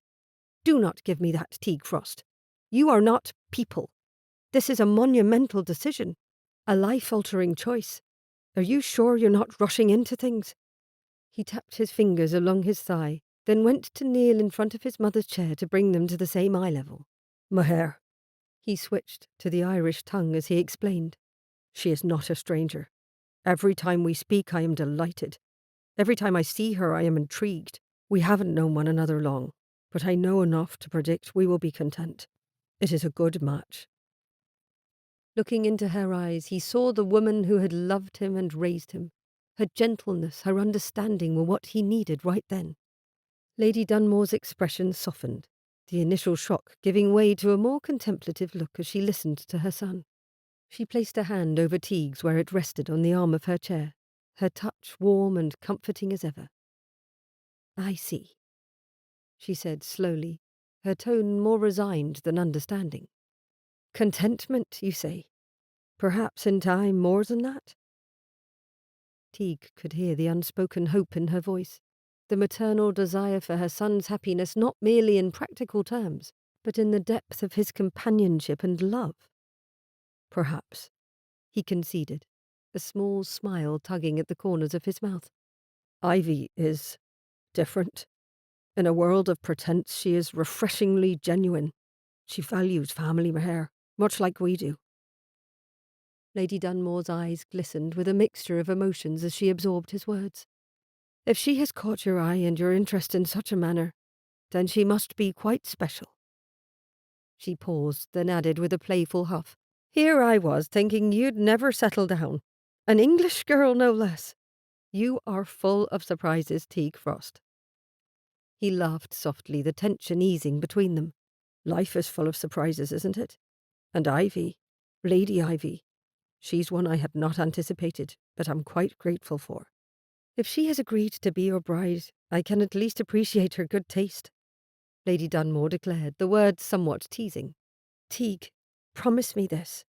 Do not let contentment be the ceiling of your aspirations for this marriage. Aim for happiness, for joy, for love. You deserve no less." She gave a firm nod. "Lady Ivy does too." Teague felt a lump form in his throat at her words. Rising to his feet, he leaned down and kissed his mother on the forehead. "I promise, Meher. I will aim for the very heavens." As he straightened, Lady Dunmore gave him a nod, her face alight with a mixture of pride and cautious optimism. "Now go on. I need to rest and you do too. You've a future baroness to woo. Remember, she is not only becoming a part of your life, but our family's life as well. Treat her with kindness, respect, and perhaps a touch of the Frost charm." Teague chuckled and grinned at his mother with affection. He had no doubt she would do all she could to welcome Ivy and her sisters into the family.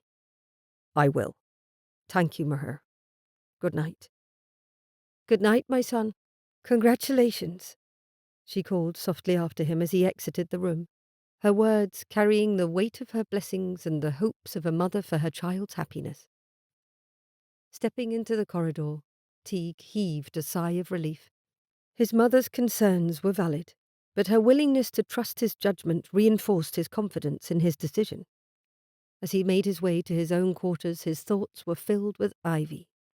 Not for the first time he allowed himself to consider that their marriage of convenience could blossom into something far richer and more fulfilling than he dared to hope. Chapter 15. Ivy had spent the better part of the night and the early morning in a restless state, her thoughts wandering to Teague with a frequency that surprised her. With her family's arrival looming over the horizon, she wished for a moment of levity, a brief escape from the anticipation and anxiety. Still, she had a feeling of dread creeping up her spine, too. How well did Teague know William? Chances were excellent that her half-brother would not show enthusiasm for their match initially, though she doubted he would forbid it or outright condemn a union. Still, he would likely make things uncomfortable. She needed to speak to Teague. If she were honest with herself, she wanted Teague's company as well, eager for the unexpected comfort his presence had come to represent. Deciding to take matters into her own hands, Ivy ventured out of her room after a quick toilette, her steps taking her through Cleaver's vast corridors. The castle, with its suits of armour, tapestries and elegant artwork, was a pretty maze, but a maze none the less. The carpets muffled most sounds, too, which made the moment she turned the same corner as her quarry from opposite ends a true surprise. The suddenness of the encounter sent Ivy stumbling, and Teague's quick hand steadied her as his shoulder hit the wall. He released an oomph as she crashed into him, forcing the air from his lungs. Ivy's hands pressed against Teague's chest, and his arms went around her waist to steady them both. Ivy looked up at him in shock, jaw dropped open, and he looked down at her with raised eyebrows, trying to draw in a breath. Laughter bubbled up between them, the absurdity of their collision dispelling her initial desire to stammer out an apology. "I seem to have found what I was looking for," Teague quipped, his eyes twinkling as he gazed down at her. "You were looking for me?" Ivy replied, her laughter softening into a smile. "I doubt you expected finding me would prove hazardous to your well-being." He grinned and carefully, gently set her fully on her own 2 feet. His hand slipped slowly from her waist. "I find I don't mind the constant threat of danger, if it means ending up with a lovely lady in my arms." Goodness, nothing about that could have been polite to say. Or, well, Ivy supposed things were different now. An engaged woman was practically a married woman. New rules applied. Somewhat reluctantly, she stepped back, though the space between them thrummed with a tension she found oddly pleasant. "I was looking for you, too," Ivy confessed, her cheeks warm with what she hoped was a pretty blush. "I thought we could use a moment together before the castle fills with my family and all the formality that will bring. We should probably talk about all of that. What to expect in terms of their reactions to our engagement, how best to respond, not to give offence, things of that nature." She winced as her thoughts clattered together and bit her tongue rather than babble. Fanny did so dislike babbling. Teague's expression softened, his initial amusement giving way to a gentle understanding. "That is an excellent idea. In fact, I know a place where we can escape for a bit. A walled section of the gardens. It is quiet, secluded, and perfect for a private conversation." The invitation hung between them, an offer and a promise of a moment together. Ivy's heart skipped a beat at the thought, both at the prospect of discovering a new part of Cleaver and of spending more time with Teague, alone. Something that would have been a scandal days ago was suddenly perfectly acceptable. Society was quite strange with some of its rules. "Lead the way, Lord Dunmore," she said, her voice steady despite the fluttering in her chest. As they walked side by side, their steps synchronized, they talked of mundane things. He asked after her health, she asked after his mother. They were strictly polite, cordial, as though needing to make up for their less than mannerly encounter in the corridor. When they arrived at an ivy-covered wall, Teague took her hand as though it was the most natural thing in the world. "There's a grotto entrance. Here." He gently led her along, unaware that she stared at their joined hands. She had never had a man treat her so gently, not since the death of her father. When her father had taken her hand to show her some new trinket or discovery of his, it hadn't at all stirred the rather interesting sensations in her stomach that Teague's touch inspired. How fortunate for her that she found her future husband attractive. She couldn't help smiling to herself until they stopped in the midst of the garden. "Her Grace calls this her Japanese garden," Teague informed her, looking about them with undisguised admiration. "The trees, the flowers, and most of it has been imported from the East, even the little statues." He pointed out a stone shaped like a bird.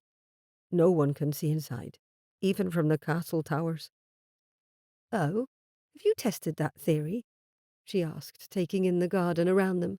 "Lady Josephine informed me, and I doubt she would have reason to mislead anyone." He gave her a wide smile. "What do you think? I admit I am enchanted by the place." The walled garden, with its blooming flowers and the soft murmur of a fountain, offered a pocket of privacy in the vastness of the estate. There, amidst the beauty and tranquillity, Ivy found herself relaxing. "It is beautiful," she agreed, looking about with true appreciation. "I understand the Dowager Duchess is responsible for most of the gardens. Everything here is perfect, though. Cleaver is a marvel." "It's obvious why the family rarely spends time at any of their other houses." He hadn't released her hand yet, and now he walked her to a bench beneath one of the trees, a tree with red leaves despite the time of year. "Though I met Simon first when he was visiting their Irish estate. I didn't know they had any land in Ireland. She sat down next to him, and only then did he release her hand. Not as though he wished to, though, but merely to put his arm along the back of the bench, his hand behind her shoulder. She felt it there, though he didn't touch her. An odd sensation.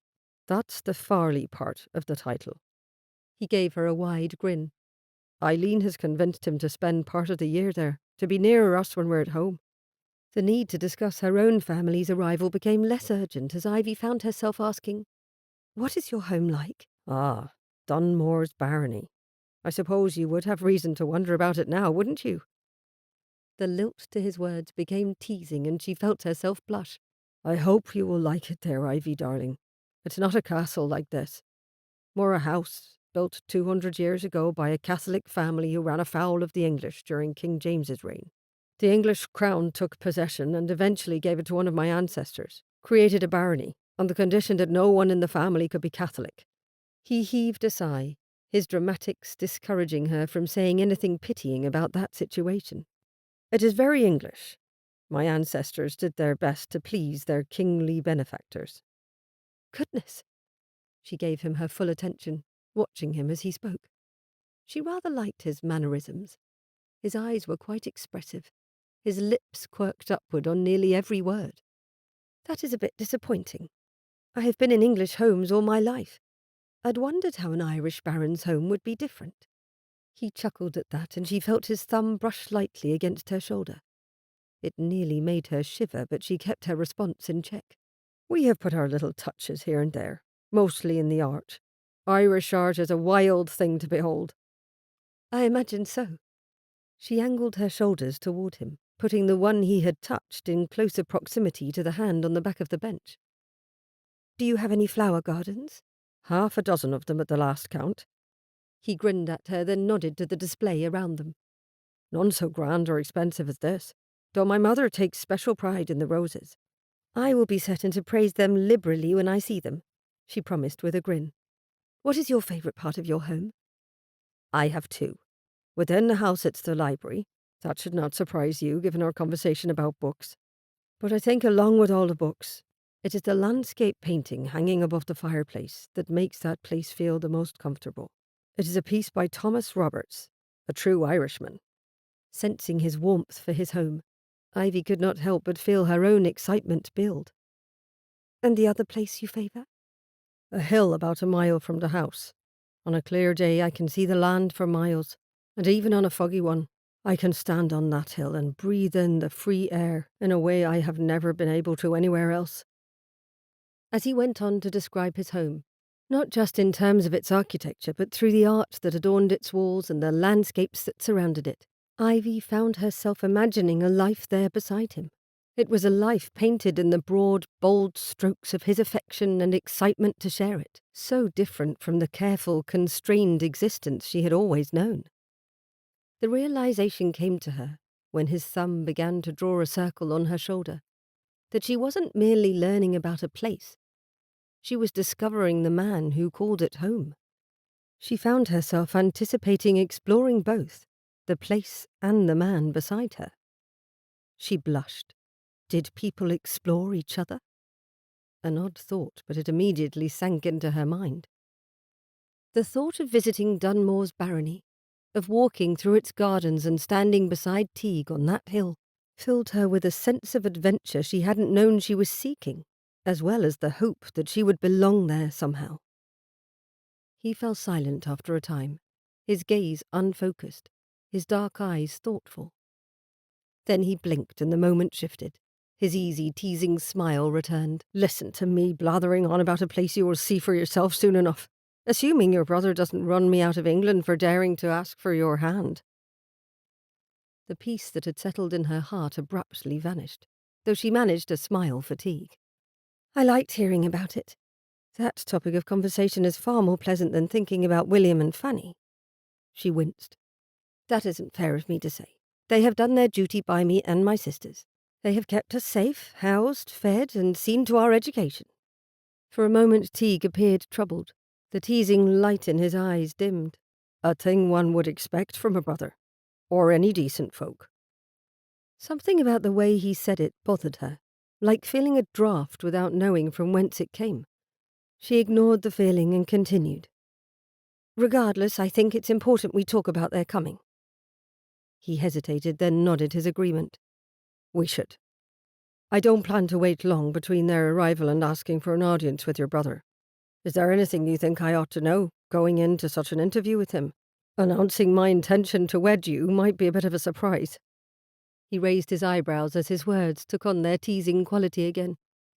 I imagine it will be, she mused, trying to picture William's face when Teague spoke in his lovely accent to make such an announcement.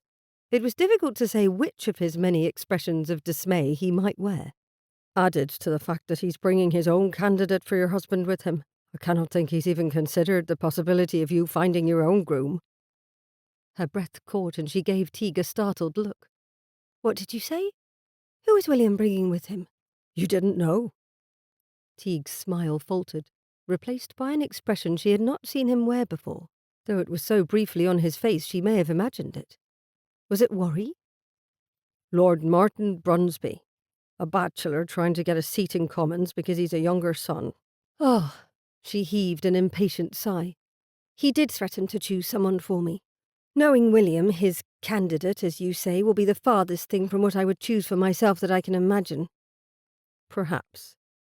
Teague studied her quietly a moment.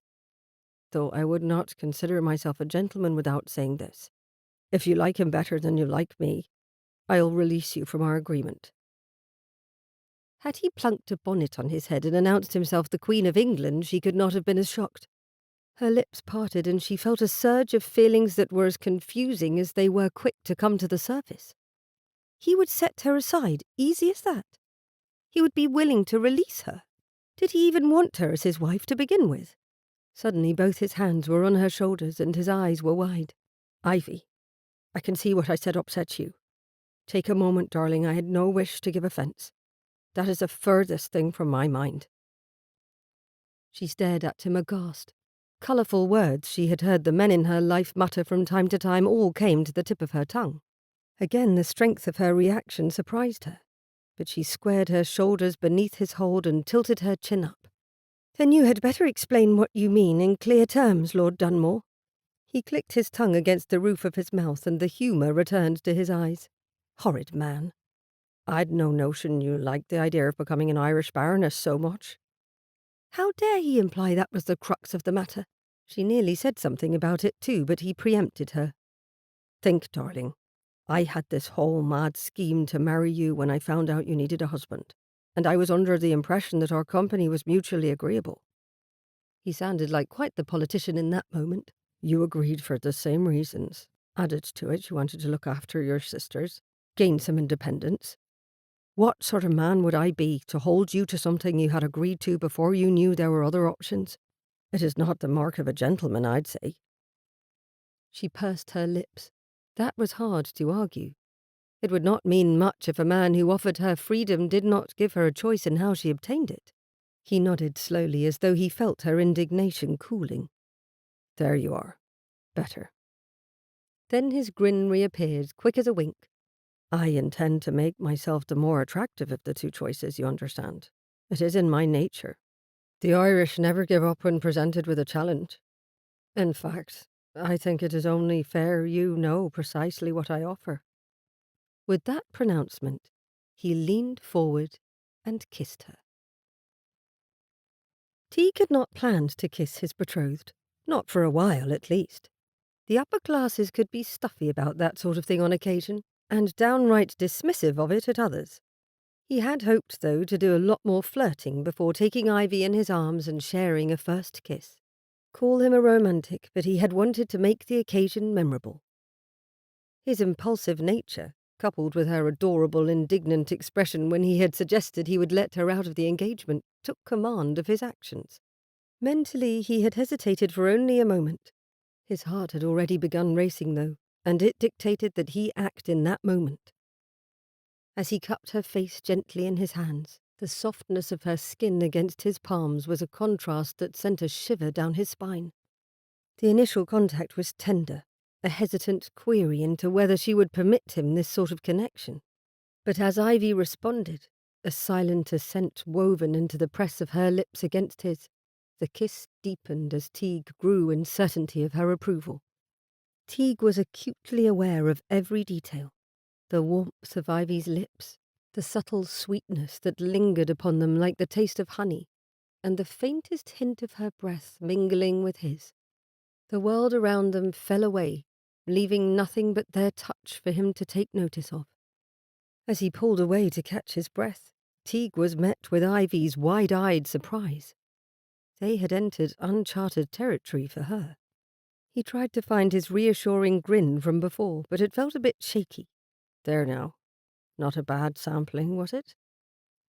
The kiss, though brief, was imprinted upon Teague's senses. A vivid memory he knew would haunt him with its sweetness and the promise it held. It was a mere taste of what he offered her in a courtship and marriage. At least he hoped she took it that way. There hadn't been a response for several moments. The only sound the rustling of leaves overhead and the distant drip of water into a fountain. Until, finally, Ivy took hold of herself. Ivy's cheeks turned a lovely shade of pink. That was... How dare you? She spoke without any true upset. More likely she said the words she thought she ought to say, which gave him leave to relax.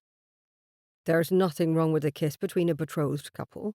When she continued to gape at him, Teague tucked a curl behind her ear. Ah, I've stunned you into silence.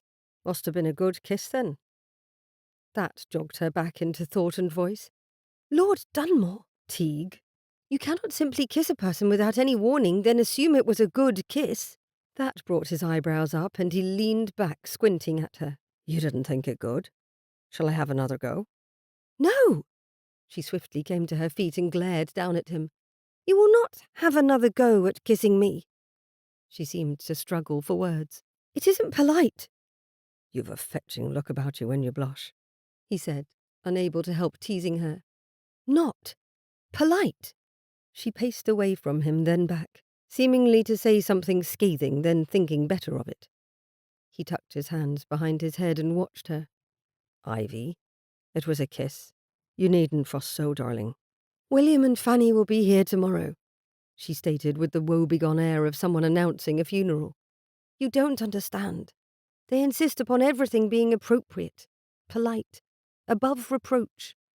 He had always carried a certain disdain for the rigidity of English society, a disdain that had not ebbed despite his years navigating its peripheries. Lord Haverford was a fitting representation for all things Teague found wrong with the English. It made him wonder yet again how Ivy had turned out so differently from her brother. English ladies had always seemed to him like delicate hothouse flowers, beautiful perhaps, but far too sheltered from the harsher realities of life. Or they were cold, aloof, and uninterested in speaking with him the moment they heard the Irish in his voice. Ivy was different.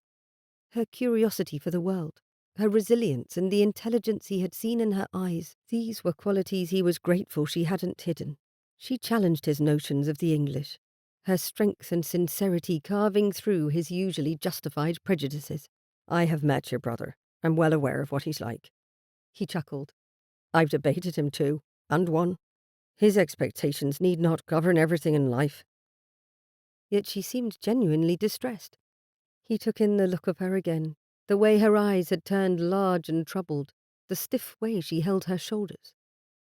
He rose from his seat and approached her, noting the way she wrapped her arms around herself. He lowered his voice, speaking gently. Ivy, I understand the weight of what we're stepping into. It's not just about us. There are expectations, familial duties. Things will be done properly. She looked up at him, her dark brown eyes searching his, weighing his words. Know this. He put his hands on her upper arms, holding her steady, his grip gentle. I respect those duties and your feelings above all else. If you need more time to think things through, or you wish to talk more about what this betrothal means for us, I am here. Fully and truly here for you. A tentative smile curled her lips upward, and Ivy's expression softened. Thank you. That is, you seem most sincere. I am afraid I am overwhelmed at present. The thought of stepping so fully into the unknown is daunting. I know. he agreed, his thumbs rubbing circles on her arms, soothing her as gently as he could. I will not pretend otherwise. However, I believe that together, you and I have the intelligence and fortitude to face anything that comes our way. You have a strength to you, Ivy, that perhaps you've not been given enough credit for, not even by yourself. She drew in a sharp breath, and the look she gave him was skeptical rather than accepting. Even if that is true, there will be days when I falter. I'm not used to being as bold, as forthright as you seem to be. It takes practice to be as brash a fellow as I am. He allowed himself a wink at her, a playful lilt to his words. On those days, darling, you have me to depend upon, whether you need me for my boldness or my expertise with debate. Whatever need arises, I will be there the moment you have need of me. Something of her confidence returned, along with the slightest of smiles. I shall hold you to that, Lord Dunmore. Teague, he corrected again softly. She hesitated a moment, then nodded. Teague, I will hold you to your promises. As you should, Ivy. He grinned with pleasure, already feeling the tension leaving her shoulders beneath his hands. I promise to guard you from any scandal, too. You are more likely to cause them than I am, I should think. She spoke with the slightest hint of teasing, which immediately heartened him. Please do not antagonize William when you speak to him. He is less likely to take issue with our arrangement if you are the picture of propriety. Antagonize my future brother-in-law? He affected a scandalized tone. I am capable of avoiding that disaster, my dear. She gave him a doubtful look that made him laugh and want to kiss her again. Instead, he slid his hands from her arms to her wrists, then to lace his fingers with hers. Touching her was, he realized with a grin, a pleasure he wanted to enjoy more often, and he could, at least in private. The quiet apprehension in her gaze finally made him heave a sigh. She had carried too many things on her shoulders, and she had done so alone for so long. She needed his reassurance more than his teasing. Ivy, I know this will bring a new set of challenges. I need you to understand, despite my giving you leave to choose the course best for you, that I am here. I am committed to making things go as smoothly as possible. I have no wish to upset anyone or to have you worry after me. Ivy dropped her gaze to the ground, away from him. I worry about the reception of my family, about what they will say. I am sorry if I seem silly. Not in the least, darling. I would never think you silly when you are trying so hard to make everything go well. He squeezed her hands gently. I understand completely. When I speak with Lord Haverford, I will do so with the utmost respect for you and your family's position. It is important to me that he see the honour in my intentions. Finally, a tentative smile reappeared on her lovely face. That means a great deal to me. My family's relationships are rather complex, sensitive at times. Encouraged by her response, Teague continued. While I cannot change that we come from different backgrounds, I can promise that my regard for you will keep me trying my best to understand your position and your family. More than that, I hope to prove myself a man who will support you through whatever challenges and triumphs will come our way. That reassurance brought a more confident smile to Ivy's lips, her trepidation disappearing from her eyes for the time being. Thank you. She took a deep breath.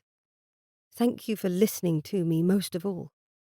Always, he promised easily, then offered her his arm.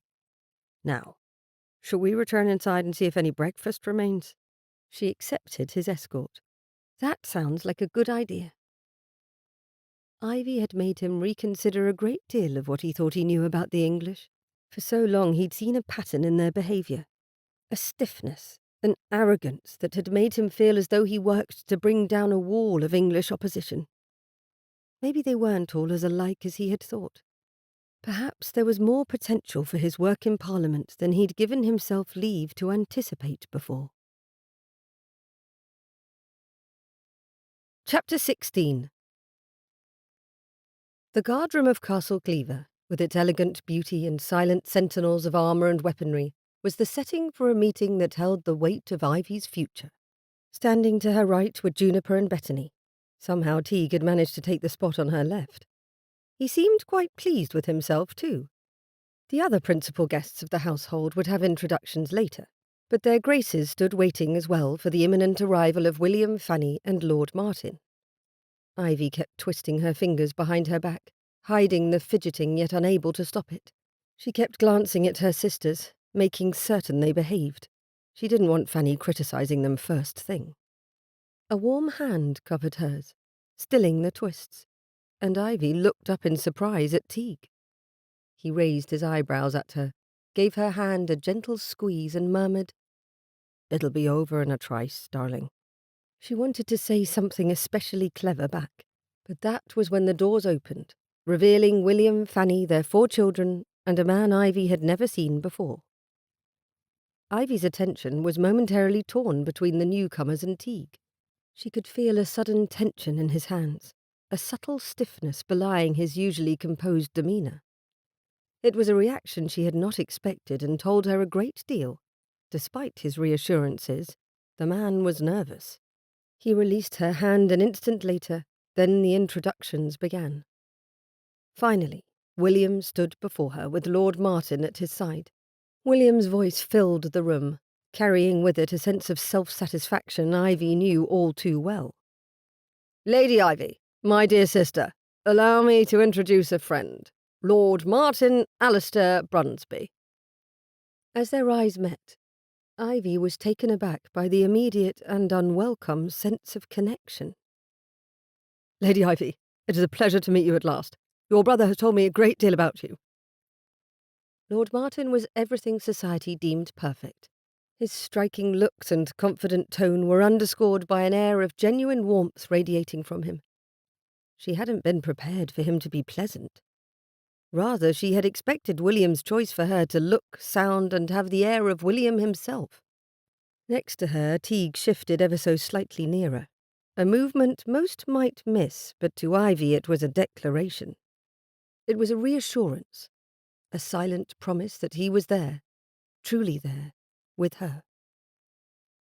"The pleasure is mine, Lord Martin," Ivy managed to reply, her voice betraying none of the turmoil that Lord Martin's presence had stirred within her. Teague smoothly entered the conversation with his usual warmth and charm. "Lord Martin, your reputation precedes you.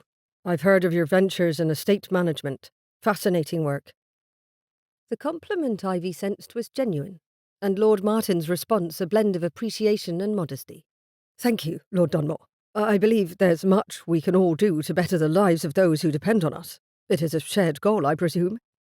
The two of them began speaking lightly on the responsibilities of landlords to tenants, a subject Ivy suspected both could go on about for hours, when Fanny finally came close enough to claim a sisterly kiss to the cheek from Ivy and Juniper and Bethany. "My dear sisters-in-law, it is good to see all of you looking so well. Her Grace has taken marvellous care of you," she said, voice meant to carry through the room. Then, more quietly, "Ivy, you haven't been wearing your bonnet in the sun, have you? There are more freckles on your nose." She turned to Juniper next. "And you, dear, I didn't know you brought the yellow gown. It makes your skin seem a little sallow, doesn't it?" Before she could turn a critical eye on Bethany, Ivy stepped forward. "Oh, Fanny, it is lovely that you are here at last. I have so much I should like to show you. Her Grace has the most excellent saloon, and I think you will find yourself most comfortable spending an afternoon there." Bethany glowered the instant Fanny's attention returned to Ivy, but she smiled in the genteel way Fanny preferred. "Yes, of course, I'm thrilled at the prospect of touring the house at the earliest opportunity." Fanny fluttered a hand toward the children, whose governess and nursemaid had arrived to shepherd them to the nursery. "As soon as everyone is settled." The Duchess returned, graciously offering to show Fanny to her room. "You must be exhausted from travel, Lady Haverford. The journey from London always leaves me a little out of sorts until I have had a nap." Fanny simpered and put a hand to her temple quite delicately. "Oh, yes, that would be ever so helpful in restoring my constitution." Ivy refrained from rolling her eyes, but barely. Then she realized Teague was speaking with her brother William. The Irishman appeared quite relaxed, but William was frowning and his gaze darted toward her. He motioned with his hand, beckoning her. Oh dear.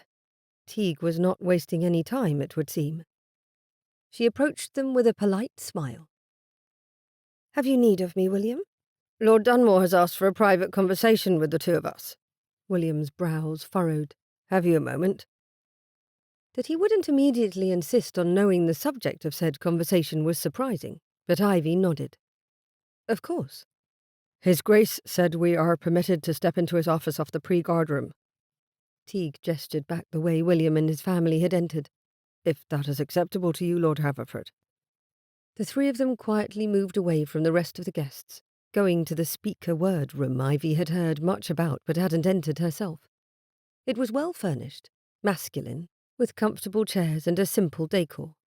It was a room that would certainly inspire directness without being harsh about it. William glanced about with vague interest before turning to face Ivy and Teague, who stood side by side. What is this all about, Dunmore?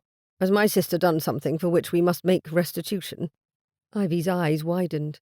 What on earth could William be thinking? A chuckle escaped Teague. Not at all. Lady Ivy is a delight. He looked at her with his usual cheery grin. So much so that I've asked her to marry me.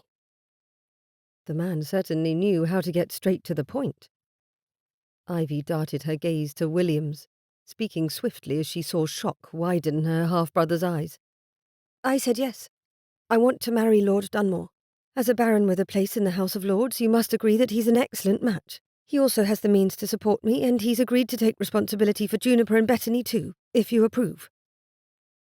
Teague chuckled the moment Ivy paused for breath. That sums it up nicely. He tucked his hands behind his back and smiled at William. I am having my man of business draw up papers and send documents here for you to look over, to prove I am capable of providing for your sister, as well as a draft of a potential marriage settlement. William looked between them, brow furrowed. I hadn't any notion of this, Ivy. You have not said a word in your letters. It all happened rather suddenly, she admitted with a little shrug. He looked at Teague. But you're an Irishman. Teague's grin broadened. Of course it would. True and true, I'm afraid. But as you know, my sister is the future Duchess of Mountfort. She's Irish too. With a heavy sigh, William clasped his hand behind his back and regarded Ivy with a stern gaze. What of Lord Martin? He has come to see if you are a match for him. I did not know about Lord Martin until after I had agreed to an engagement with Lord Dunmore, Ivy pointed out. He will have to manage his disappointment.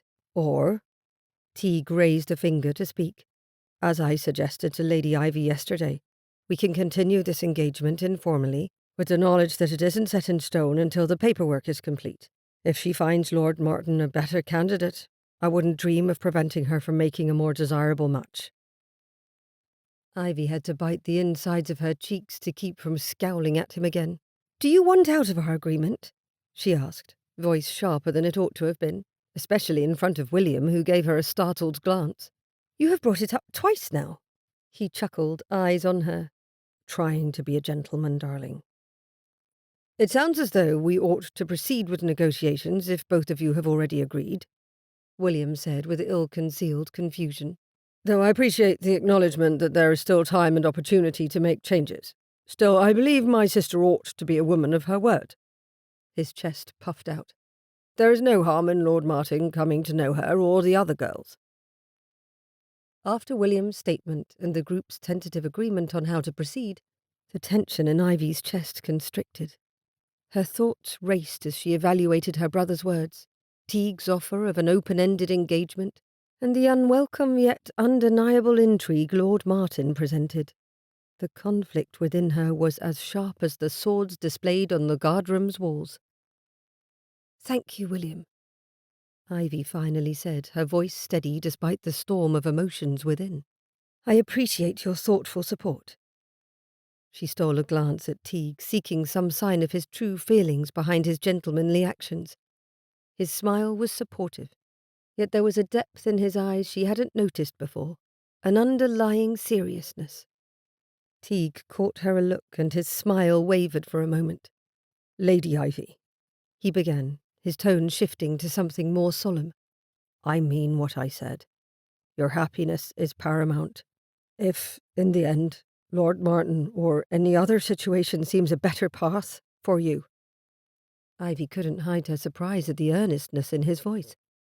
Lord Dunmore, she interrupted, her decision to defend their bond made on the spot. I agreed to marry you not because you were the most convenient option at the time, but because I believe we could be truly good for each other. She ignored the surprised look from William and the slight softening in Teague's expression. William cleared his throat, his discomfort with the sudden intimacy of the conversation quite apparent. Well, then it seems we have much to discuss and prepare for. He glanced at Teague. I shall await the details from your man of business. When they exited the speaker-word room, Ivy felt the weight of the moment settle on her shoulders. Teague offered her a small, reassuring nod as they parted ways a moment later, a silent promise of conversations to come. Ivy found herself blessedly alone, her steps leading her towards the castle's gardens, a place of solace amidst the turmoil. The sunshine and clear air of the afternoon was a balm to her frayed nerves. Ivy wandered the pathways closest to the castle, her thoughts a tangled mess. The possibility of Lord Martin being a better match gnawed at her, a question of what if she hadn't wanted to consider. Teague seemed determined that she do so, with full sincerity in his voice, despite their conversation and the kiss from the day before. Why must this feel so complicated? She whispered to the bobbing blossoms of a rosebush. She had agreed to marry Teague, moved by instinct and the stirrings of a deeper interest.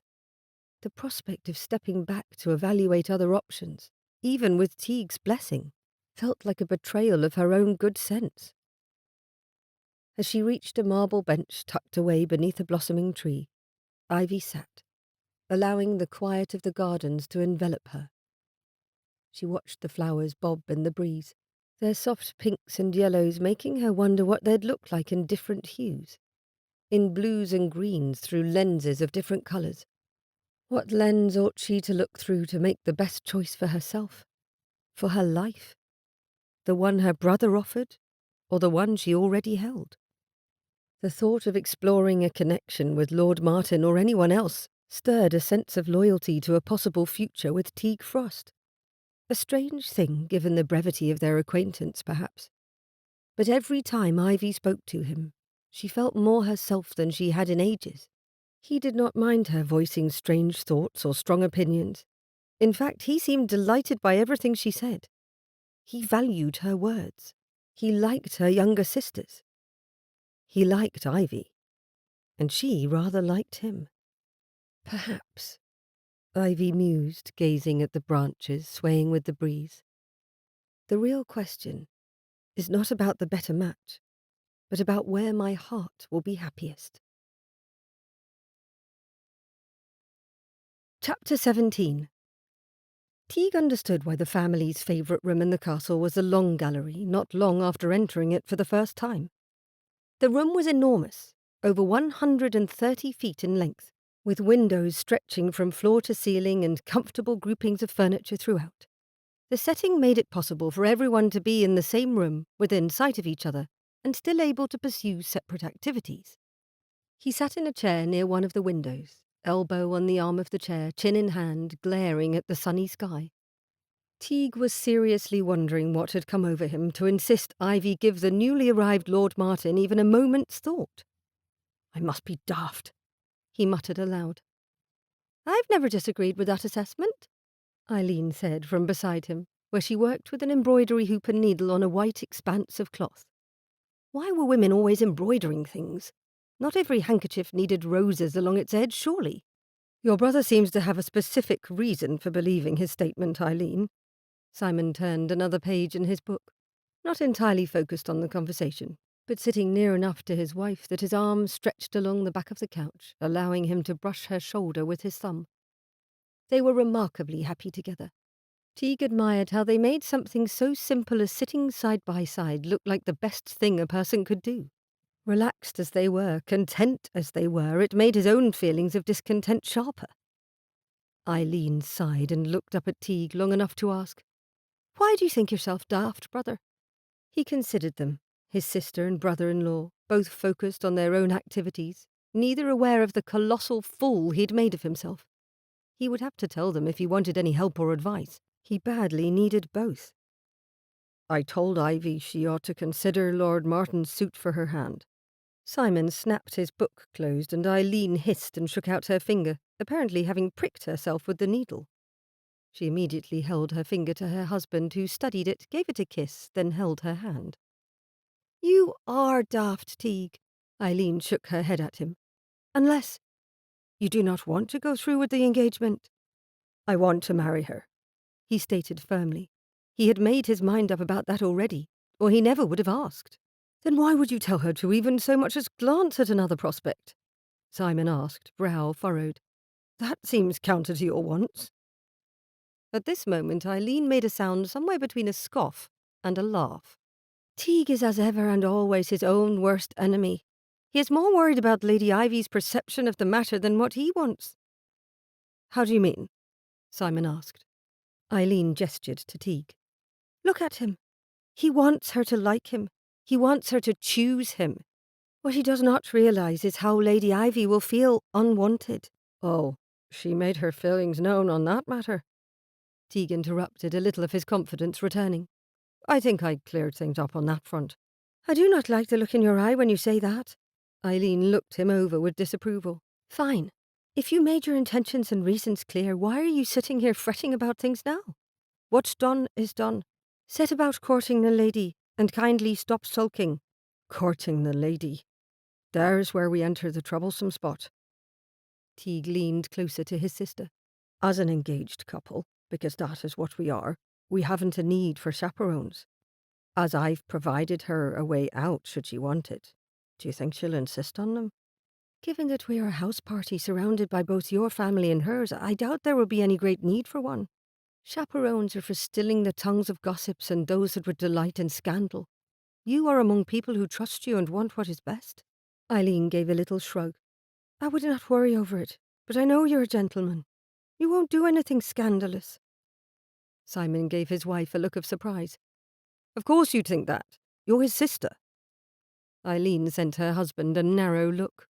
"Have you reason to believe otherwise about my brother?" "None," he admitted. "I think you make a fair point. I only mean to say there are things sisters wouldn't imagine about their brothers." She shook her head at him. "Keep to the matter at hand, Simon. What do you think? Does Ivy require a chaperone to be going about with my brother around your home and lands?" "I agree with what you said. Most of us are related in one way or another. This is a family event. No one will say a word, especially if Ivy weds someone at the end of the summer, preferably Teague, I suppose." He gave his brother-in-law a wide grin. "Should I tell Sir Andrew it's to be a competition? He'll want to place bets."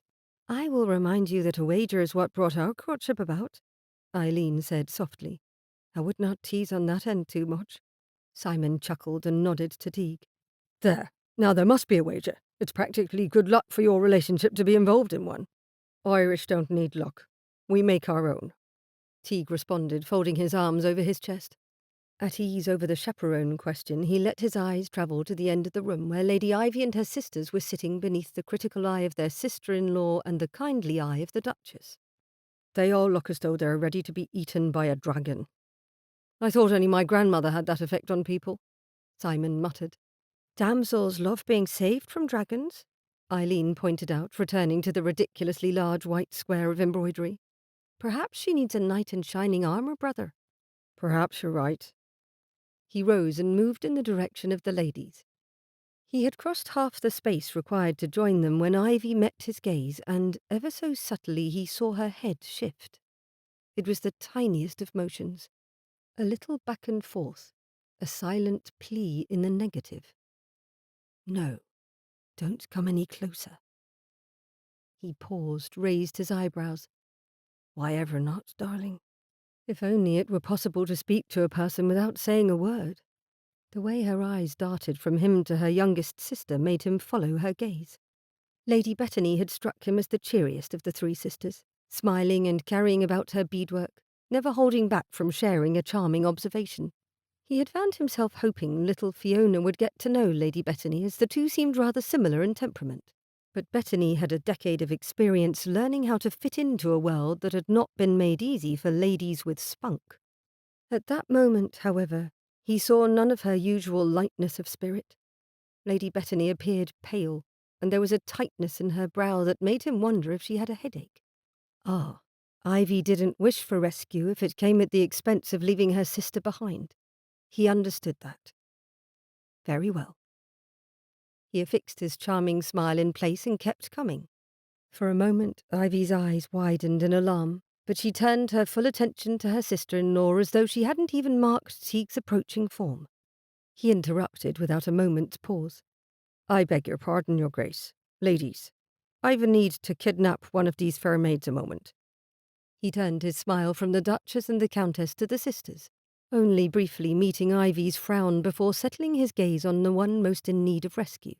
"Lady Bettany, if you would join me a moment. My sister is thinking of adding beadwork to the bit of cloth she is at work upon, and we would like to know your thoughts on the subject.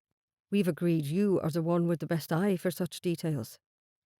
The young woman's mouth popped open for an instant in surprise, but she quickly looked to her sister-in-law. It was the Duchess who waved them away. "Of course, Lord Dunmore. We wouldn't dream of keeping her from you.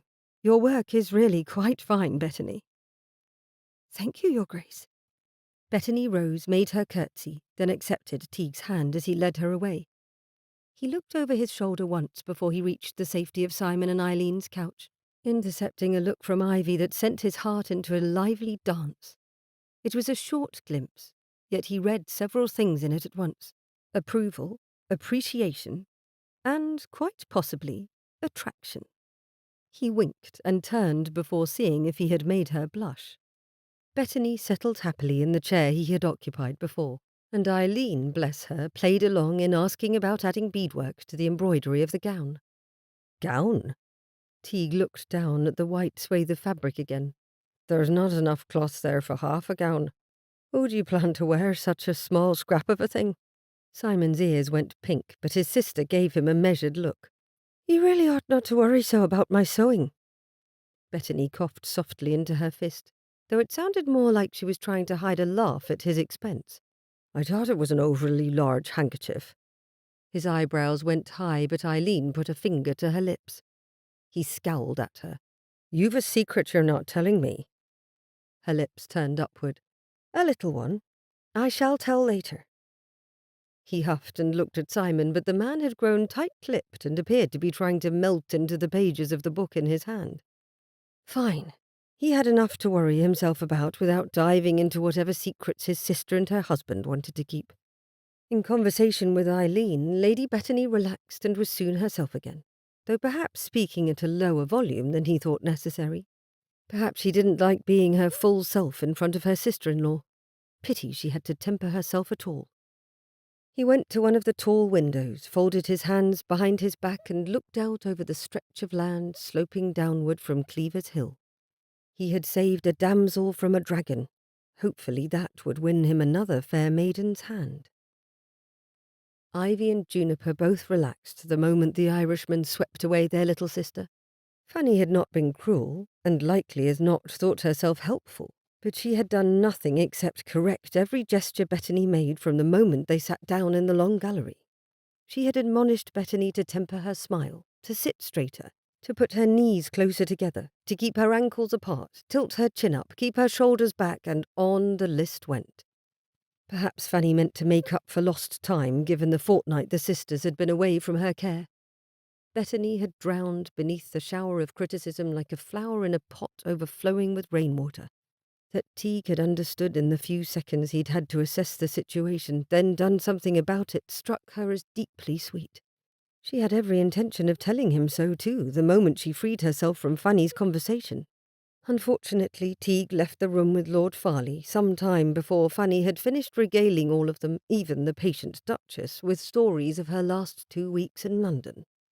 Juniper looked as though she were ready to wilt from the overabundance of information by the time Fanny allowed the Duchess to steer the conversation, and Fanny herself, elsewhere.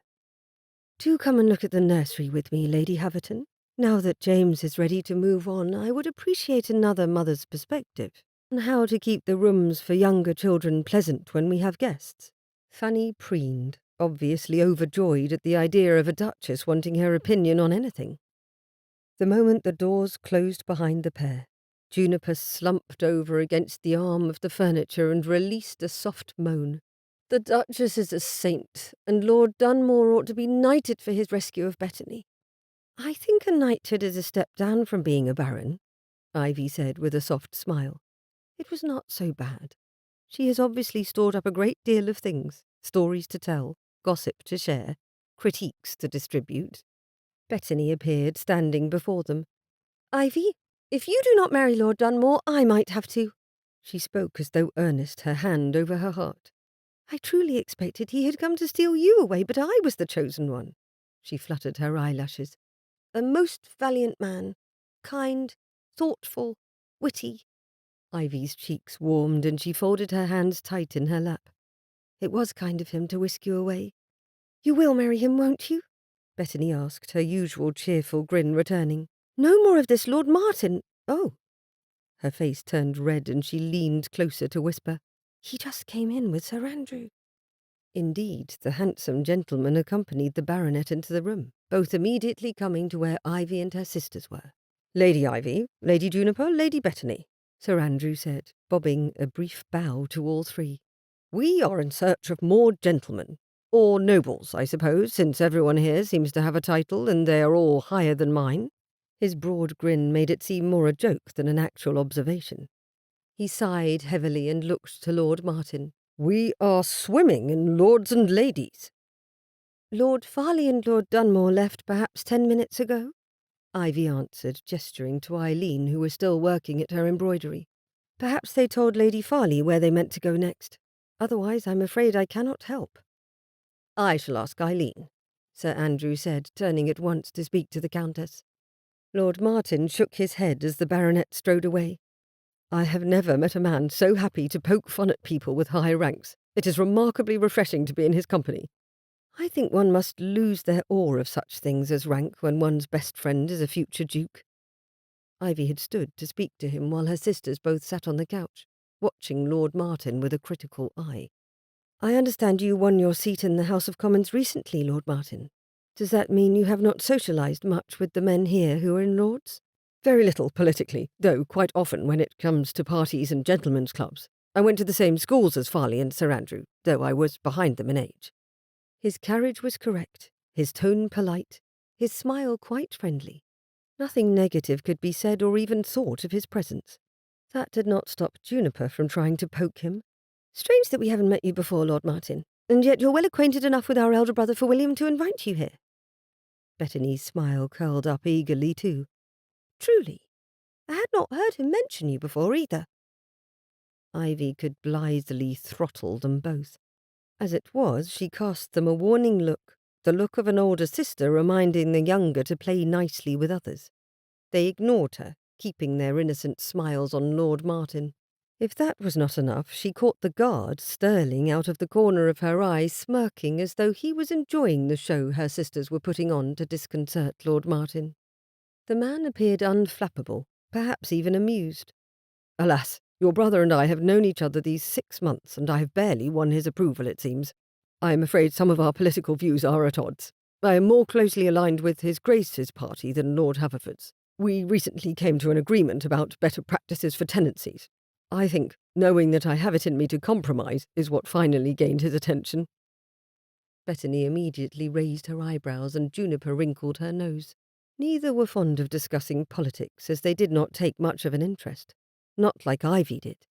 He had provided them an answer to their somewhat rude queries and bored them. Ivy had to resist laughing at her sisters as she turned to Lord Martin. I am glad he finally brought you to meet us. Most of my brother's friends have little interest in discussing politics with the Earl's younger sisters. Perhaps I am brighter than they are, he responded with a charming smile. I have a question I must ask, though it is likely all 3 of you are tired of hearing it. Your names are quite unique. Plants, Ivy, Juniper, Bettany. It is somewhat unusual in the nobility to find nary a Mary or Elizabeth in a family.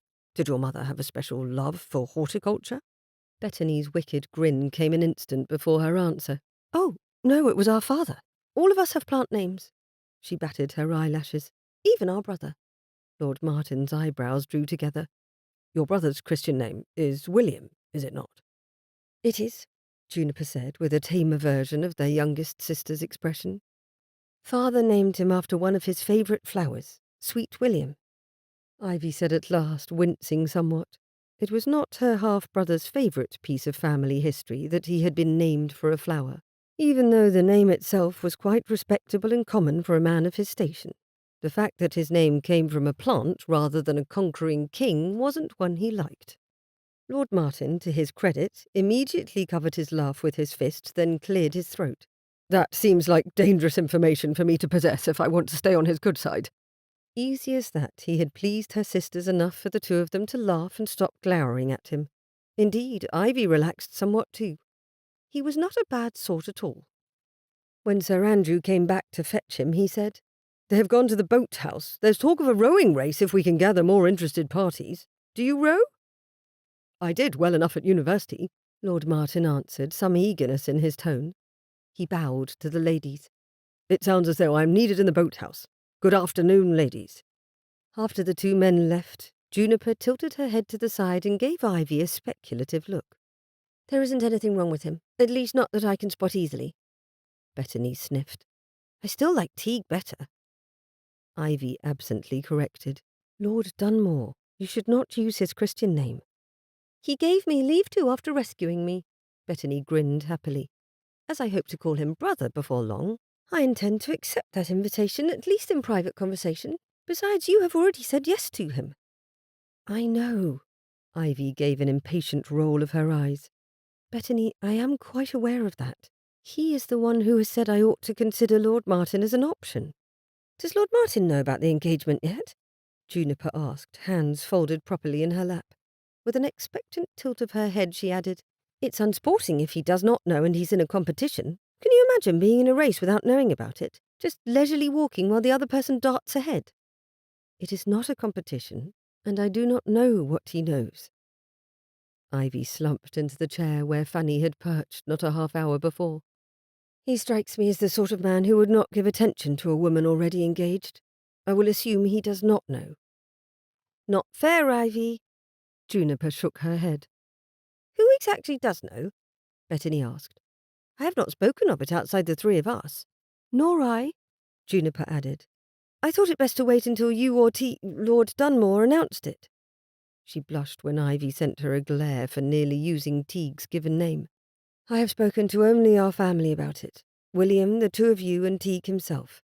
Ivy winced. "I believe Lord Dunmore told His Grace, Lord Farley, and possibly his sister."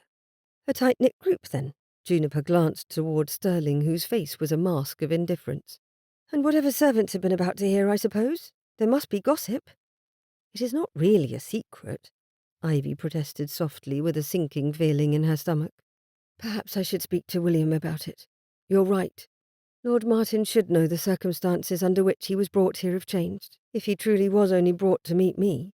Juniper tapped her chin thoughtfully. "A younger son of a nobleman is a fine catch so long as he has his own means of support. Perhaps he will turn his attention to one of the other ladies present." "Whom do you think he would turn to next?" Bettany bounced a little in her seat. "You, Juniper dear." Juniper's cheeks flushed and she shook her head. "No, I am not at all looking for a husband. Yet." "You aren't any fun." Bettany tossed her curls and turned her gaze back on Ivy. "Why would Teague want you to consider another man? Is he trying to get out of marrying you? He did not have to rescue me unless he really liked you."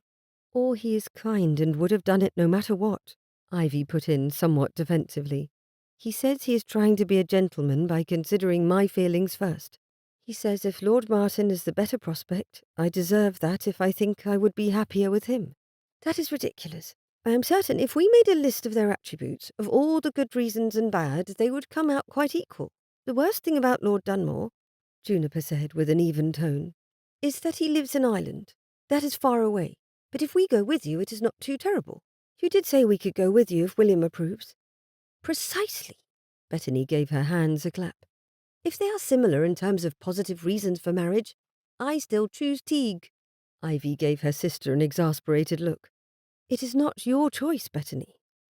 Bettany childishly stuck her tongue out and all three of them giggled. Fanny certainly would not have liked that behaviour. "Really, though," Juniper said at last, voice softer, "this is not a fair situation for Lord Martin, nor for you."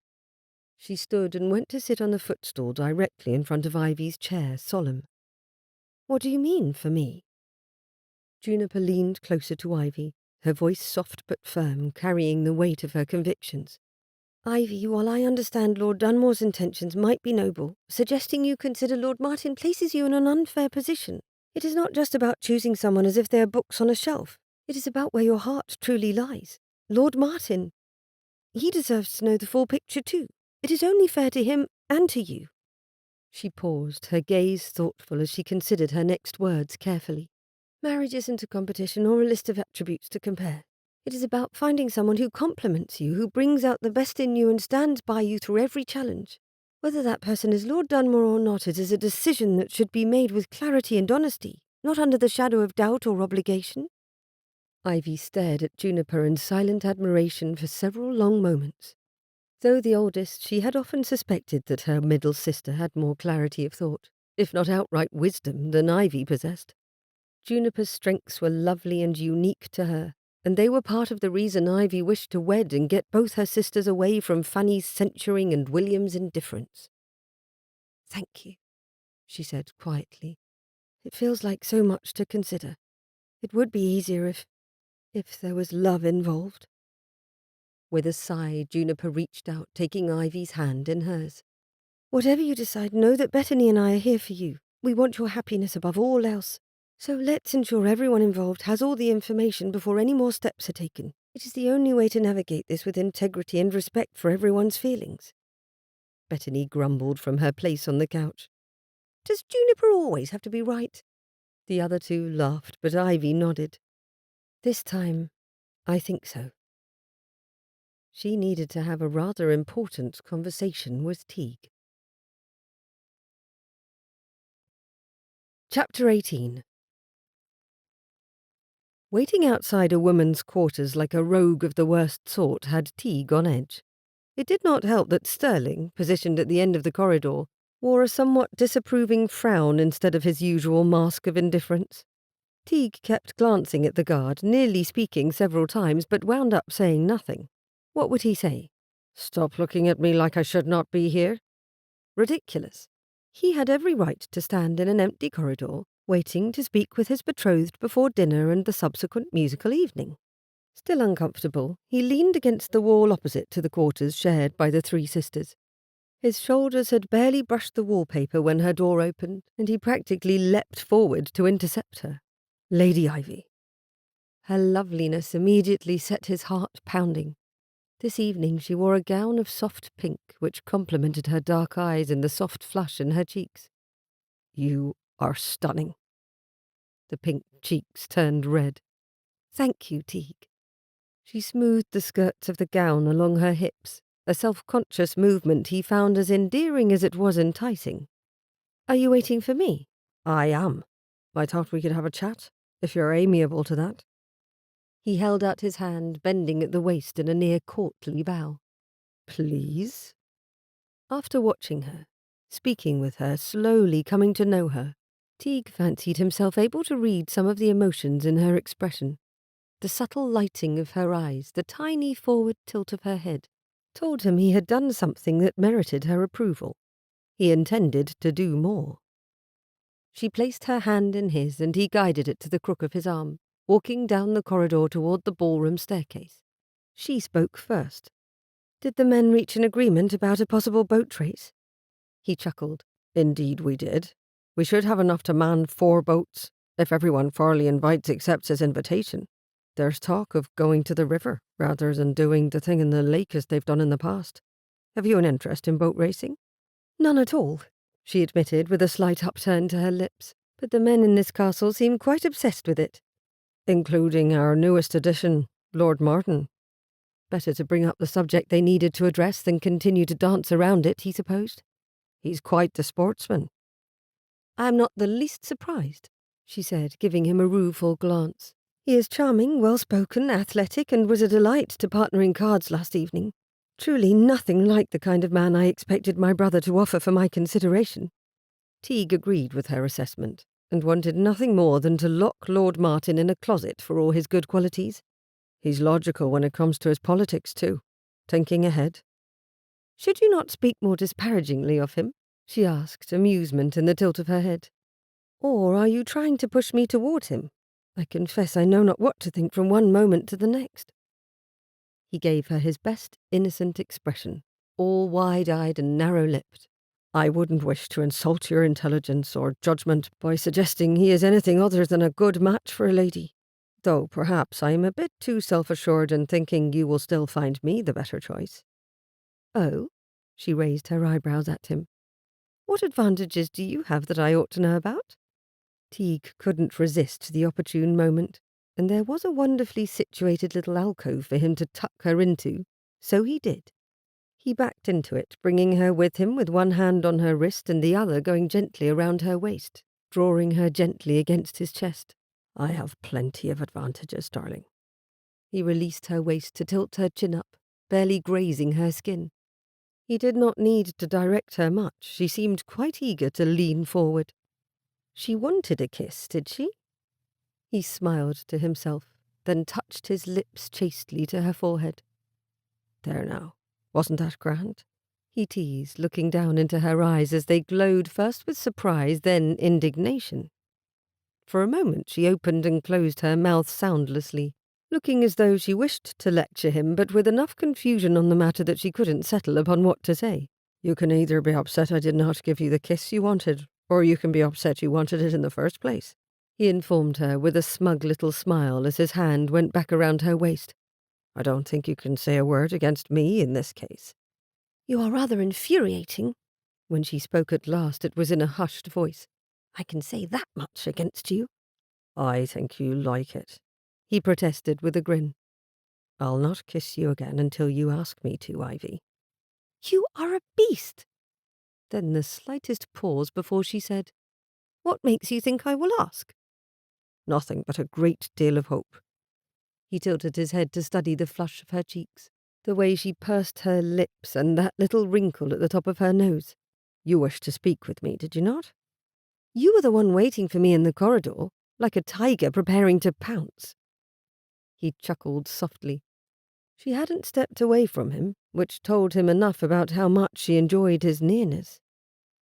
"Let us say I sensed you needed a word with me, so I made myself available." He had caught her glancing at him every time they had been in close proximity that day. It had not been difficult to surmise she had something on her mind. Given how willingly she stood with him tucked out of sight, he didn't think she meant to break off their engagement. Lord Martin had been present for 3 days. He could not have won her over yet, not when it was Teague who had worked for weeks to coax her into expressing herself more openly. It simply wouldn't be fair. Not that he expected much fairness out of life, but he hoped for it from her. "Astute of you to notice," she muttered, hardly impressed with him. "It is about Lord Martin. I have decided it is not fair for him to be here, expecting to get to know me and court me when I am already engaged. Even in your spirit of fair play, or whatever you wish to call it, he ought to know." "If he knew, he wouldn't be any sort of gentleman to continue pursuing you, as you've already given your consent to marry another," Teague pointed out. "I have no objection to telling him, of course. I merely think you will deprive yourself of the choice." "I would rather be honest," she returned, and his heart warmed with approval. He had yet another thing to admire about Ivy, her integrity. Before he could give her a compliment on that, she added, "And honourable. I already gave you my word, Teague. We ought to announce our engagement properly and stop playing games." "But I do so enjoy games," he protested, already wishing to gather her close in his arms again. She did not want to consider her other option, despite the attractions he held. It was a boon to his pride for certain, and an immense relief. "You truly do not want to consider him, even though your brother agreed?" "Truly. Unless you wish to end our engagement for your own reasons, I would rather proceed. Openly. No games." The way his heart stuttered and skipped ahead to make up for the stumble almost hurt, and he had to step back a little, had to breathe. Didn't quite know what to do with the gift she'd handed him. The way her eyes watched him raptly, not missing a thing, made him smile. She looked as though she was holding her breath, waiting for his response. "That is music to my ears, darling. And here I was planning a variety of schemes to win you to my side." A gesture or two to show your enthusiastic approval of my decision would not go amiss, she said, her eyes narrowing. A lady likes to feel appreciated, especially when she is giving her entire future into the hands of the man who asked for it. The softest note of vulnerability entered her voice, a thing he felt more than heard. He gentled his hold on her, tilting his head down and speaking with all the sincerity in his heart. "Ah, and that is a grand gift indeed. I'm honoured you trust me with it. I swear on my life to be a worthy keeper of that future." She rested her forehead against his, a shaky breath escaping her lips. Teague squeezed her hand. "Now then, my darling, let us find his grace and see about making an announcement." William agreed to take Lord Martin aside and tell him of Ivy's betrothal between dinner and the evening's entertainment, insisting that he'd been the one to set the man's expectations, thus he would be the one to inform him of the mistake. His Grace suggested they make the announcement after the entertainment ended, making it the final happy note on which to end the evening. All of the castle guests, consisting of family and extended family, would be present, and most of their neighbours, from the gentry class upward. Who does not want to leave a night of enchanting music with a notion as romantic as a betrothal? The Duke had asked with a somewhat wistful smile, and Teague had immediately agreed to the idea. The one problem with such a thing waiting that long would be that it added to Ivy's nerves. She had been practicing her piece for the evening since the ladies had originally discussed it, choosing music that had spoken to her heart, feeling free to do so, not realizing Fanny would then be sitting on the second row of chairs in the music room listening and watching for any sign of inappropriate playing. Bettany and Juniper had chosen a duet, and Ivy would perform before them.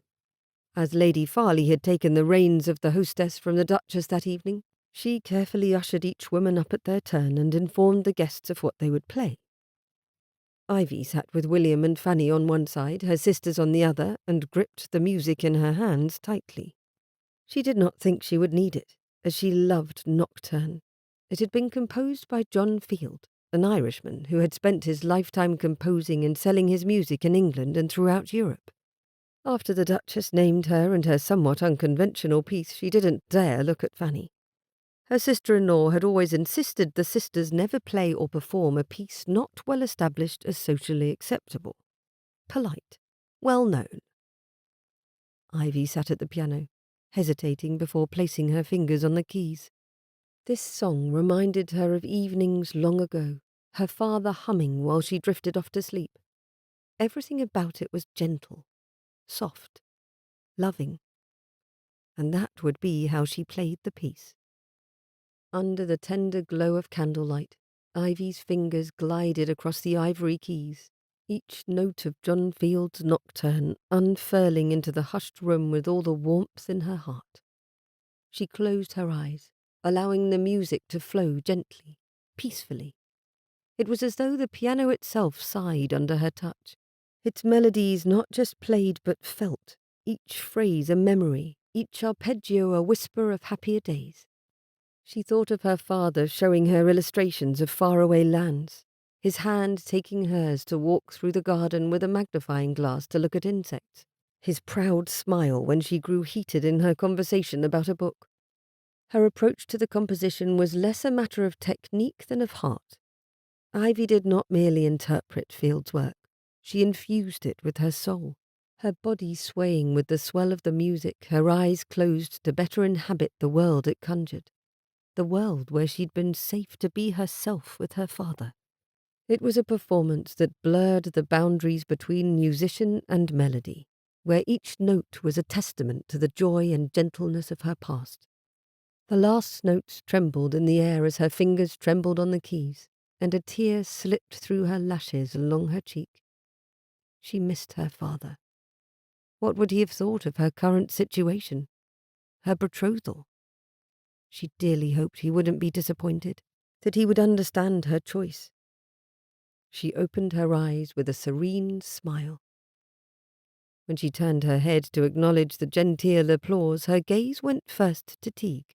She had not meant to look to where he sat, across the room from her family, but her eyes were drawn to him in a brief, hesitant glance. His expression made her breath catch. There in the depths of his eyes she found not the veiled concern or polite detachment she had braced herself to encounter, but a glowing approval, a warmth reaching across the room like a gentle touch of moonlight through a window. His gaze held a mixture of pride and tenderness, as though he had found the music and perhaps its player beautiful. He was not ashamed, was not worried. She dared put on a smile as she curtsied, her turn over, her nerves settled. Relief touched her heart, yet quickly faded the moment she turned her gaze toward her family and met Fanny's disapproving frown and reddened cheeks. She had upset Fanny. William did not seem concerned, politely clapping, gaze not truly focused. Bethany and Juniper were beaming, but Fanny would have words for her the moment she sat down. Somehow she made it to her chair without stumbling. The Contessa took her turn at the keys, playing an Italian ballad to compliment her ambassador husband. Ivy sat, gripping her music as the first notes began. Everyone's attention now on the new piece, the new player. Everyone except Fanny. "Ivy," her sister-in-law said, her voice saturated with reproach, "your playing and crying at the keys is an inappropriate display. Such depth of feeling. It is improper. Music, my dear, should mirror grace and restraint as much as skill. What you did was shameful. What was that song? I did not give approval for it." Still emotional from her heart's journey to the days she had been safe beneath her father's watchful eye, his smile, where laughter filled the air and Ivy and her sisters could simply be. She did not have words to respond to the harshness of the critique. To Fanny, there were two ways to play that had little to do with music itself. There was appropriate and inappropriate. "What will people say about a young lady who weeps at the piano?" Fanny hissed softly. "In the Duke's home. What will they think of you?" Another tear slipped down her cheek and she brushed it away with her ungloved hand. "Excuse yourself at once and take hold of your emotions, child." Ivy nodded and silently rose, slipping away out of the room and into the quiet of the corridor, where she covered her mouth and leaned against the wall opposite the now closed door. She choked on a sob. Would she forever be a disappointment to the people around her, merely by being true to herself? A man cleared his throat, and she glanced up to find Sterling suddenly standing at her side but facing the doors. He had one hand extended, holding a handkerchief. "My lady." She accepted the unadorned linen square. "Thank you, Sterling," she said, almost gulping for air. Her lungs burned. He tilted his head to the side. "No one is in that room, my lady, should you wish for quiet." She looked at the closed door he indicated and nodded, then went straight in. Heart hurting, tears escaping unchecked. Chapter 19. Teague gave his mother's hand a squeeze, noting her happy smile as she listened to each performance with pleasure. His mother adored music, and she had expressed her joy that so many pieces played that evening would be compositions by Irishmen. She seemed especially touched by Ivy's selection, as had he. He bent forward slightly, looking down the row of chairs, hoping to catch a glimpse of Ivy to offer her another congratulatory smile. Yet he realized at once her chair sat empty. His eyebrows furrowed. He sat back again. Where had she gone? Why hadn't he seen her leave? He bent down to his mother. "Lady Ivy, she's left the room." "Perhaps she needed to compose herself," she whispered back, eyes focused forward. The music touched her heart. Not every lady wishes to sit still after expelling such emotion.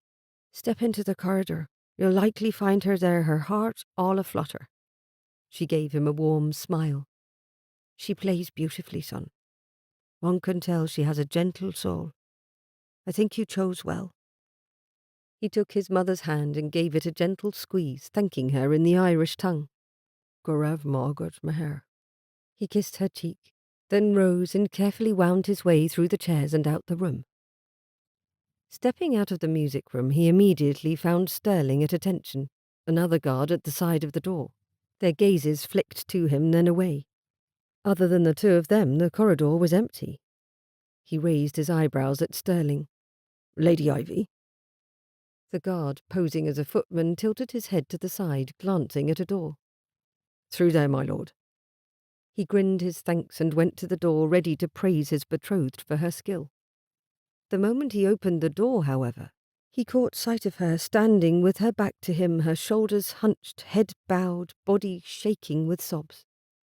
The moment he understood what he saw, he approached. "Ivy, my darling." He took her shoulders and turned her gently toward him. She lifted her face, her cheeks shining with tears and her eyes clouded with sorrow. He guided her into his arms, her cheek against his chest, and held her as though he could offer shelter from the storm of her heart. He should not hold her like this. Then again, he should not have kissed her, should not have pulled her into the alcove to tease her. Their engagement had given both of them more freedom. He justified being there through that reasoning. She needed him. He stood as her protector. Who else but he could hold her when she so clearly needed to be held? She cried into his shoulder, a handkerchief pressed over half her face. He let her, running one hand gently up and down her back in what he hoped was a soothing motion.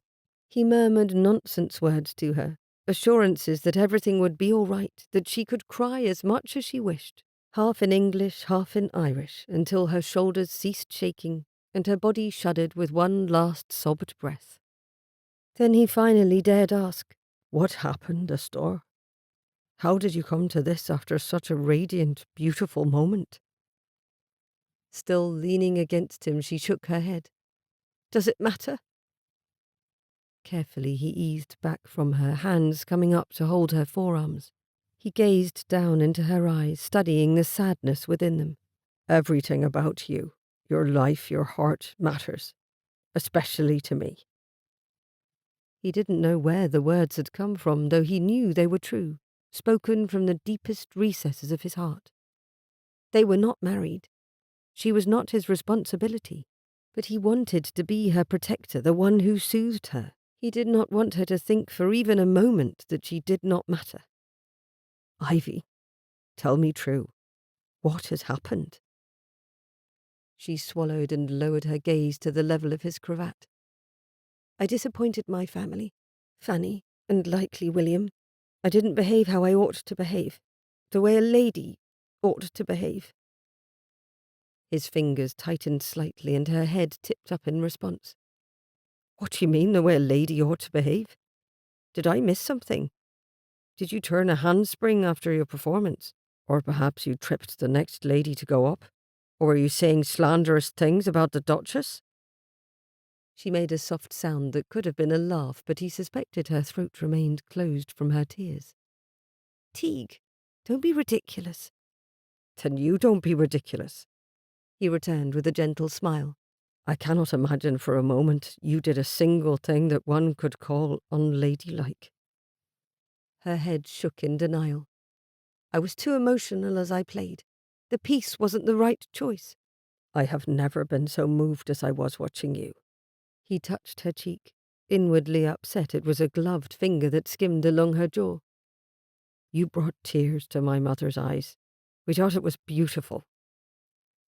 Her cheeks gained some colour and uncertainty replaced her sorrow. "Fanny said it was shameful the way I played." "Fanny is a miserly woman and ought to be ashamed she hurt you," he said immediately without a touch of respect. "If kindness were coin, she'd be a pauper. How dare she say a word against you?" "She is my brother's wife." "Then how dare he allow it?" he countered, more heat in his voice, though he tried to temper himself for her sake. "The more I learn of this woman, the less patience I have for her. She has done her best to chip away at the most beautiful parts of your soul, to shape you into some cold, helpless creature meant for display rather than the joys of life. Do not let her do it any more, Ivy." She stepped back from him, lowering her gaze. "William and Fanny have done so much for me. You do not understand all the sacrifices they have made, all the things they put up with after my father died. They have done their duty by me and by my sisters. They have done so much for me." "That may be true. But have they loved you enough, Ivy?" Her eyes raised to his in surprise as his question seemed to hit her like a slap. No, like a revelation, a shocking one.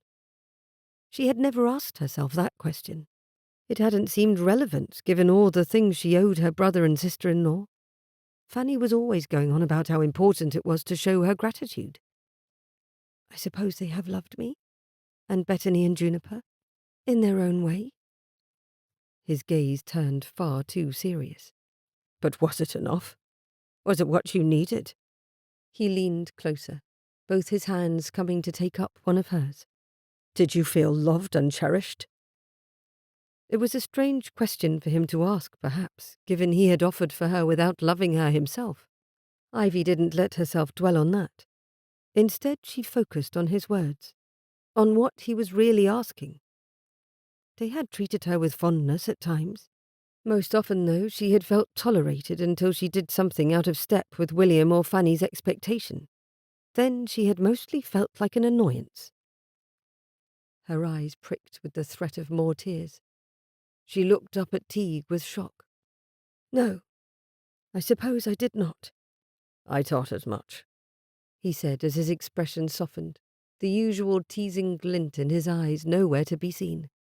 Instead, he seemed lit from within by a profound gentleness that made her heart twist.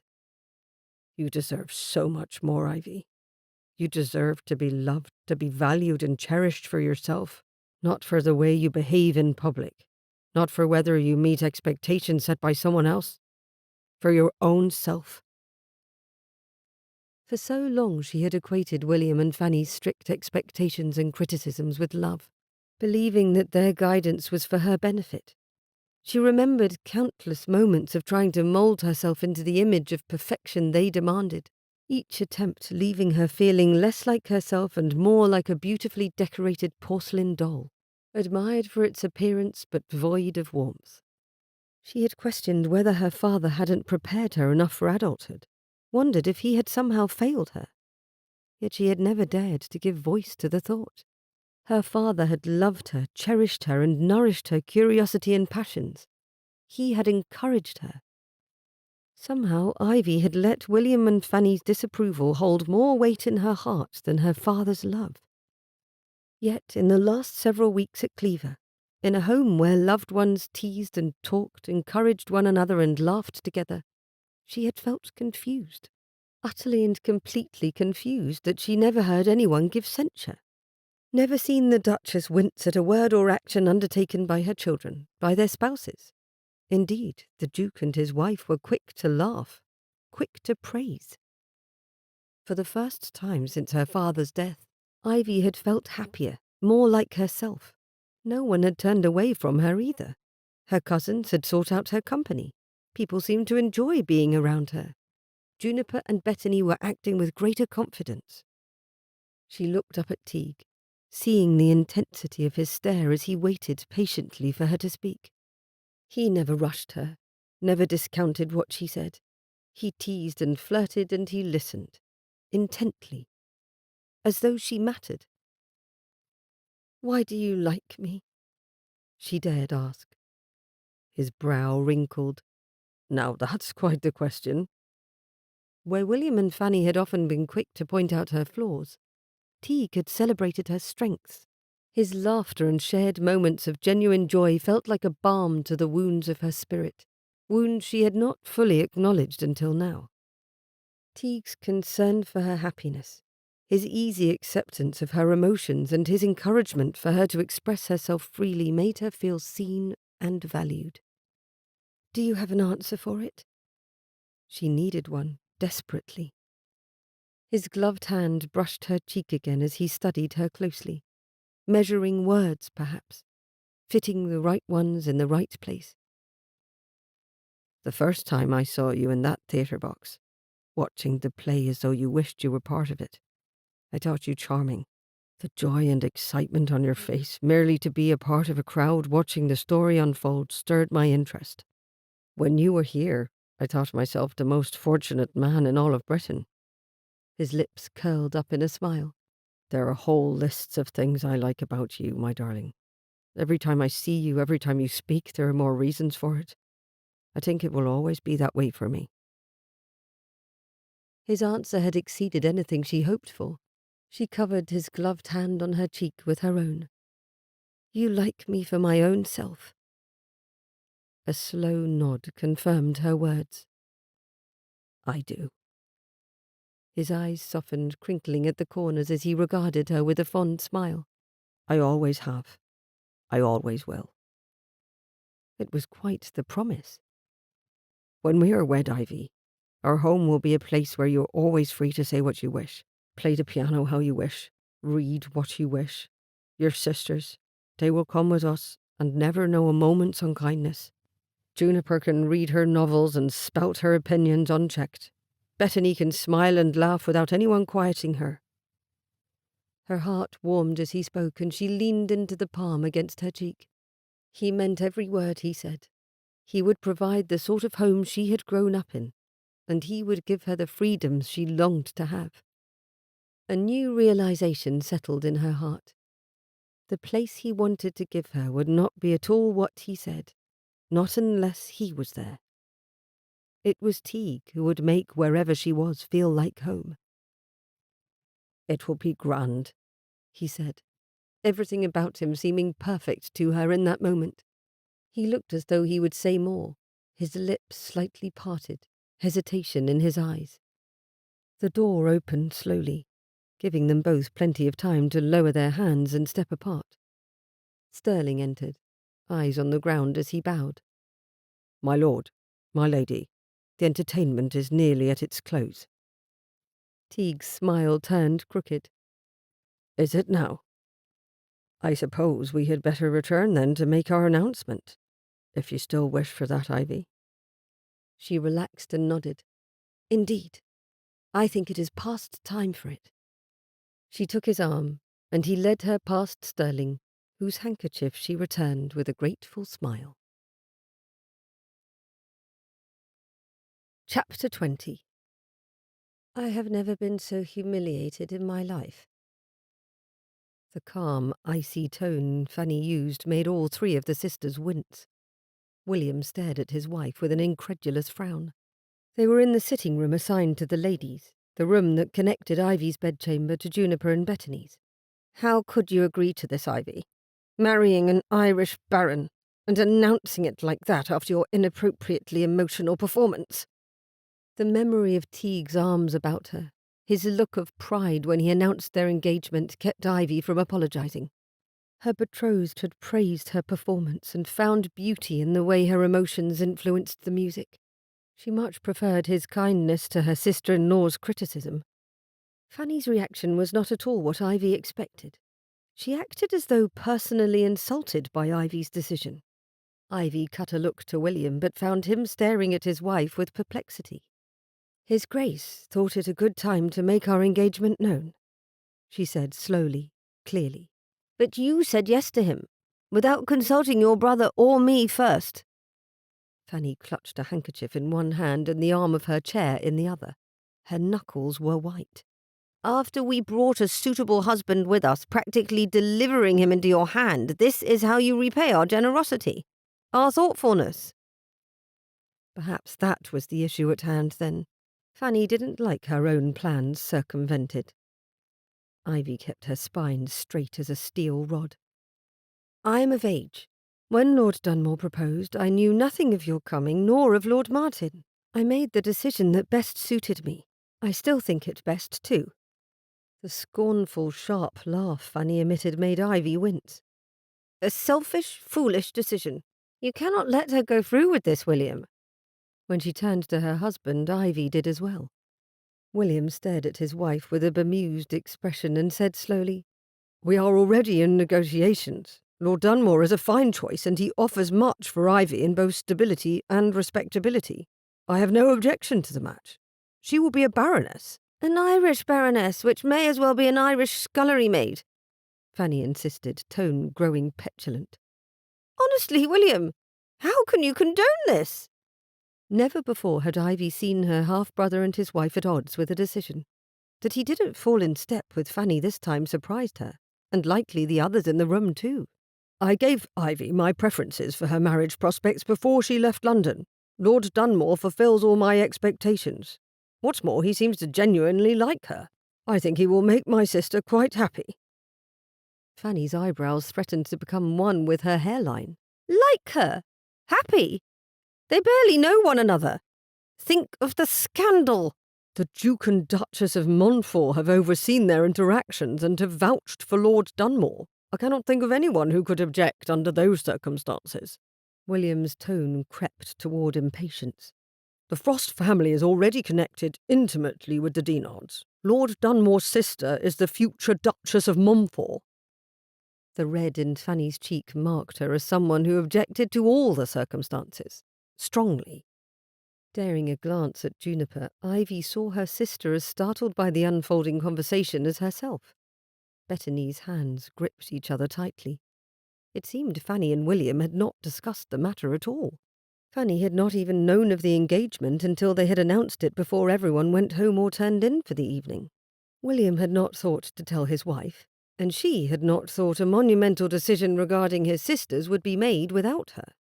Be that as it may, it was wrong of her to keep us ill-informed of her intentions. If she meant to chase after an Irish baron, she ought to have told us. Heat flared from Ivy's chest up her throat and into her cheeks. I did not chase after anyone, she said, her words firm. I behaved myself as a lady ought. I somehow doubt that. Juniper opened her mouth, her brow furrowed, and Bettany looked ready to jump to her feet, so Ivy moved first. She stood, chin up, arms at her side. I have conducted myself in a manner that is appropriate for a lady, and I have been respectful to my hosts. I have done nothing wrong. In fact, for the first time in ages, I have happily been myself. Lord Dunmore found that to his liking and proposed. I found him to my liking and agreed. After discussing several important points, I might add, including his acceptance of my sisters into his household. Better to get it all out now, she knew. Fanny gaped at her, then looked at William. What does she mean, husband? Lord Dunmore has agreed to take over guardianship of Juniper and Bettany until they come of age or wed. William massaged his temples. His forehead was wrinkled and his mouth turned down in a frown. As you have made it quite clear that looking after them is a drain on your energy and time, that you would rather focus on our own children, I thought it an excellent suggestion. I have already agreed. Without speaking to me first! Fanny's voice went uncomfortably high for all of them, but William managed not to wince. We cannot give your sisters into the control of a near barbarian. A spike of indignation prodded Ivy to speak before William formed a response to that unflattering opinion.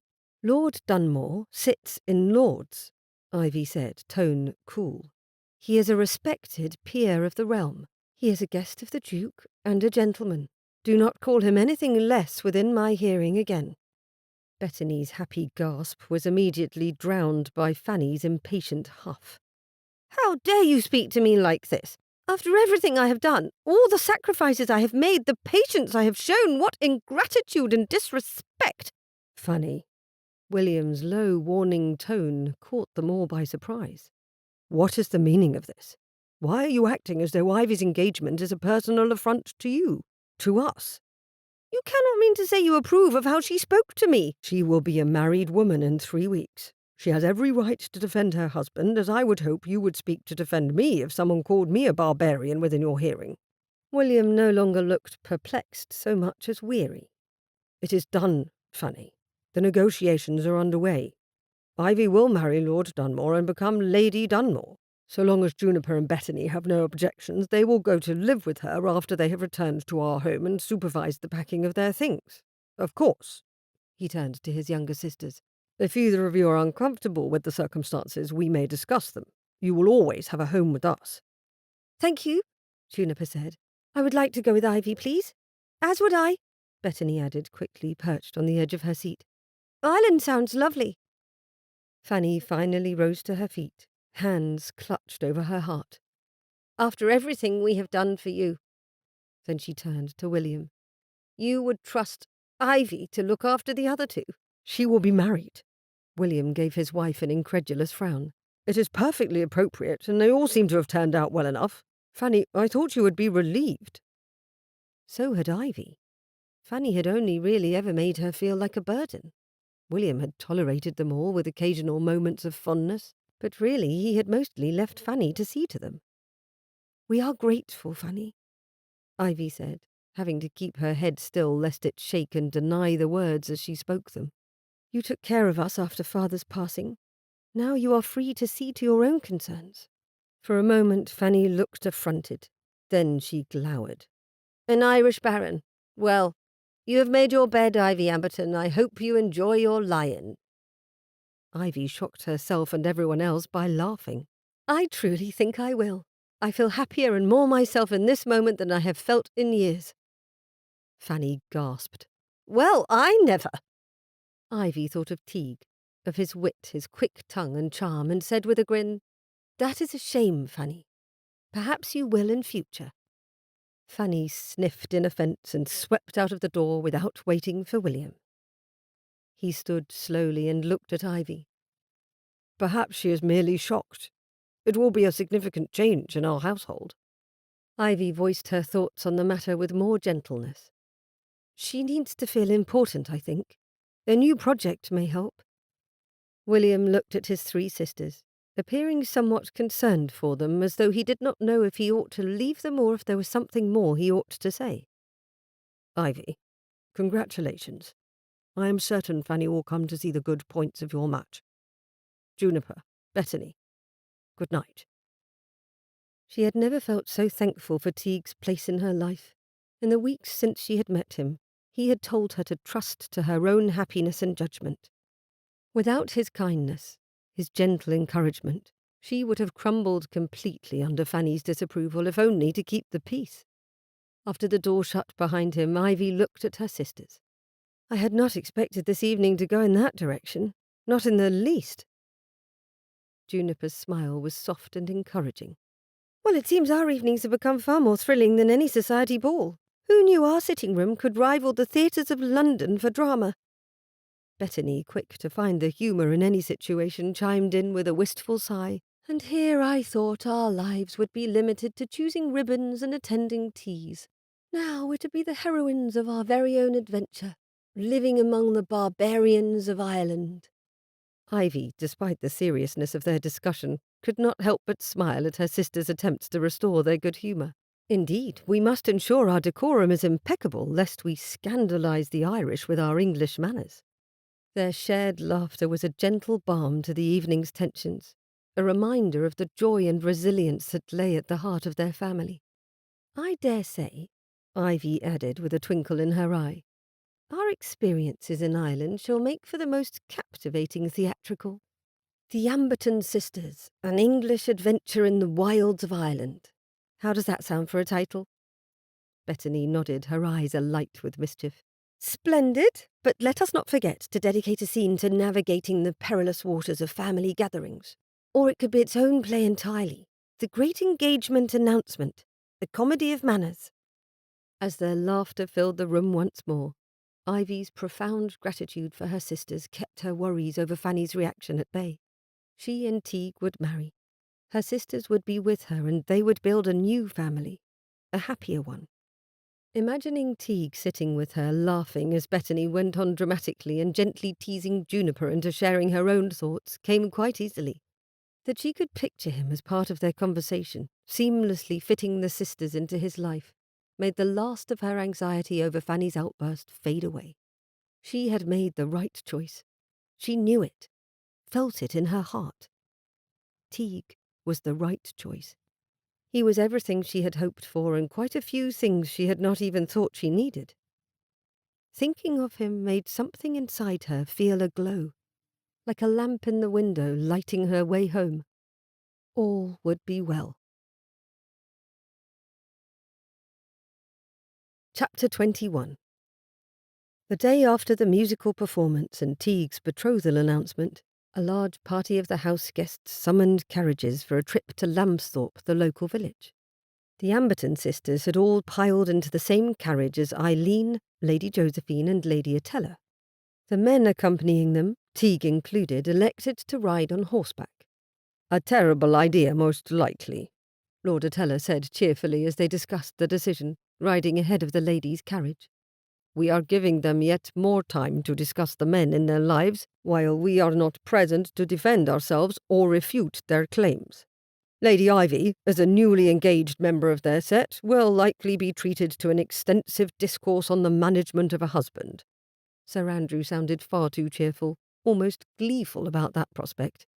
That the baronet relished the idea told Teague exactly how disastrous it might be.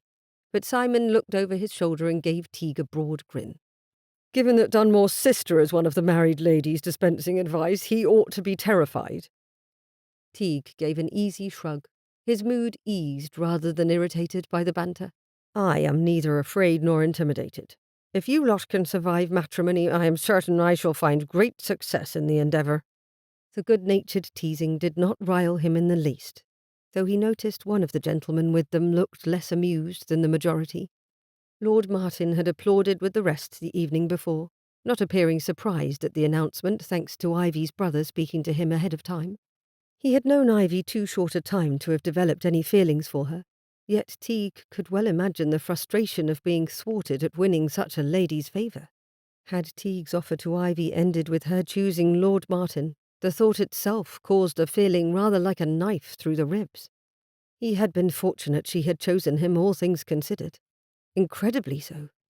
While comforting her the evening before, holding her in his arms, he had found himself grateful he was the one to offer understanding, reassurance, and other things. Things he hesitated to name just yet. He'd lost himself in thought and came back to the present amid the men's laughter. An unexpected warmth flooded him as he took in the ease of being in their company. Simon began to regale them with an anecdote from a London ball involving an overly enthusiastic member of Commons attempting to solicit the Duke's support through delivering a speech to Eileen while dancing with her. Lord Atella chimed in, his tone light but the joke sharp. "Imagine, Teague, this will be your bride soon, dodging the pitfalls of a politician's life with the agility of a seasoned dancer." Laughing, Teague shook his head. "I expect I shall step on more toes than she ever would," he admitted, sincere yet unconcerned. "Lady Ivy has a better understanding of polite English conversation than I do." "Likely true. Wise of you to take an Englishwoman as your bride," Sir Andrew said with a chuckle. "My lady wife thinks your betrothed a good fit for the job. I think my Contessa makes a far better ambassador than I ever will," Lord Atella quipped. Lord Martin, who had seemed likely to continue the ride in silence, offered a remark. "I have found the key to navigating the world of English politics is knowing whom to trust and whom to steer clear of." Lord Martin's gaze briefly met Teague's. "It seems you are off to a solid start, given your choice of bride and aligning with this lot." The remark, meant in jest, struck a chord with Teague. Glancing around at the group, he realized that amidst the laughter and shared stories he had woven a thread of friendship he hadn't anticipated. Simon, Sir Andrew, and Lord Martin, the Duke too, were English to their core. Yet they were not the adversaries he had long expected to face on every front. Instead, they were allies, even friends. Lord Atella, the only true foreigner present, spoke with his usual thoughtfulness. "It is often the unexpected friendships that stand the test of time and trials. It seems like you will be bound to us in more ways than you might have guessed, Lord Dunmore." As they approached the village, the light-hearted conversation not only reassured Teague, but subtly softened his view of his future in Parliament. Perhaps, just perhaps, there was a place for an Irishman among the English, in politics, and certainly in these growing bonds of friendship. After they arrived in Lambsthorpe, the gentlemen dismounted and Simon handed each of the ladies out of the carriage. The women looked no worse for their ride together, and indeed came out into the sun with laughter and bright expressions. Teague had every intention of giving his escort to Ivy immediately, but before he could, her sisters darted forward and each took an arm.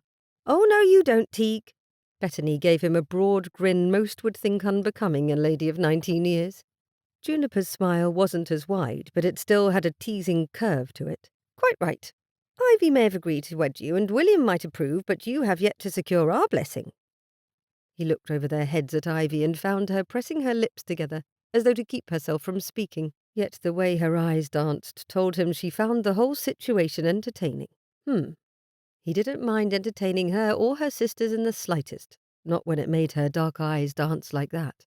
He played along, releasing a sigh and a shudder of dread. I had thought to circumvent the two of you entirely. Alas, you're both too cunning. Bethany, despite being the youngest sister, seemed to possess the most confidence, at least when she was not under the eye of her sister-in-law. Given the way Ivy and Juniper had reacted that afternoon when he had rescued the younger woman from a simple conversation, Teague suspected the two of them had done much to protect Bethany from the Countess's sharp tongue and criticisms. Indeed, we are quite artful and wily, Juniper said with a dry tone and a little roll of her eyes. However will you manage adding all three of us to your household? It will be constant chaos. He couldn't help but chuckle. I welcome such, I assure you, though Fiona is likely to make anything the two of you get up to look relatively tame. Oh, I get to be a big sister of sorts, Bethany said suddenly. I hadn't stopped to consider it. Do you think you will mind if I set a very poor example for Fiona? How could you? Eileen has already done that work for you, he quipped, noting his married sister was within hearing distance.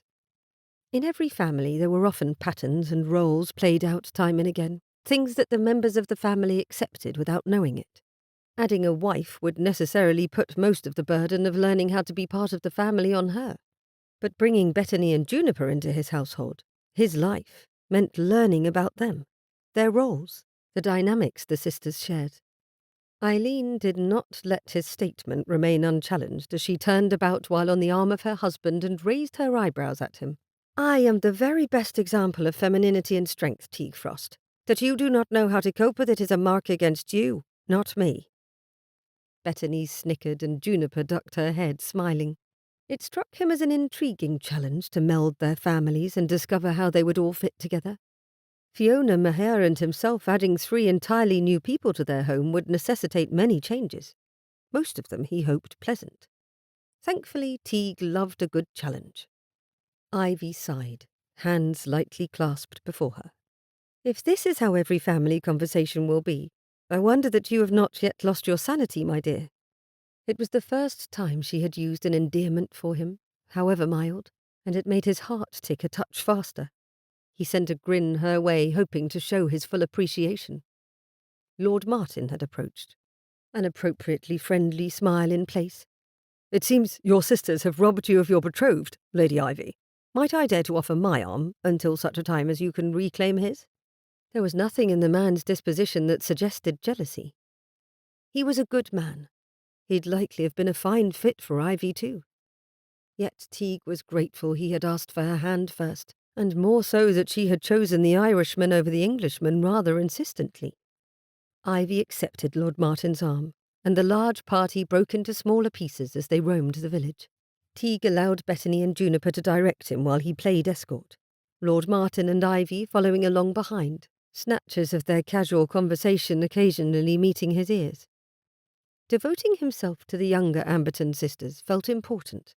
Becoming a brother-in-law to Juniper and Bethany would apparently mean being as much a target of their teasing as it meant being their guardian. They entered the shop of books and stationery sundries, a tidy establishment with a lending library and shelves full of uncut paper, bottles of ink and pens in cases on display. Bethany explored the ink, releasing Teague's arm in her eagerness to ask questions of the shopkeeper. Juniper's eyes lingered on the shelves of books, though.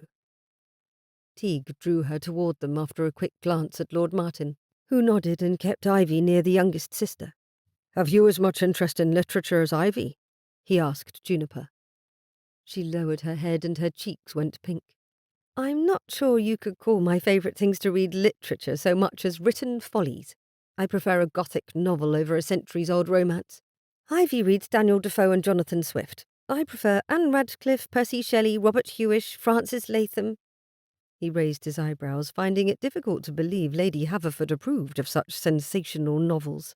Your personal library is full of thrilling adventure and darkest towers then, isn't it?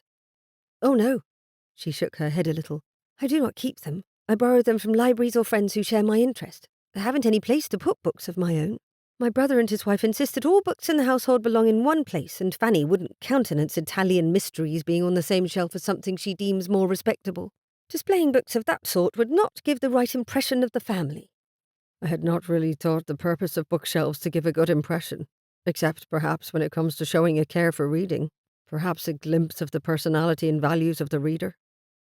He looked at the books on display in the shop, and his mind immediately went to a title he recognized by Stanhope, The Crusaders.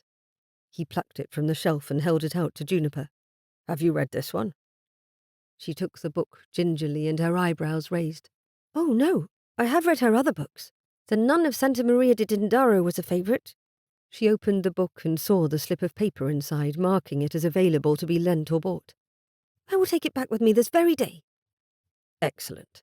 What else shall we add to your list today? He took up another book. The Monster Cottage Boy? Oh, I've already read that one. Yes, but would you like to add it to your permanent collection? He waited, hand extended to pluck the book from the shelf. Juniper stared at him a moment, uncomprehending. But I already told you I do not keep the books. Teague tucked his hands behind his back and fixed her with the most serious stare he was capable of, the one that made the opposition in Lords brace themselves for a long argument. Juniper, my soon-to-be sister, from this moment forward, you will have a personal collection of books, a whole library should you wish it. We will keep it, at Dunmore House in Ireland, in any room you wish, private or public, until the day you make your home elsewhere. Then we will pack them up in as many crates as it takes and send them along with the rest of your personal effects. One would think he had just handed her the crown jewels the way she gasped.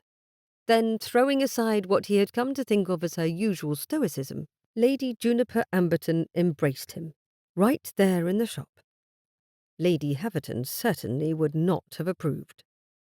When he returned Juniper's hug with a gentle pat on her shoulder, he looked over to see Ivy watching them with wide eyes. She came across the shop looking from her sister to Teague. Is something wrong? Juniper? Juniper stepped back, wiping at her eyes, and wrapped her arms around Ivy instead. It is a good thing you are marrying him, Ivy, or I would kidnap him to Gretna Green at once. He's going to let me have novels. Ivy's look of confusion melted away, and the warm smile she gave Teague was enough to make him willing to buy all the books in that shop that very instant if she would keep looking at him like that. That is marvellous, Juniper. Quite a good thing we are to be family, then, as I do not care for the idea of being kidnapped and wed across an anvil. He smiled at them both and picked up another Gothic-sounding novel. What of this one? Juniper turned to the serious matter of taking books from the shelves to add to her arms. They were all used, lent out by the shopkeeper, but he would see to it that she had prettier editions with custom binding soon enough. Ivy gave him another look of soft gratitude, then drifted back to where Bettany and Lord Martin were discussing the benefits of the new pens over using quills. Teague watched her go with a sense of anticipation stirring in his chest. Something about the way Ivy had looked at him made him think, perhaps anticipate, a different sort of thanks shown him in the future. If being generous with her sisters made her that happy, he would buy up everything the village had on offer. What does Bettany like? Juniper was distracted by her growing pile of books and spoke without turning. Beads, embroidery. She's very good at making things look pretty. He grinned and looked over his shoulder, catching Ivy's eye when she glanced his way again. The way her cheeks pinked was apparent even from where he stood. Then we are off to the sewing and sundries shop next. Following her sisters about as Teague spoiled them with purchases and treats made Ivy feel rather light-headed. Her betrothed took in everything her sisters said with cheeriness and the occasional serious frown. He had not mocked them, teased them beyond what was entertaining, or belittled them and their conversation even once. Not that she had expected him to. She had seen him with his own sisters, of course, and found his behaviour endearing. Somehow she had not expected his actions would move her so much as they had. Lord Martin, to his credit, was friendly and seemingly amused by the situation as he escorted her from one shop to the next. Your sisters are enamoured by Lord Dunmore. Tell me, in future, when I wish to court a lady, is the swiftest way to her heart through the people she cares for? She gave him a sideways glance, though she detected no bitterness in his words. His curiosity seemed genuine enough. I imagine such things vary from lady to lady, Lord Martin, though I would wager you are kind to everyone, As a rule, I cannot think it would be a hardship for you to behave that way. He gave a little shrug as they entered the bakery and coffee house. Perhaps not, though seeing the man in action has made me wonder if I would be so quick to act as a brother to those I barely knew. He is a good man. It has been a pleasure to meet him, in all truth, and a pleasure to meet his future baroness. While they waited at a small table for the others to join them, Ivy gave Lord Martin what she hoped he would see as a kind smile. I am sorry things did not work out the way you wished. As am I. However, rather than be resentful, I think it better to declare myself pleased to have come here at all. I am now on more familiar terms with some of the most powerful men in Britain. I do not have the good fortune to leave Cleaver with a wife, but I leave with a better position for my own political ambitions. She laughed at that. You have a gift for optimism, your lordship. She sipped at her coffee. Some said tea would overtake coffee in terms of popularity, but Ivy doubted one drink would ever outdo the other in permanence. She liked both far too much to choose a favourite for herself. Indeed. Ah. He stood and bowed. Lady Farley, would you join us? I would like that very much. Though, Lord Martin, I seem to have lost my husband to a debate with Lord Attella. They are yet now in the street trying to determine the fate of the world when it comes to a tax on imported coffees. Would you be so kind as to break their tie? Perhaps then they will join us. She settled with the grace befitting a future duchess, removing her gloves at the table. Of course, my lady. He bowed, and a moment later the bell over the door merrily announced his leave-taking. Eileen gave Ivy a commiserating smile. I saw your sisters delaying Teague as well to stare at hats through the milliner's window next door. I think they've wrapped him around their little fingers. Smart ladies. Teague will move mountains to make the people he cares for happy. Ivy poured coffee for her future sister-in-law. I am coming to understand that, yes. He has a generous heart. She took up her own coffee once more. It makes me wonder, though, who looks out for him in that way? He is forever showing kindness to everyone around him. Does he receive as much as he gives? Doubtfully. Eileen winced somewhat. The two of us used to look out for one another, but I felt at every turn he saw more of my needs than I did of his. That you have noticed this habit of his reassures me, though. If you have noticed his actions, then you know how devoted he already is to you. Warmth spread from her heart through the rest of her. Yes, Ivy had noticed. He had shown kindness from the beginning, and his attraction through his touch, glance, and that stolen kiss. Yet it was not until he had spoken of his care and understanding aloud that she realized what all the little gestures had added up to, something stronger than mere affection. I wonder, she murmured aloud, not strictly expecting an answer, if that is how best he would receive a declaration of devotion, through action rather than words. Though I confess, I often do not believe a thing until I hear it spoken. Words are powerful things.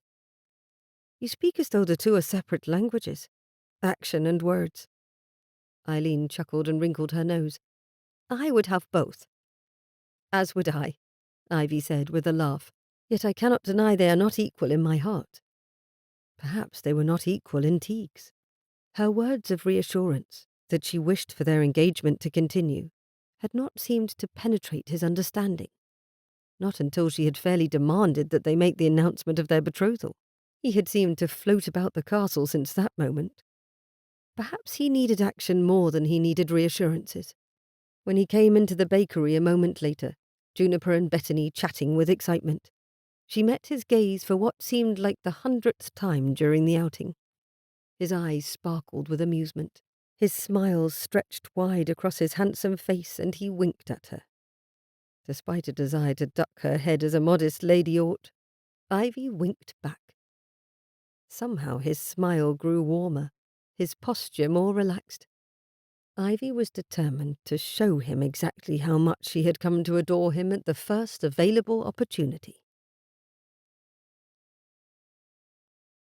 Chapter 22.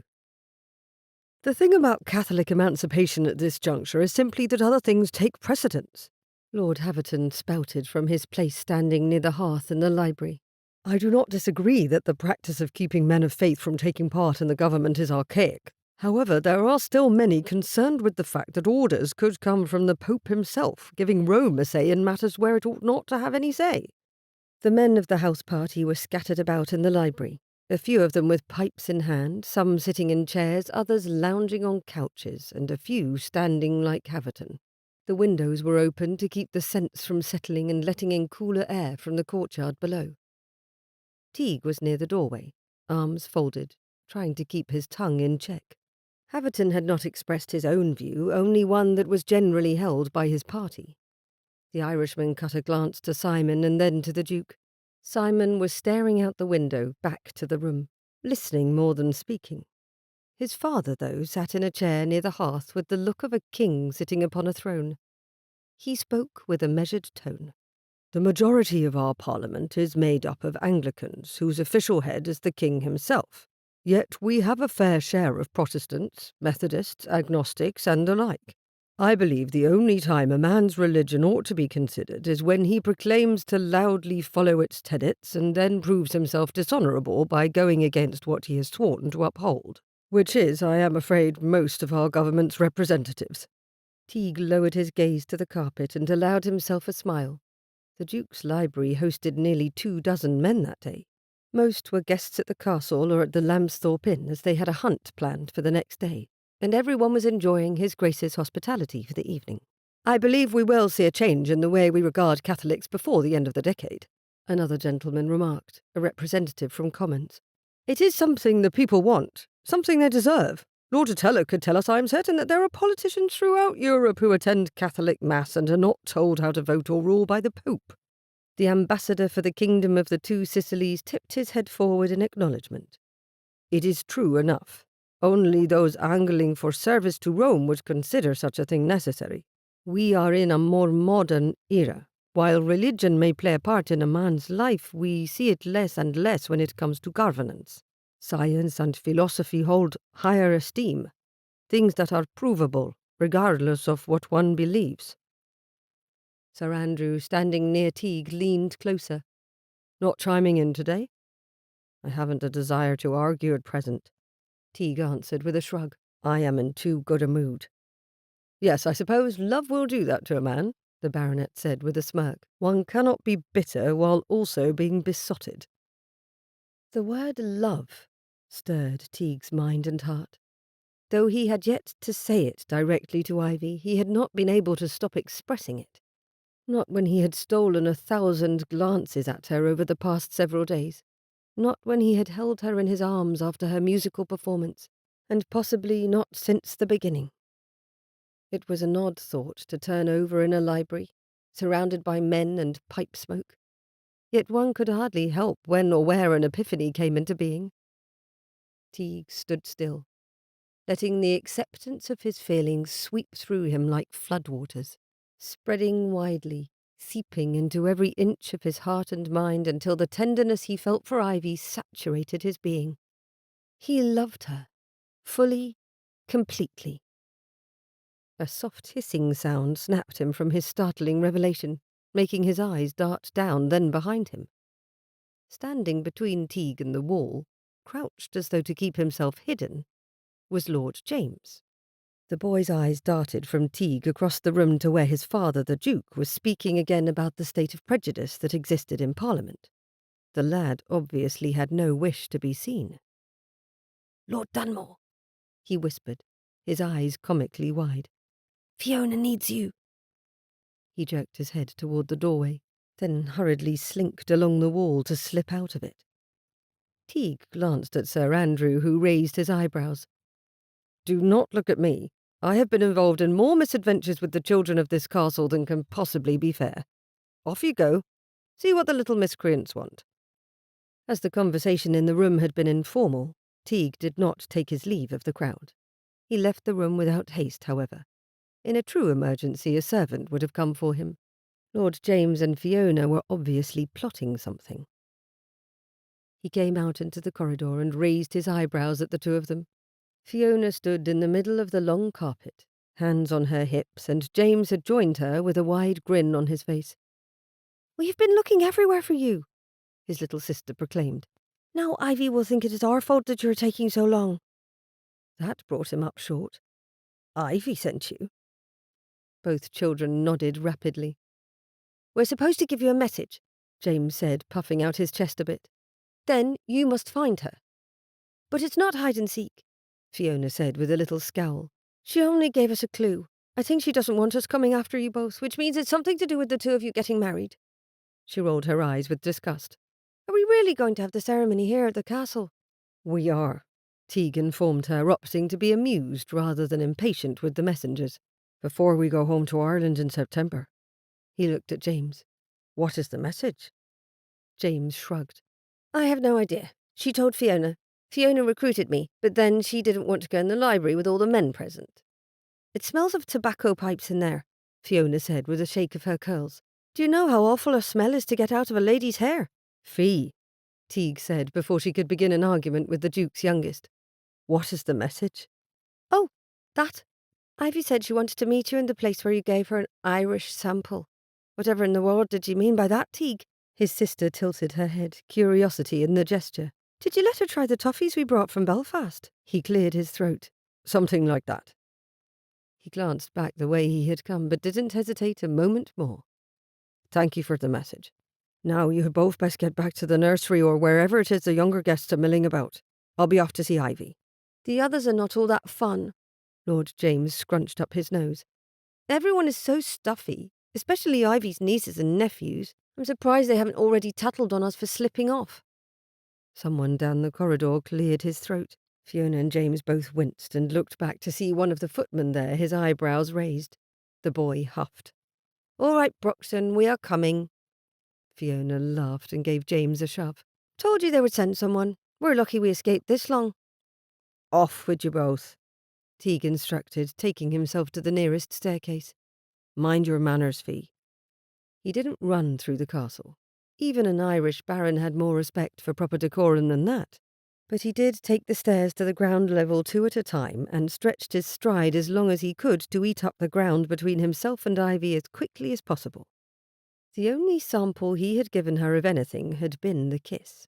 If she had brought it up, even through an unlikely messenger like Fiona, he had every hope she had finally decided to ask for a bit more. What sort of man would he prove to be if he denied her such a thing? He took the walkway through the rose gardens, down another spot of the terraced gardens, then came along the stone wall to the grotto entrance. He did not pass another soul after the rose gardens. Yet when the entrance to the Japanese garden came into sight, his steps momentarily slowed.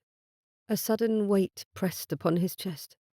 The echoes of the day's discussions about acceptance and prejudice lingered in his mind, mingling with his worries for his countrymen. His responsibilities as an Irishman, as a peer, as a member of Lords had come first for so long. Yet now he found himself about to take an English bride. While he had found a sympathetic listener in Ivy, he hoped she would never have cause to question his stance on the things that mattered most to his people. Even as she was now the person who mattered most in all the world to him. Before stepping through to the Japanese garden, Teague allowed himself a rare moment of quiet reflection. The garden's tranquility, a stark contrast to the lively debates inside, reflected the serenity he felt whenever he thought of his future with Ivy. Yet with this tranquility came an acute awareness of the profound changes his life was about to undergo. Marriage was not merely a union, but a transformation. Was he ready to be the husband Ivy deserved?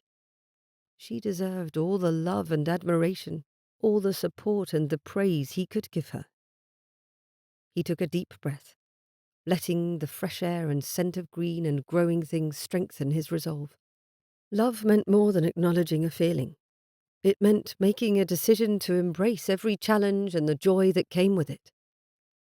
When he stepped through to the Japanese garden, its tall stone walls sheltering the peace within, Teague caught his breath at the picture Ivy made sitting on a bench beneath the sprawling branches of the magnolia tree, the late afternoon light casting dappled shadows through its leaves.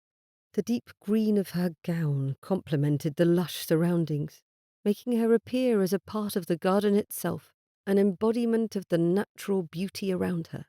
"Ivy, darling, I hear you have a need to see me." Her dark hair framed her face in soft curls, catching the sunlight and teasing the shadows. The same dark eyes that had so often met his with intelligence and warmth watched him draw nearer, a subtle mischief playing within their depths. What was she up to? As Teague approached, she stood, the deep green of her gown highlighting the rosiness of her cheeks and the pink of her lips, which parted slightly in a welcoming smile that held not just affection but a promise of something more, something almost secretive. Indeed, I'm relieved my messengers found you, and more so that you came. I wish to speak with you in private. This vision of her, poised and graceful, reinforced all the reasons why he had fallen so irrevocably in love. Ivy was not just his betrothed. She was a revelation, continually defying every expectation he had once held about English ladies. Her strength, her compassion, and her keen mind challenged him, comforted him, and inspired him. She held her hand out to him, and Teague closed the distance between them quickly, taking her hand when near enough and stepping still closer, bringing them nearly toe to toe. "You have my full attention, darling." He loved looking into her eyes, loved knowing he belonged to her, knowing that he loved her. She had his whole heart. Good. She squared her shoulders, lifted her chin, looked him directly in the eye, and said, "Tom Engorliet, Teague Frost." Before he could quite recover from the shock of being told in the tongue he had learned first that she was in love with him, Ivy rose up on her toes and kissed him. What a kiss it was! Teague stood, momentarily frozen, as the soft, lyrical words in Irish echoed through his heart. The language of his homeland, spoken so tenderly by Ivy, pierced through all worries he had ever held. The earnestness in her voice, the openness in her gaze, undid him. She loved him, truly and deeply. As her lips met his, every thought but one vanished. He was utterly and irrevocably hers. Her kiss, fervent and bold, was a seal on a vow he had not even realized he had been waiting to make. The world narrowed to the warmth of her mouth on his, her hands coming up to thread through his hair, pulling him closer, as though she couldn't abide even a small distance between them. When they finally parted, a need for air pressing them apart, Teague's breaths came in heavy. He rested his forehead against hers, his voice low and full of longing. "Ivy, my love," he murmured, the words slipping from him as naturally as a prayer. "You have captured my heart completely. Morahu, I love you, more than words in any language can convey." Her smile was radiant, her cheeks flushed with the same overwhelming affection that filled his chest, a mixture of joy and awe. "I hoped as much," she whispered, her fingers tracing the line of his jaw tenderly. "I can't imagine going another day without telling you, without showing you how I feel, Teague. Not a single one." All his remaining uncertainties about their different backgrounds, the challenges they would face together, dissolved under the weight of this truce between them. They were more than a lord and his lady. They were partners, equals in the most important endeavour of their lives. Proclaiming her love in Irish and kissing the man she loved was the most daring thing Ivy had ever done. Yet she had never felt more certain of anything in her life. All the yearning to be heard, the wishing to be told her thoughts and feelings had value, had quieted in her heart. The more time she had spent with Teague, the more she had felt like herself. His love gifted her that wonderful feeling of acceptance. "I am so glad we were both at the theatre that night," she said, standing in the circle of his arms. He hadn't stepped away after their kiss. He had continued to hold her close, head tipped forward to rest against hers, as though he needed that contact to remain, needed her to remain by his side. "Then here at the castle together," he added with a little grin. "Serendipity indeed." She laughed and tipped her head up enough to brush a kiss at the corner of his lips. He smiled and turned his head to steal another. She stepped back and looked up at him, her heart full to bursting with happiness. We are fortunate to have found one another. I think it had to have happened sooner or later, given the ridiculous way the two of us are connected through family. He let her escape his arms, but retained a hold on her hand. My lovely Ivy. My heart. My lady with the multi-hued lenses. She felt her cheeks warm. You are an incorrigible flirt. Only for you, Ivy. Is it flirting even after we marry? Of course. We Irishmen, we always flirt with our wives. It's the best of sports. He gave her one of the crooked grins that made her stomach flutter and her chest grow warm. Not a day will go by without me trying to make you blush or smile. I'll drive you to distraction at every possible chance. I look forward to that, she confessed, squeezing his hand. Her gaze swept over his face, memorizing each line, each curve that had become dear to her. I will take each day to remind you of my love, in words, in deeds, in every glance shared across any room we enter. Teague's eyes softened, the dark brown of them reflecting her love back with tenderness. You've changed my world, Ivy. Not just by loving me, but by being you. By being the one who sees past the surface, beyond what things are to how they make you feel, to what they could be. The sincerity in his voice, the earnestness of his words stirred something profound within her. This was no simple affection. It was a promise of endless support and devotion. Teague, Ivy began, her voice barely above a whisper as she stepped closer again, reclaiming the warmth of his embrace. I never imagined love could feel like this, like home, like the safest harbour after the longest storm. He chuckled softly, his breath stirring her hair. I didn't know it could be a grand adventure, one worth every risk. His fingers traced the curve of her waist gently, his touch sending shivers down her spine. But here we are, about to embark on the greatest journey either of us has ever taken. She knew there would be challenges ahead, moments of doubt and trials, but with Teague by her side, she felt equipped to face anything, to help him face anything. I promise you this, she said, leaning back to lock her eyes on his. No matter what comes, I will support you, with all my heart and unwavering trust. Thank you, my love. I will do the very same for you, for the rest of my days. Teague sealed their vow with another kiss. As their lips parted, the world around them seemed to pause, acknowledging the beauty, the depth of their commitment. Hand in hand, they walked the garden path, their steps light, their hearts full. No matter what the future held, they had already conquered the greatest challenge of all. They had found and chosen each other in a world that often seemed too vast and indifferent. That, she knew, was the truest victory of all. Epilogue.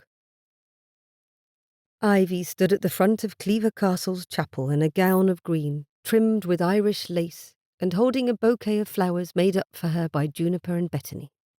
Never in her life had she felt so beautiful, yet she was quite certain she would have felt the same in even the plainest wool gown, given the way Teague looked down into her eyes. It was his love, his adoration that made her feel like a fairy queen. The little chapel only held their families. All the Duke's other guests had long since departed, and William and Fanny had returned for the ceremony the day before. Tomorrow they would begin their journey to their home in Ireland, with Bettany, Juniper, Fiona, and Teague Frost, where they would stay until Parliament opened midwinter. Every day that had passed since Ivy's confession in the garden, Teague had found a way to tell her he loved her. He had begun to list the things he loved about her too. I love your laugh. It makes me want to tease it out of you at every turn. I love your thoughtful little frowns when you're reading. I love the way you speak of the books you read. I love that you treat everyone around you with respect. She never grew tired of hearing his declarations, as each one acted as a balm to her heart.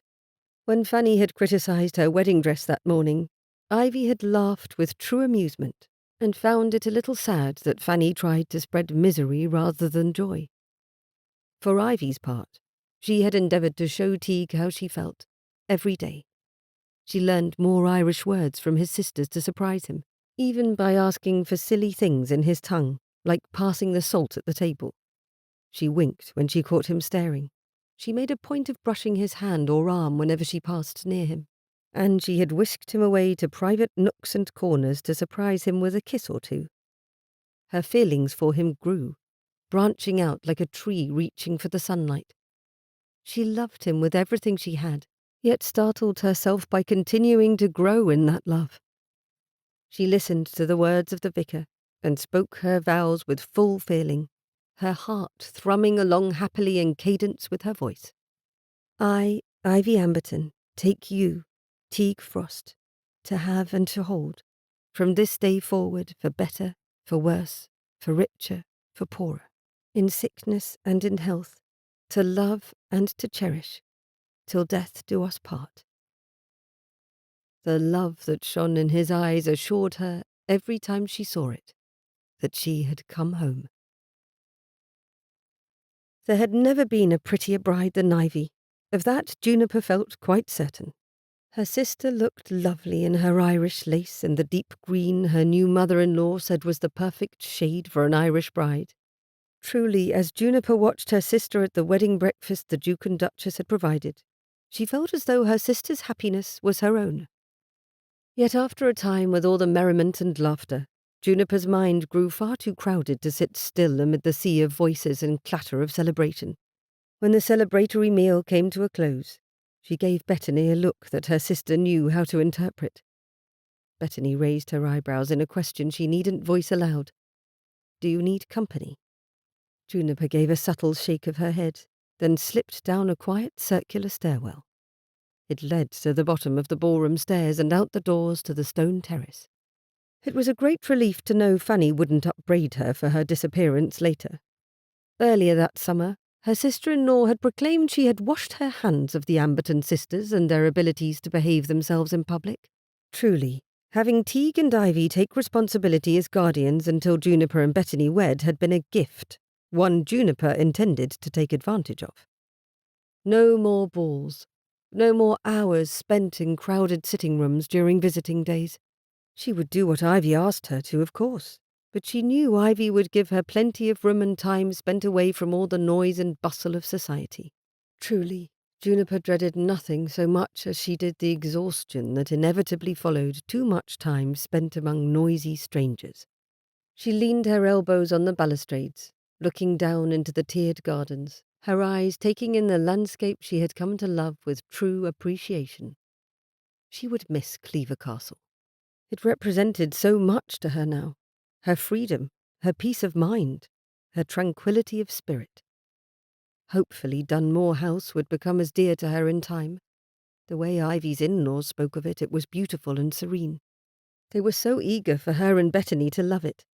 The sweetness of the Frosts would make up for any disappointments, were there any to be had, as would her already growing library of Gothic and adventure novels. A small scrape of shoe on stone alerted her to the fact she was no longer alone. Juniper straightened her posture and looked over her shoulder, hoping it was not Fanny, nor anyone else who would demand an exuberant conversation. It was one of the guardsmen, Sterling. The poor man was dressed in full livery for the wedding celebration, which included a rather stuffy-looking white wig. She had to bite her lip to keep from smiling, though she certainly had sympathy for him. September, while cooler than August had been, was not pleasant weather for warm head coverings. Sometimes she wondered why the Duke did not simply let his guards be guards and his footmen be footmen, but apparently the secret of men like Sterling and their true abilities did not extend outside the family. Therein lay the only benefit Juniper could think of. If one wanted to attack the Duke, one would not expect a footman, no matter how strapping and capable in appearance, to whip out a pistol or blade and counter the attack. It was rather romantic, come to think of it. Certainly something a hero in a Gothic novel would do. Though the heroes usually dealt with brigands and villains themselves, the heroes were not usually dukes of 80 years. She smiled at Sterling. but he only gave a slight bow and remained a dozen steps away from her.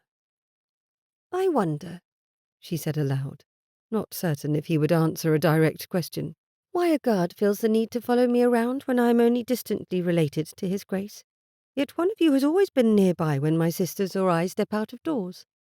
His expression remained stoic as ever, but he was looking at her rather than staring vacantly beyond her position. That was something. "It is rather nice, of course, to know someone is near in case I should have some terrible emergency. Perhaps I will be attacked by a shrubbery." She shivered in pretended horror. He did not react at all.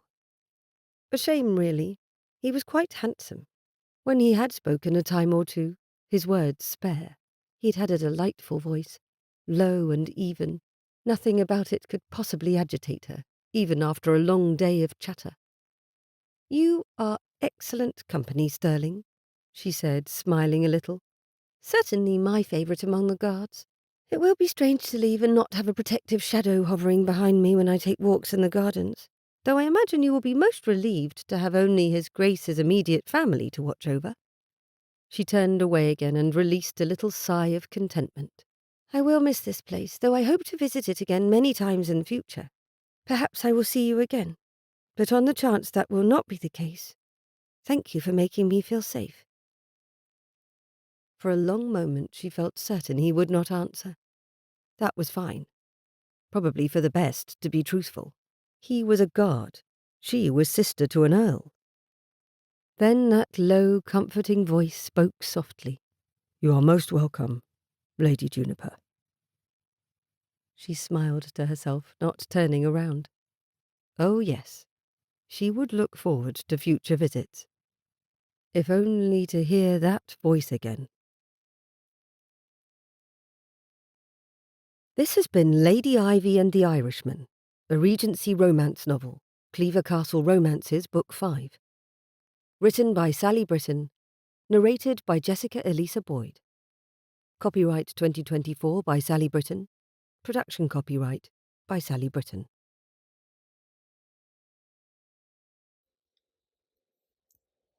This is one of my favorite parts about writing a book or preparing an audiobook, because it's here that I get to speak directly to my wonderful readers and listeners. Hello, you incredible person. Thank you so much for taking a chance on this audiobook. I really appreciate it. Ivy and Teague have been in my head for a very long time, and it's such a great thing to finally share them with others. Their story is lighthearted, fun, but not without its hiccups. It's also quite personal to me. Throughout our lives, there are people who try to minimize our personalities. A lot of the time, these people are well-meaning. Other times, they are not. You know who I'm talking about. They're the people who say things like, "Don't take up so much space. Smile, even if you don't feel like it. Act your age. Be more mature. Be smaller." You know what I mean. I believe we should always be kind. I don't believe that means we should pretend that things are fine when they are not, or that we ought to diminish who we are to please the people around us. We are precious souls with unique views and experiences of the world. We ought to celebrate those things rather than attempt to hide them through conformity.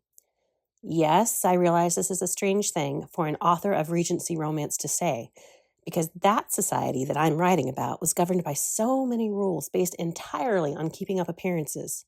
But you know who stands out in history from that time period? The people who disregarded those rules. The dedication of this book in print says this: "To each woman who's felt pressured to silence her inner voice, may you find the courage to be authentically yourself." Be you. Skip through the grocery store. Dye your hair blue, pink, green, or black. Wear the earrings that you aren't sure you can pull off, because you can. Sing as loud as you want. Roll your eyes at the people who give you odd looks. I mean, really? They're just jealous they're not as awesome as you are. Be authentic, wonderful, fearless, and adamant about being yourself. The people who matter will love you no matter what. And maybe you'll inspire someone who has been silenced and small too long to do the same. Ivy is my heroine who has been shunned, shushed, and belittled too long. Teague is my hero who reminds her how wonderful it is for her to be herself. So go for it. just like Ivy did.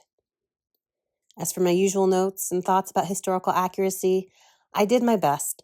I altered a couple of little things to make them fit history. To make them fit the story. Yeah. And I had such fun doing it. Claude glasses were an especially fun insert, and I need to tell all of you right now, I'd never heard about them before listening to the awesome podcast, The Thing About Austen. I highly recommend you go check it out. So thank you again for listening. Thank you for taking the time to listen to this author note where I get to talk to you. I truly appreciate it. I hope you have a wonderful day, and I hope you've enjoyed Lady Ivy and the Irishman. I'm Sally Britton. So long for now.